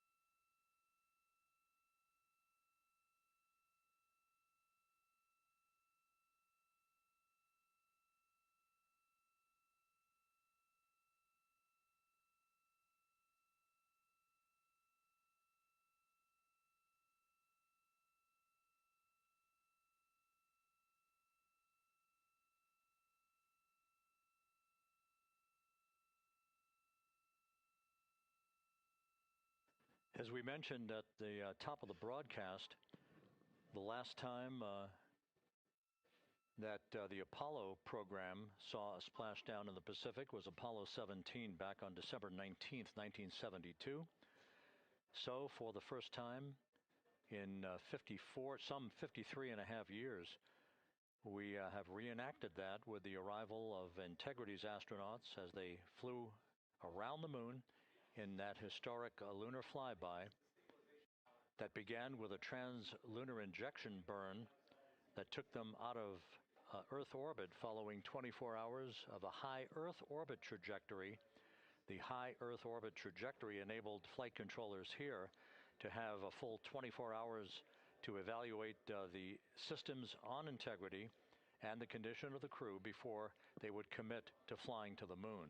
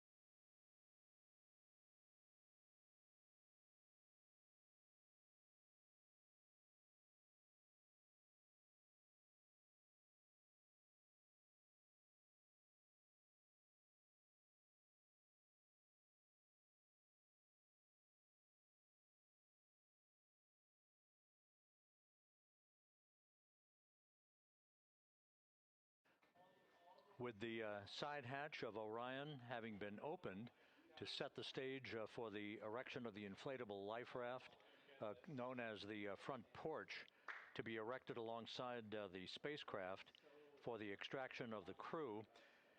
Let's play for you an interview that my colleague Megan Cruz conducted on the USS John P. Murtha with Navy diver First Class David McMahon that explains how this process is unfolding. Okay, Davey, so you and some of your team, one last look over of the stabilization collar, correct? Yes, ma'am. Okay, so what is this stabilization collar? This is what's going to stabilize the capsule out there in the ocean. We don't know how good the weather or the waves will be that day, so this will help prevent any unnecessary occurrences from happening, stabilizing the capsule and the astronauts inside. So basically this is a float that will go around Orion. I'm assuming that what they're doing right now, these are the lines that will attach the collar onto Orion? That is correct. And so what are they doing here? So we've got the lower line that will secure the inflation device before we inflate it. That gives us the go-ahead that it's secure in its space, and then we'll inflate it. And then once that is done, we'll undo all the carabiners and get this orange line on top tied in the same fashion. And then this will be secured to the capsule, and the astronauts can safely take their first steps out of the capsule onto the front porch.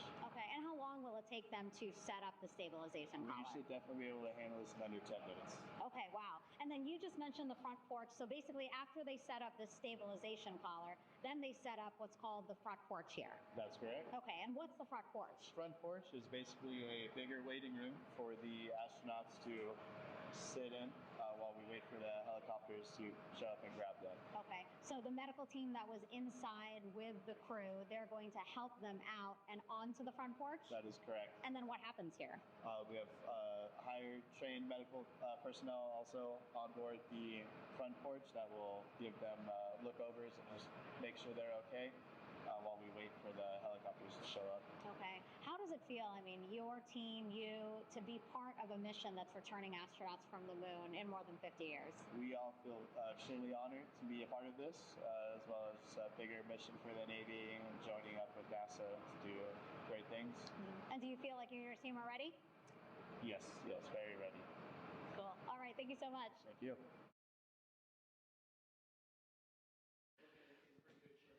Once again, the recovery operations are continuing out in the Pacific. We shortly should see that life raft, the front porch, erected alongside the side hatch of the vehicle.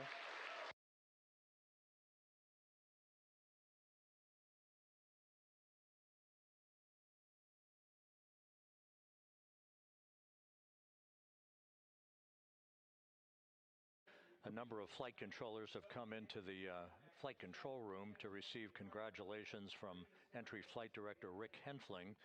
But we're going to stick with our operations out in the Pacific as we await the extraction of the 4 crew members who are reported to be in excellent condition.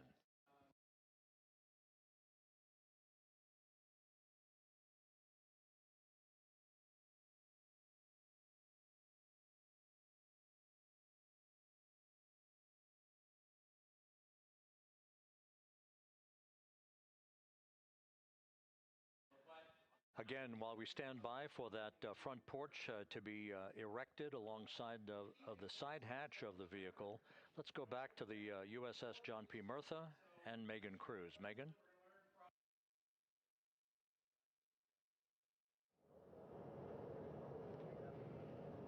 Hey, Rob. Pausing now to listen to some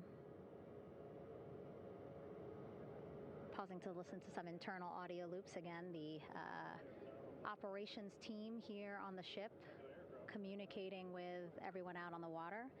It seems like currents are hindering them a little bit from unfurling and inflating the stabilization collar as well as the front porch.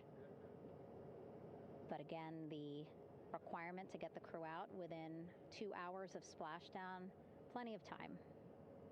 So no concerns just yet. But as calm as the water looks, yeah, it looks like it's hindering the teams just a tad.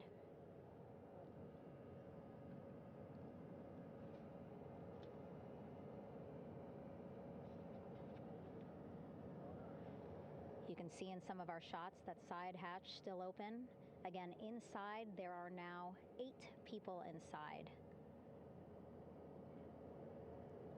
4 divers, Navy divers, all with medical training, each assigned to an astronaut each. Making sure that they're comfortable, feeling good.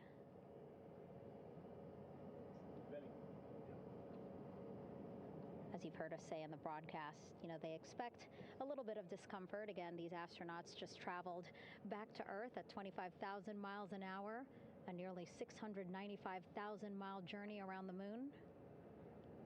If you think you get carsick.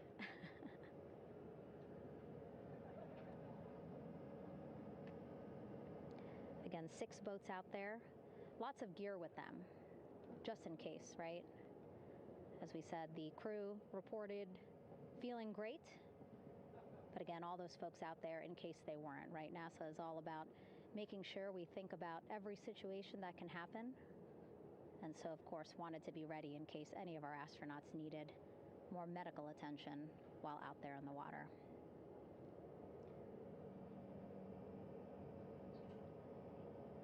You see now teams, again, trying to set up the stabilization collar and front porch for the crew to get out of Orion.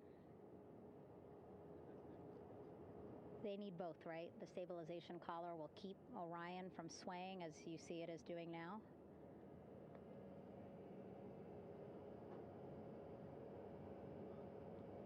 And then they will connect the front porch to the stabilization collar so that the crew can take 2 steps and they will be in the front porch.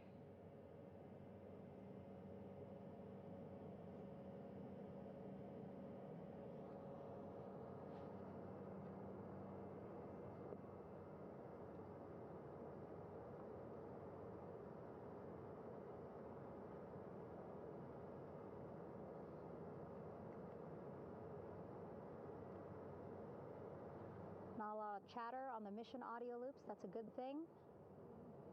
Again, things proceeding pretty nominally, even if they're fighting some currents out there on the Pacific Ocean.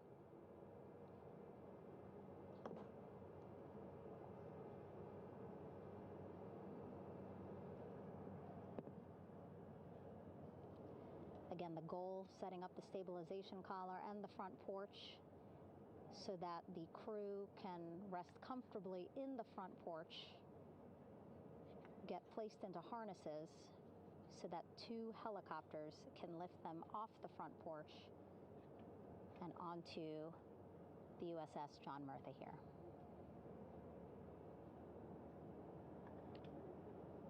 The helicopters are going to take turns picking up an astronaut.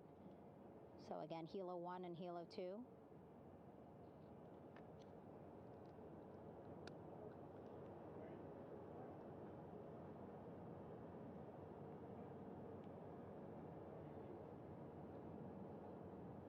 Okay, and the recovery team here on the ship just got a report from the undersea medical officer who is inside the capsule with the crew.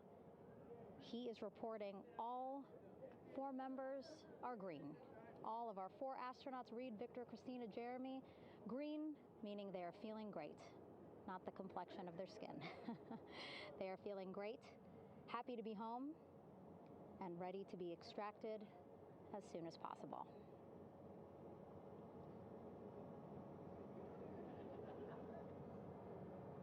And so, as I was saying, we have 2 helicopters circling the activity you're seeing on the water right now. Each will take turns picking up an astronaut. So Helo 1 will come on in, hover above the front porch, about 40 feet above the front porch. A Navy recovery specialist will be hoisted down into the front porch. The restricted maneuvering doctrine is in effect. Will connect to the first astronaut, which we're expecting to be Christina. And then Helo 2 comes around, picks up Jeremy, while Helo 1 stays above head, and then Helo 1 will come back in for another astronaut, and then Helo 2 for the last astronaut, and then back to the flight deck here on the recovery ship.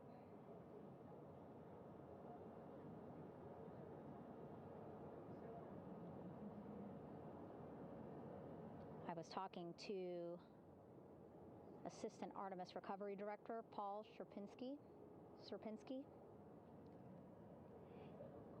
He said helos are a much quicker, safer way to get on board.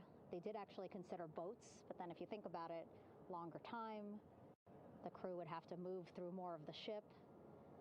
This way the helos will give a more direct, quicker route to the medical bay for our 4 astronauts.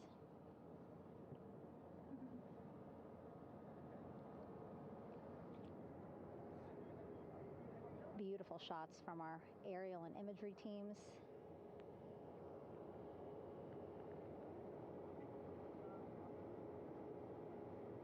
Clouds have dissipated for a clear view from the bow of the recovery ship here.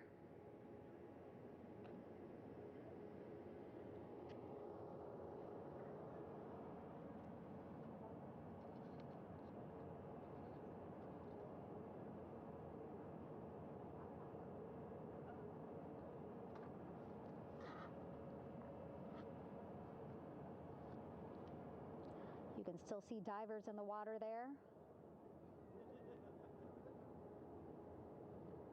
Encircling Orion, that is that stabilization collar we've been telling you about. As you saw in that interview just a few minutes ago, they have to first connect it to Orion, and then once it's secured onto Orion, they can inflate it, and then they'll further secure it with other harnesses and lines.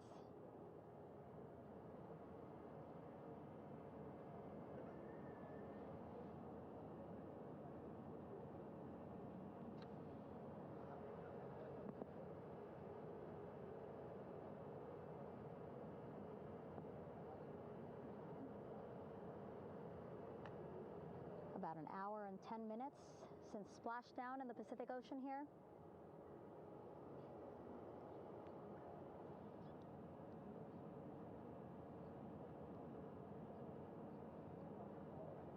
Reed, Victor, Christina, and Jeremy back home after a history-making mission to the moon and back.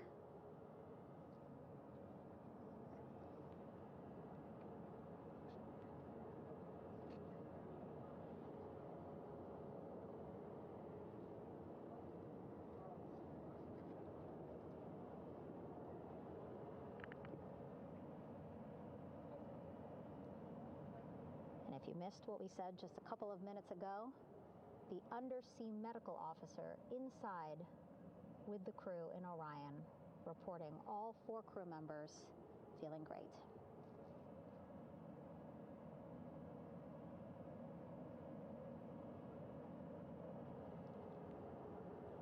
Progress being made there on the stabilization collar. It looks like they are beginning to inflate it.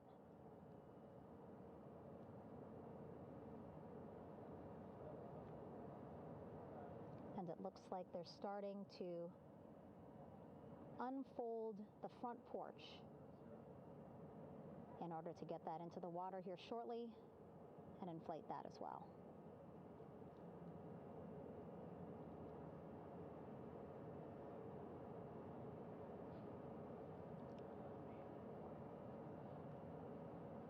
Again, more than 40 people out in the water right now. And those Navy and NASA personnel have been in the water for now about 4 hours.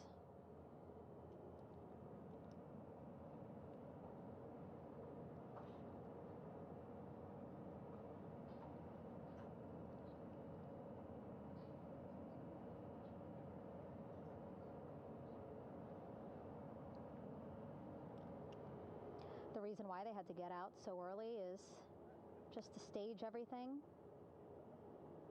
And actually here on the ship, when there are flight operations happening, you can't have anything else, right? Just because the flight deck can be a dangerous place, so they just want to focus on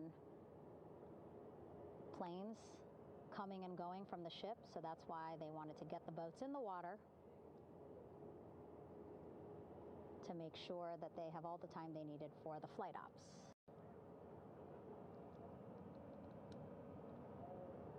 And then the same crew here out in the water, they will stay out in the water for a number of hours after we recover the crew and get them back on the ship, because then they have to recover Orion.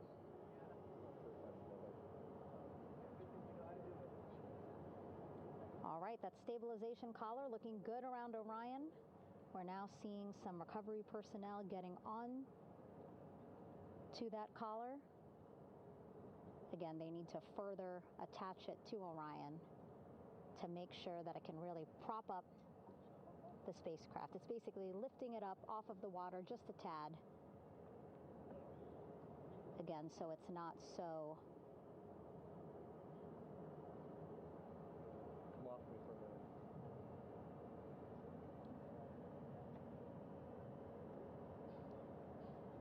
so it doesn't sway so much in the water there.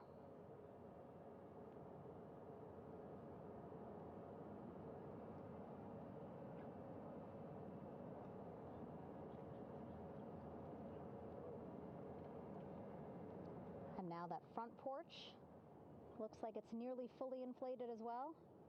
You can see a much larger surface area.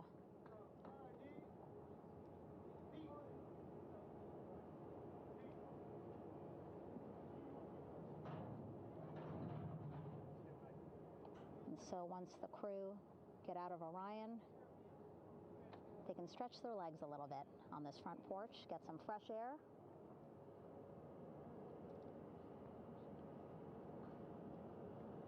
And enjoy this beautiful day here on their home planet.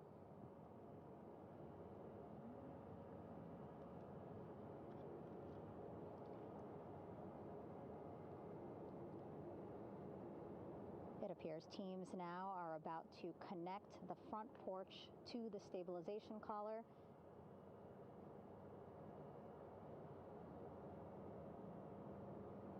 And at that point, when both are secure, we should soon see astronauts come out of Orion.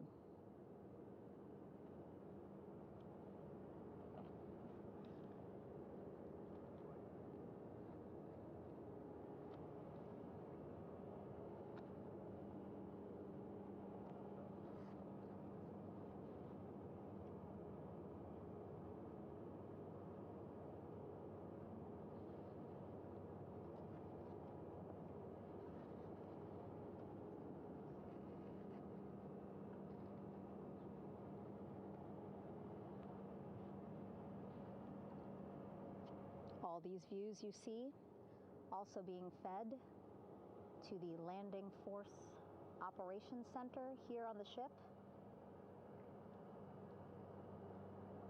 Of course, it is very important for our recovery teams leading the mission to have all the views that you're seeing as well.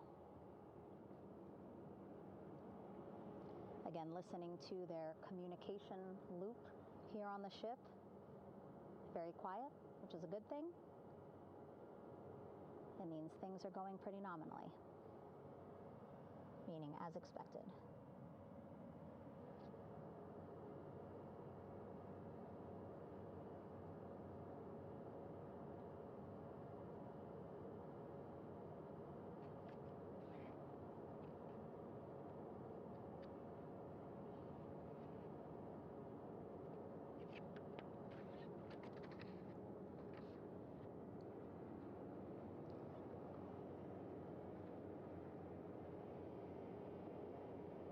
Again, all this activity happening just 3,000 yards away from the ship.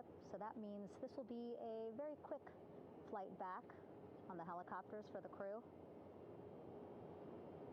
2-3 minutes, and then they'll be back here on the ship. I know.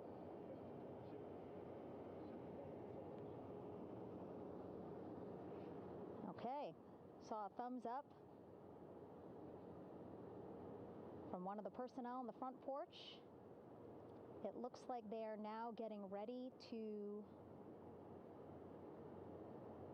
deploy what they call the Air Rescue Vest, ARV. And so this is the harness that each crew member will get into in order to be hoisted into the helicopters. Again, those helicopters hovering just about 40 feet above the front porch when they're ready to pick up each crew member.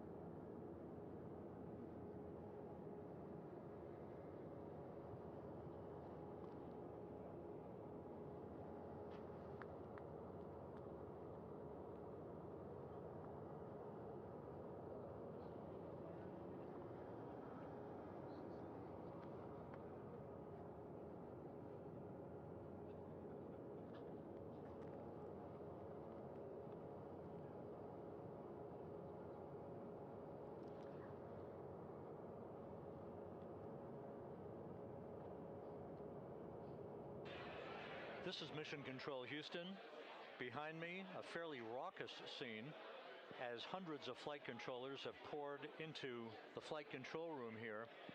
This is reminiscent of the scene after the final shuttle mission of STS-135, although that was the end of a program. This is only the beginning of a program with the textbook splashdown of Integrity and its 4 astronauts. We're standing by for the crew to be extracted from the spacecraft. Entry Flight Director Rick Henfling invited all of these flight controllers who have contributed to this mission to enter the flight control room to have an opportunity to receive well wishes and to share the mutual glow that exists in the wake of a textbook mission for Integrity. On the front screen here in Mission Control, a sign that says "Welcome Home Integrity," taking humanity back to the moon, going further, and returning safely to Earth. So all of that jubilation, part of the post-splashdown activities, even as we await the crew being extracted from the vehicle to be hoisted onto Navy helicopters for the trip back to the USS John P. Murtha.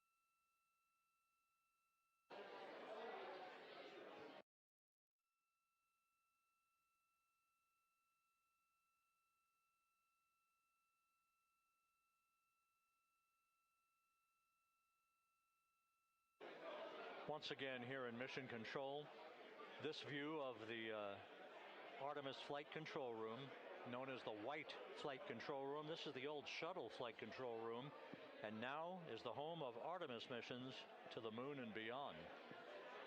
Once again, quite a few flight controllers were invited in by Entry Flight Director Rick Henfling to share in the jubilation following the successful splashdown of Integrity.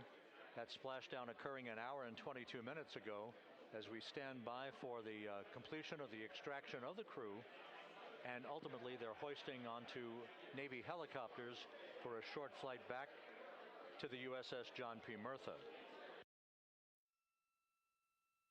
Splashdown occurred at 7:07 and 27 seconds p.m. Central Time.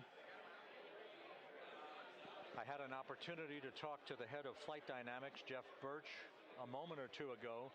He said the trajectory of Integrity coming through the Earth's atmosphere was so precise, they've never seen anything line up on a ground track like today's entry by Integrity for its splashdown southwest of San Diego.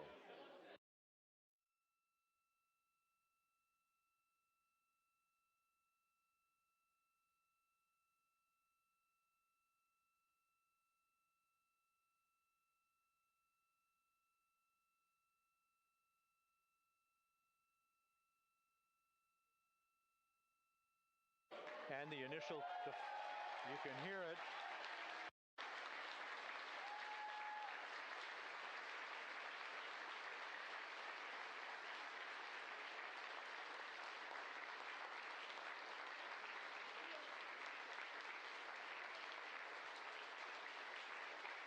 Jubilation here in the flight control room. The first crew member is out of Integrity.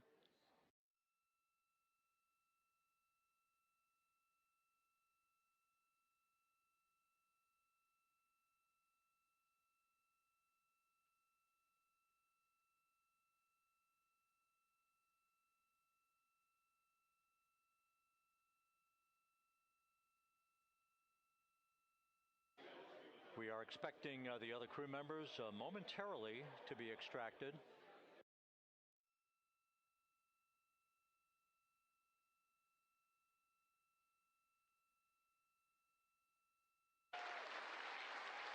We now have 2 crew members out.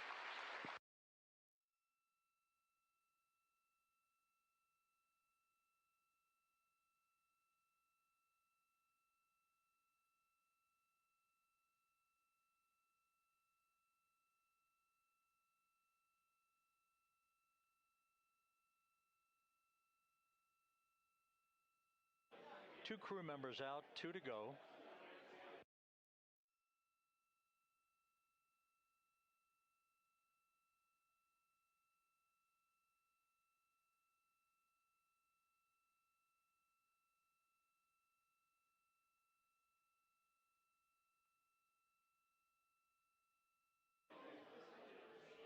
We're about 1 hour from sunset out in the Pacific. Everything continues to go well. Integrity's systems function perfectly during its entry back to Earth. And Reed Wiseman, the commander who will be last out of the vehicle, reported that all the crew members were feeling very well.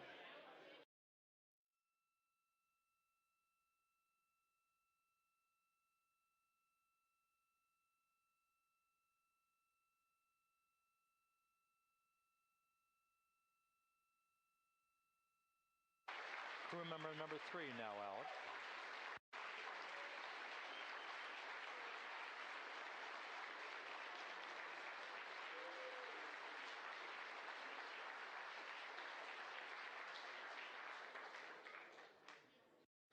And now standing by for the commander, Reed Wiseman, who will be last out of his ship.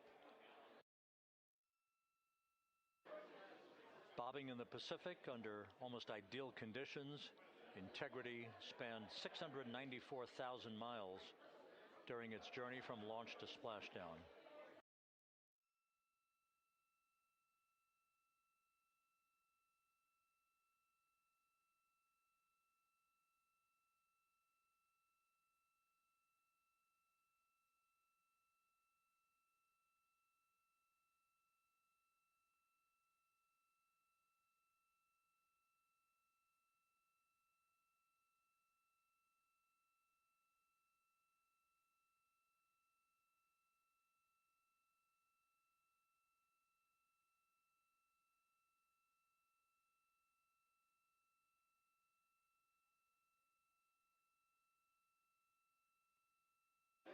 And we now have Reed Wiseman out of the vehicle, all 4 crew members now out of Integrity.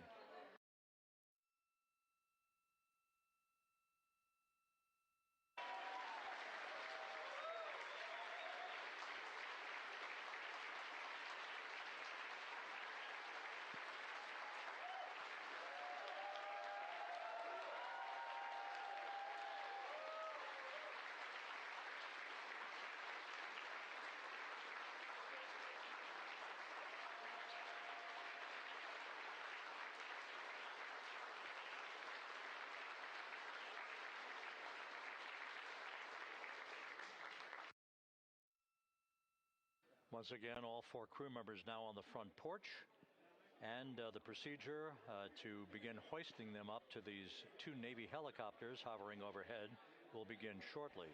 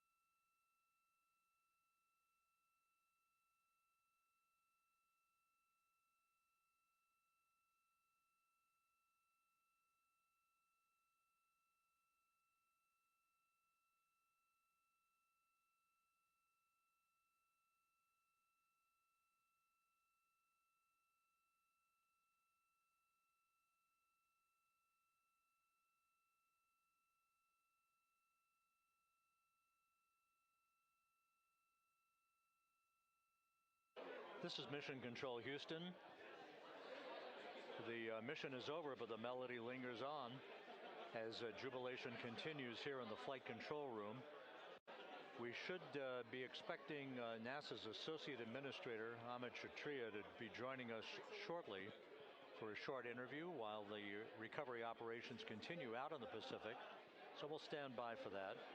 And then we'll turn it back over to Megan Cruz aboard the USS John P. Murtha.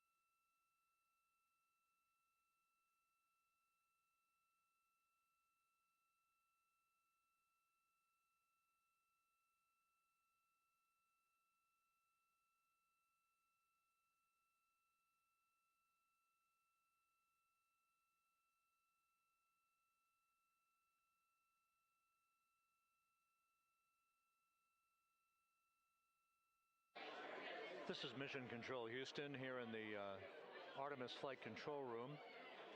A number of flight controllers basking in the glory of the successful end of this mission that carried 4 astronauts around the moon on a lunar flyby, and the first test flight of Orion with crew members on board. Splashdown occurring an hour and 32 minutes ago after a flawless descent back into the Earth's atmosphere for the vehicle. Its 4 crew members in good shape, simply enjoying their time right now on the front porch, as it were, the inflatable raft alongside of their Integrity spacecraft. We're expecting Amit Kshatriya, the NASA Associate Administrator, to join us here momentarily for a brief interview before we turn it back over to Megan Cruz aboard the USS John P. Murtha, the recovery ship.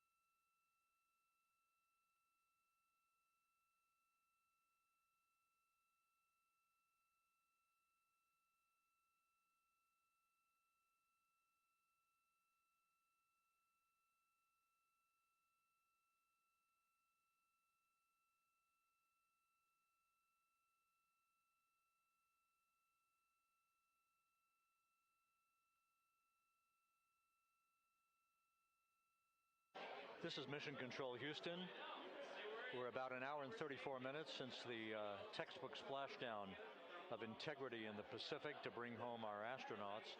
And with us now is Amit Kshatriya, the NASA Associate Administrator. Amit, a little bit of history made tonight, a little bit of history made over the past few weeks.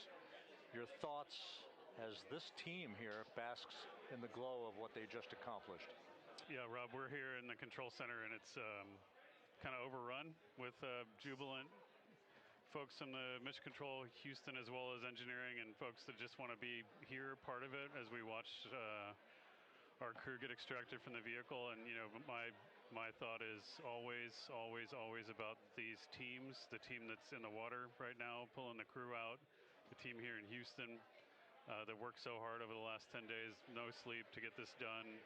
We still have some work to do to get the crew to the med bay here on the ship. They all look great coming out, so hopefully that won't be too long. I think we saw the administrator on the boat too, giving his thanks to the Navy team on the Mirtha, which they're just an incredible group of sailors. I was able to visit with them a couple weeks ago. And then if you pull it all the way back to the workers and the folks that joined the rocket at Michoud, that made the heat shield tiles that held together tonight, that stacked the vehicle in Florida, that integrated the vehicle in Denver, that fired the engines in Stennis, that fired the boosters in Promontory. I mean, this is the entire team, coming together and being tested by the environment that this machine went through, and they did it right. The work was good. They did it right. You've said in a number of briefings, of course, and in other forums that this is just the first step. The cadence has to step up, as the administrator has indicated. Now, it's a little early for the full report card on how integrity did, but did this mission ultimately, from your eyes' view, exceed expectations? It absolutely did. I mean, I was waiting to talk about this until we're in the water, and I think we still have, again, work to do to bring it in and really kind of go through it bolt by bolt and see what we learned. But I mean, so far, given what we learned during the mission and given how we performed on ascent, on entry, I always think about energy in terms of the states that you worry about the most, and every time we put these machines through these incredibly energetic states, they came through. So I'm fairly confident that we made a big step tonight to get us on the path towards the surface. I think the path to the surface is open now. We do have to do all the work, and we'll make sure we talk about that as cleanly as we can. We learned a few things during the mission, but I have to tell you, this was an incredible test of an incredible machine. From an American psyche standpoint, the Empire State Building was lit up red, white, and blue tonight. Our coverage was seen on baseball stadiums around the major leagues. How captivating was this experience for the American people, for the world, in fact, as we return to the moon? I have not been able to watch a lot of the coverage as we've progressed through the mission. I will tell you, just from my witness in Florida before launch, and then seeing the people's faces here, and then reading where I can about how things are going. I think this has been a gift to the world from NASA. NASA's given the world a gift, proving to folks all over the place, especially young people, and that to me is what this is really about. Young people, when they see what we can do when we work together, when we have teams that collaborate, that it doesn't matter how hard the problems are, we can solve them. I'm hopeful that Artemis 2, as folks witness what we were able to do with this incredible crew, this incredible team that we've birthed into the world, scientists and engineers and artists that have been inspired by this. And even if they don't come work in the program, which separately they should come work in the program, because Lord knows we need the help, but even if they don't want to come work in the program, hopefully they grow up to recognize they can do amazing things when they work together and contribute to society and be good citizens and really change the way, the challenges that are coming in the world are overcomable if we work together like this. And one final question. Flying to the moon, we did it. We've done it again this past week and a half or so. But the engineering that went behind the design of this mission and the precision, the pinpoint precision of this vehicle entering that entry corridor, it's almost mind-boggling. Yeah, it is incredible when you think about the energies involved and the uncertainties involved. That when we inserted the vehicle into orbit, it was 99.2% down the middle. When we dropped the vehicle right on top of the fleet here, our guys knew exactly where to go, but the guidance was perfect. You know, it's interesting. I've got this question a lot over the last few weeks about, you know, we did this before 53 years ago, and you know that.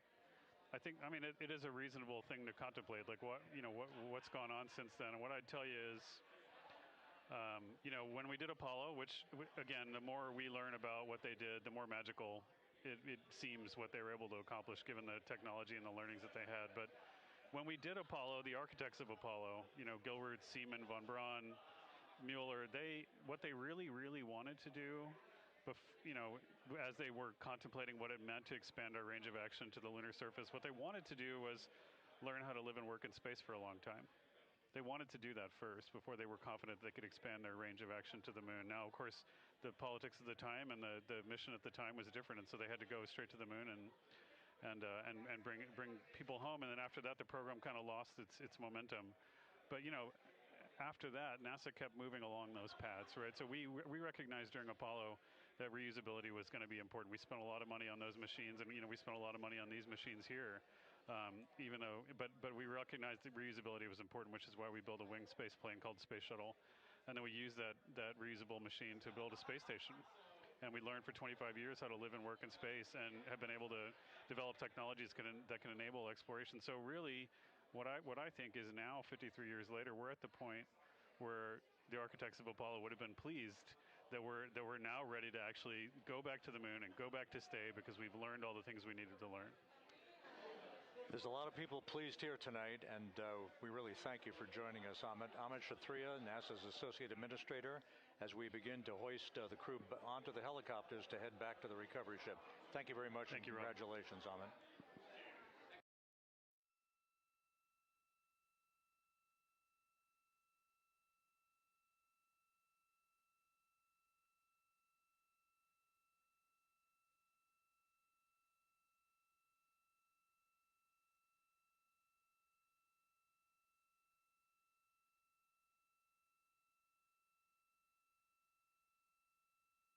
This is Mission Control Houston, with the crew members now beginning to be hoisted aboard the Navy helicopters. Let's go to Megan Cruz aboard the USS John P. Murtha, who will take it from here.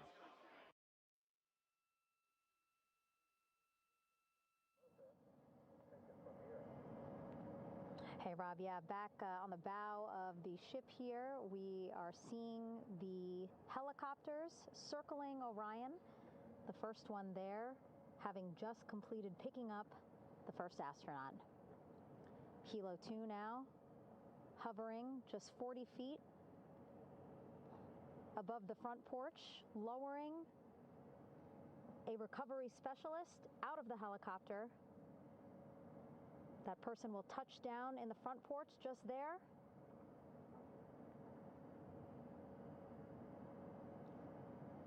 The crew members already outfitted with a harness that will allow them to quickly attach to the hoisting device.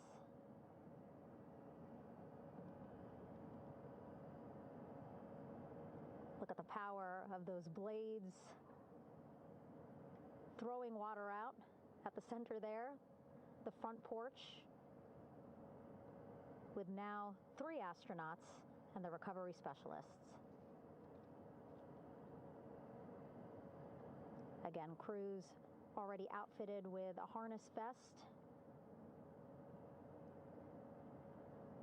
And here we go. Second astronaut now off the front porch, getting hoisted into the second helicopter.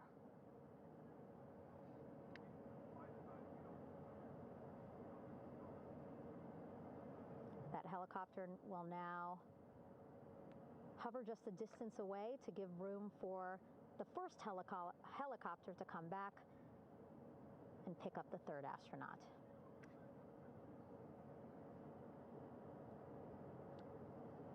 As we wait for that helicopter to come back, make its way back around, just want to mention that the President of the United States called our NASA administrator today while he was on the ship, just minutes after we interviewed him live on our coverage, and congratulated him and NASA on this history-making moment tonight. Helicopter 1 again hovering 40 feet over the front porch. We will soon see another recovery specialist getting lowered onto the front porch.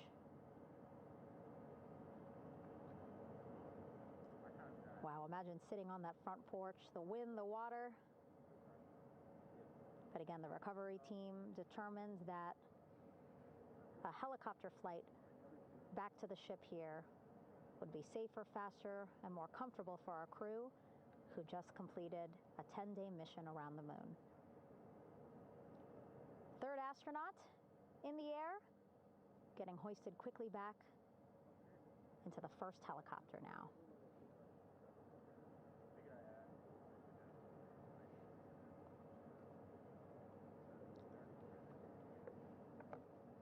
That first helicopter now on its way back to the ship here. We will soon see it land in just a few minutes. Again, all this action happening just 3,000 yards away from us, so a very quick flight back to the flight deck.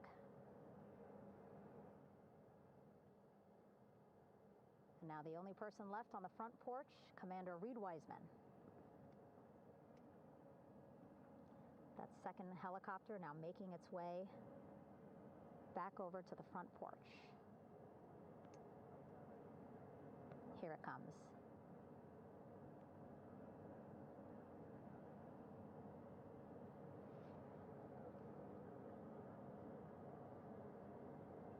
Making its final approach here.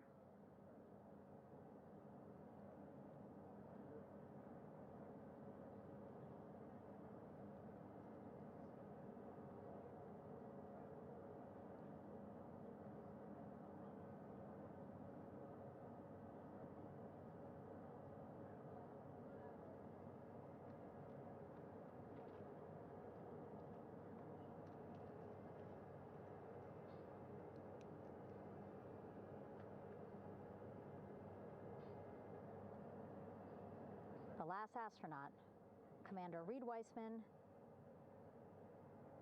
now off the front porch and almost into the second helicopter. Both now on their way back to the ship where we are, the USS John P. Murtha, just west of San Diego in the Pacific Ocean.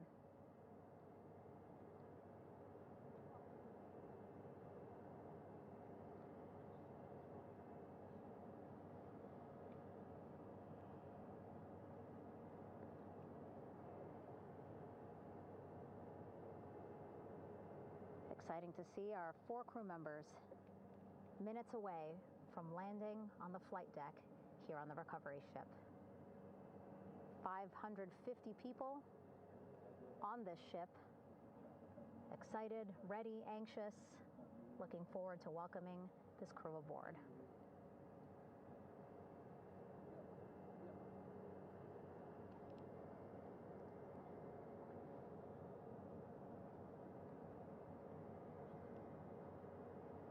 Watching them now with our own eyes.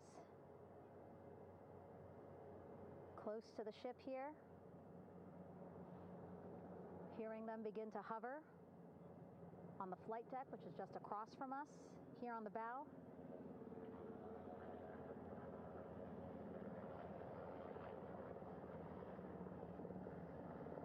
The first helicopter coming in.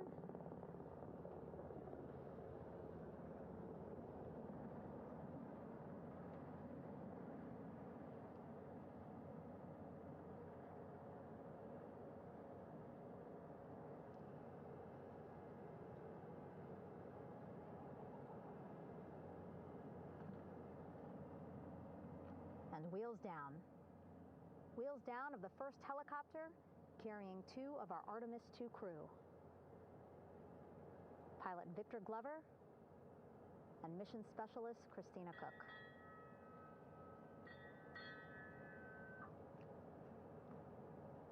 Kilo 1 on deck reported on the recovery loop. Again, the mission audio loops that the recovery team are using here to communicate with one another. And an announcement just made on the ship, integrity incoming. 2 more helicopters on their way to the flight deck, one carrying the crew, the other, one of our imagery helicopters. Again, kudos to our imagery and aerial teams for giving us these beautiful views of history in the making. Set amid a gorgeous, soon-to-be sunset here in the Pacific Ocean.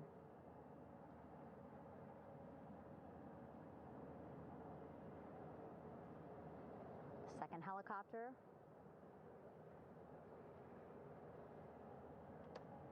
making its approach of the flight deck.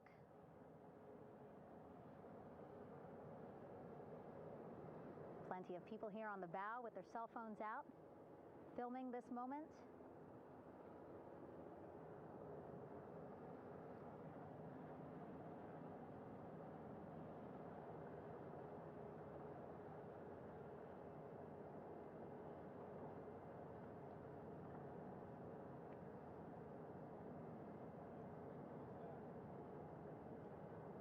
Some impressive flying here by the Navy,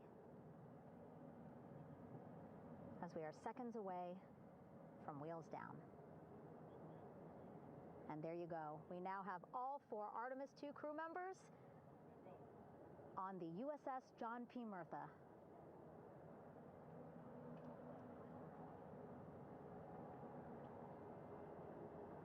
I'm sure they're happy to be out of the water and on this recovery ship with, again, 550 people on board, ready to welcome them home. But first, as we've been saying throughout the broadcast, just making sure the crew feel good. We reported that they were feeling good when they were in Orion, but those were just initial, quick, verbal assessments of how they're feeling. Their destination tonight, the medical bay here on the ship, right after we power down the helicopters here.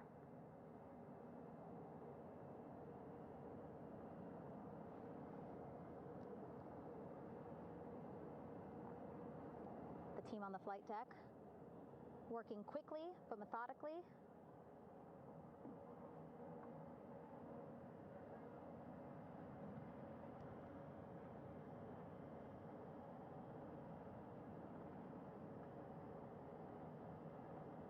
Waiting for just one more helicopter to touch down.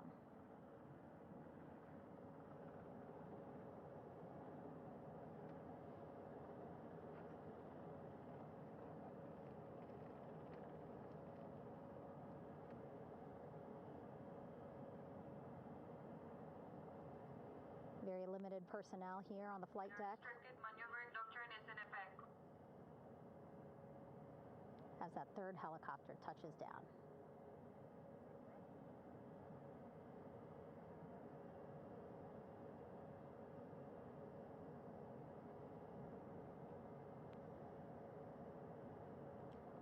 The ship is at flight quarters. Stand clear of wader decks, aft of frame 095. Burn no cover topside, throw no articles over the side. Hold all trash and garbage on station. Flight quarters. While just a few folks on the flight deck itself, there are plenty more on some upper decks. I see in some of our views a very packed crowd overhead. Announcements being made over the ship's loudspeaker system, reminding folks to stay clear of operational areas like the flight deck, so that teams can work quickly to get the crew off of the helicopters and into the medical bay.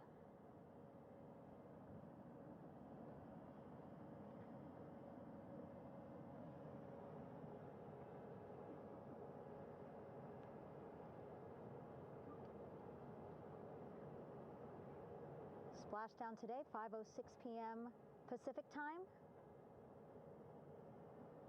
We are within 2 hours of that splashdown time, and already we have all 4 crew members on the flight deck of the USS John P. Murtha.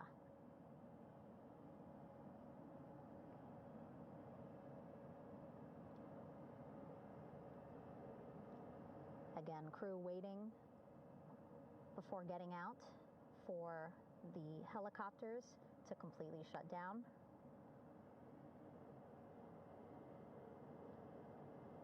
Safety, of course, very important to NASA and the U.S. military.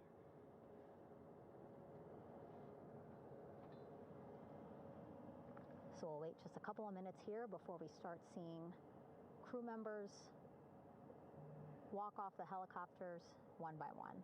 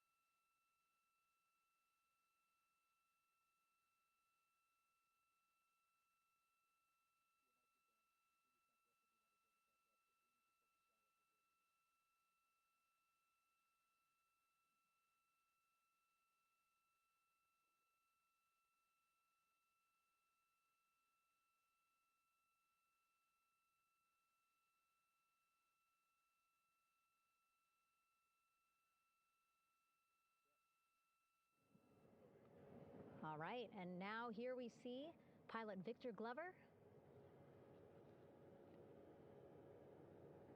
and mission specialist Christina Cook sitting on the edge of one of the helicopters, looking in great spirits. That familiar smile and laugh from Victor, I can see it from here. Christina, I'm sure, feeling the same way, just blocked a little bit by our camera here, but we'll see her here shortly. A photographer taking their pictures. Victor saluting folks on the flight deck. They look like they're in great spirits. Happy to be home, I'm sure.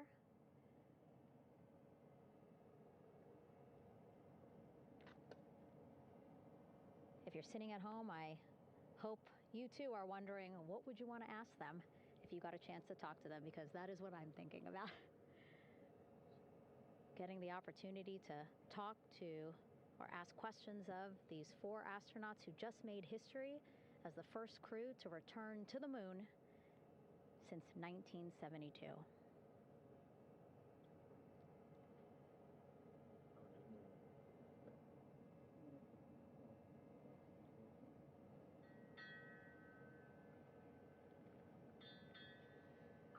Oh, there we see Christina there, also smiling. Finally peering out, waving at the cameras. Hello to you too, Christina, yes?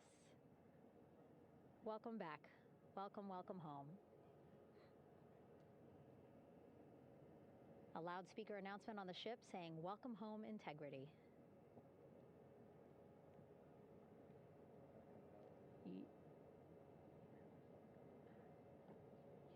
Victor in great spirits. I can't see who he's talking to, but I kind of think that he might be talking to his other 2 crew members. Shouting from across the flight deck, congratulations to one another.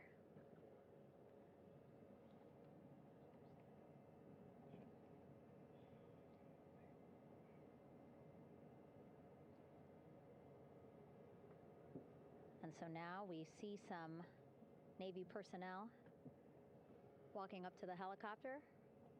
This is again the first helicopter carrying pilot Victor Glover and mission specialist Christina Cook. Both have taken off their helmets now.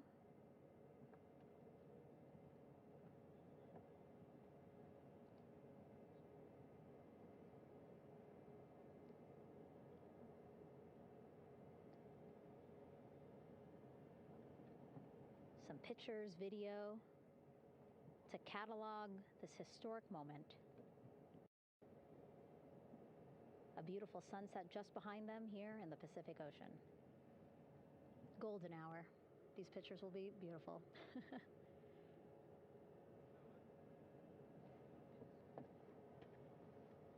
Now we see NASA Administrator Jared Isaacman. He is on the flight deck, as well as Flight Surgeon Rick Schuring walking over to Victor and Christina first. We saw the administrator walk over to the other helicopter, which is carrying Commander Reed Weissman and Mission Specialist Jeremy Hansen.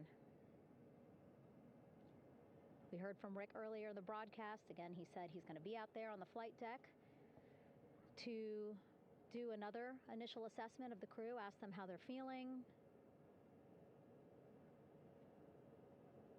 anything bothering them. But again, from what I'm seeing, they look like they're in great spirits and feeling pretty good for folks who just traveled 695,000 miles from Florida to the moon and now here to the Pacific Ocean.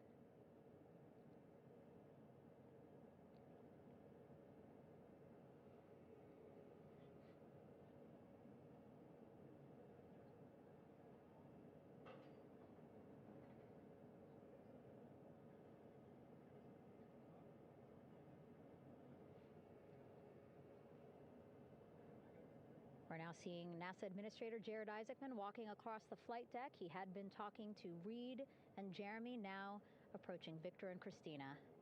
A hug from Victor, a hug from Christina. What a moment that we're getting to experience together.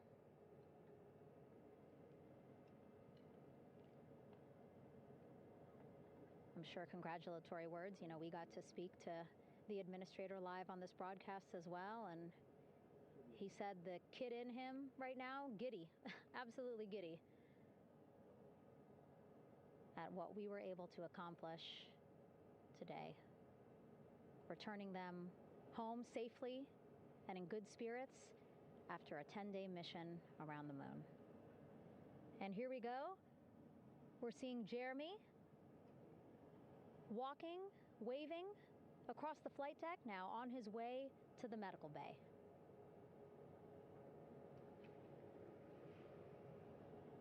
It's a short walk, less than a minute.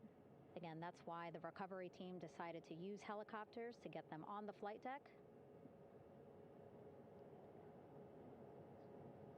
for that short walk to medical bay. And now on the flight deck, we see the chief of the astronaut office, Scott Tingle. Rick Schuring switching places. He's going over to the other helicopter. Big hugs from Victor, Christina to Scott. Again, a gorgeous sunset setting the stage for this recovery tonight.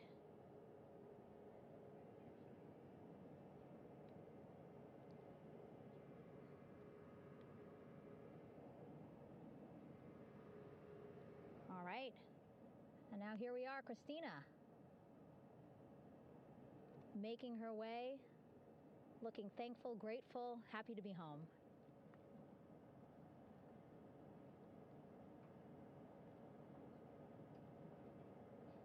You can see she's looking up. Again, lots of people, just a few levels up off the flight deck, welcoming her home.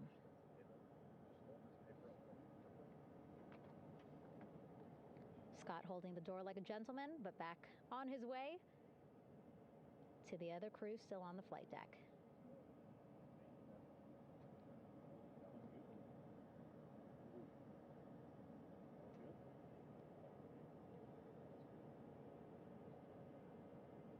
So still on the flight deck, Victor Glover and Reed Weissman. It looks like Victor will be the next one headed to medical bay. More hugs, more hugs. He's a hugger.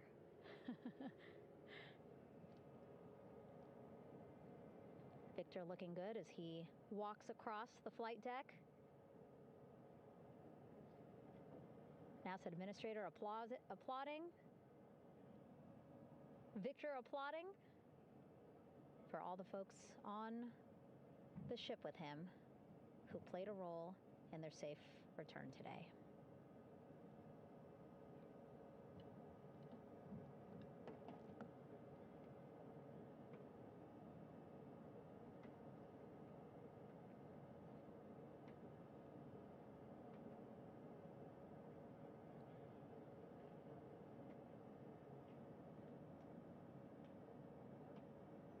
Finally, just one Artemis II crew member left on the flight deck, Commander Reed Weissman.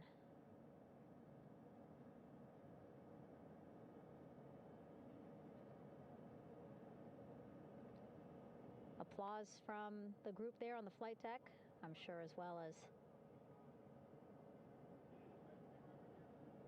on the level just above them, packed with people. Reed looking good as he takes his steps towards the medical bay.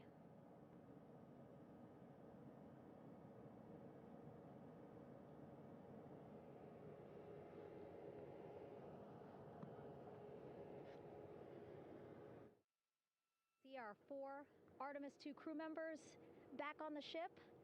Again, now they will head into medical bay, where they will be assessed by flight surgeons from both NASA as well as the Canadian Space Agency. A more in-depth assessment. When they get to medical bay, they will each have their own nurse. They will be helped out of their suits. And then again, we'll check to see that they're feeling good. Make sure it's not just adrenaline, but that they are feeling good from their long journey back from the moon. Beautiful shot of that sunset, illuminating our flight deck.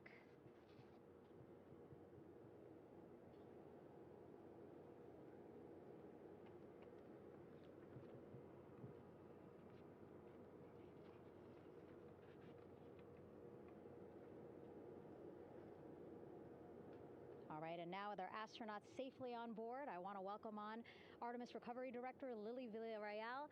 Lily, I don't know how you must be feeling right now. Ecstatic, relieved? So ecstatic, relieved. Of course, we still have to bring the capsule into the well deck of the ship, but this is a major milestone to have the crew here on the ship and in medbay. You know, our team has been preparing and working really hard, and I'm just so proud of them all. Everything went very well, just as planned. Our teammates in Houston, the flight control team was just amazing. We were able to have great conversations and communications about everything. And I don't know what else to say. I'm just so ecstatic. It's such a wonderful feeling to get to this point. Again, we still have to get the capsule, but this is huge for all of us in landing recovery, and I couldn't do this without my team, and of course the full support of the U.S. military. There's going to be lots of, high fives when we get the capsule back in, and I'm so happy that the crew's doing well, Orion's doing well, and thank you for everybody watching. Yeah, it was great to watch the crew come back to the ship with you. How were you feeling when you were seeing them looking so happy to be home and feeling really good? You know, the funny thing is that we had video of them from inside the Orion vehicle. They were like that from the beginning. When we opened the hatch, they were already out of their seats, having a good time, waiting for us to open the hatch. And they opened the hatch, and of course we did the first medical assessment. Everybody was doing very well, and they were just having such a great time with the medical team that was inside the capsule. I think they were all taking selfies with the phones that they have, probably talking about what they saw, and it was just smiles all around. They were having such a great time. And then we put them on the front porch when we were ready to put them on the front porch. And again, you could see they were just so ecstatic to be home and talking to everybody. So we were very happy to see all of that in the control room of the LFOC.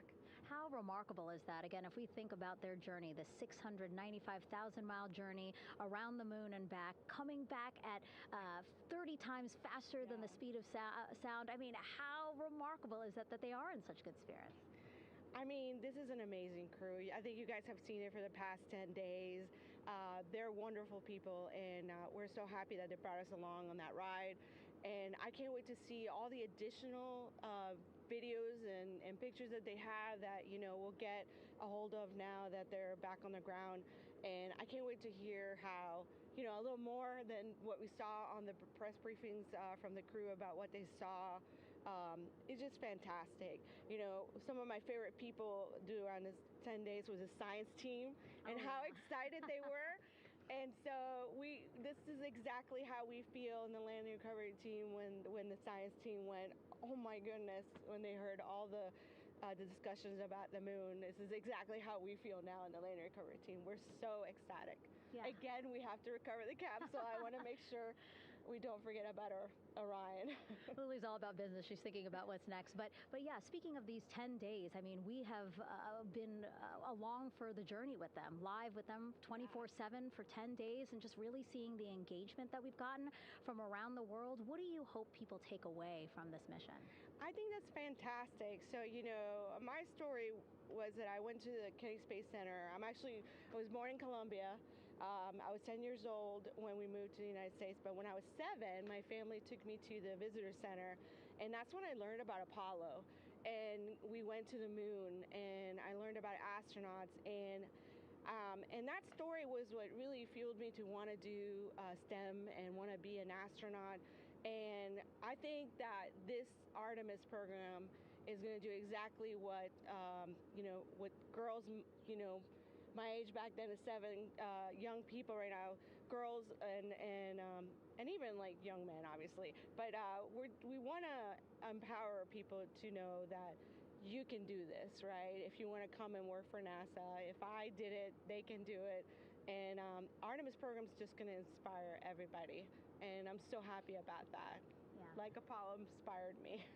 Thank you so much, Lily. Really appreciate you being here. As you said, still a lot of work to do. 5 to 6 more hours to recover Orion that's still out in the water. So I'll let you get back to it. But you had beautiful words to say again. We hope that this inspires people. We hope that you come and join us at NASA and accomplish great things with us in the future. Yeah. Back to you, Rob. Thank you, Megan, and safe sailing out there in the Pacific. Here in Mission Control, it is now all quiet.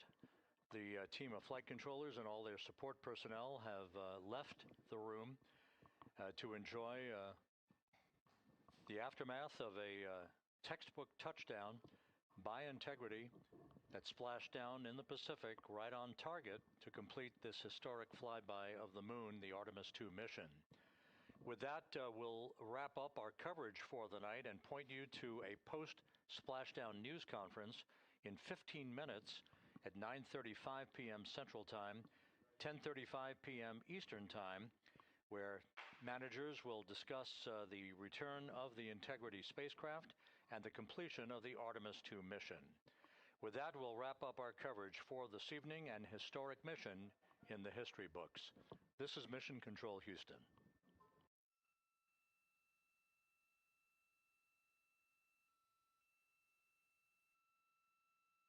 Main chute deploy. And we have 3 good main chutes.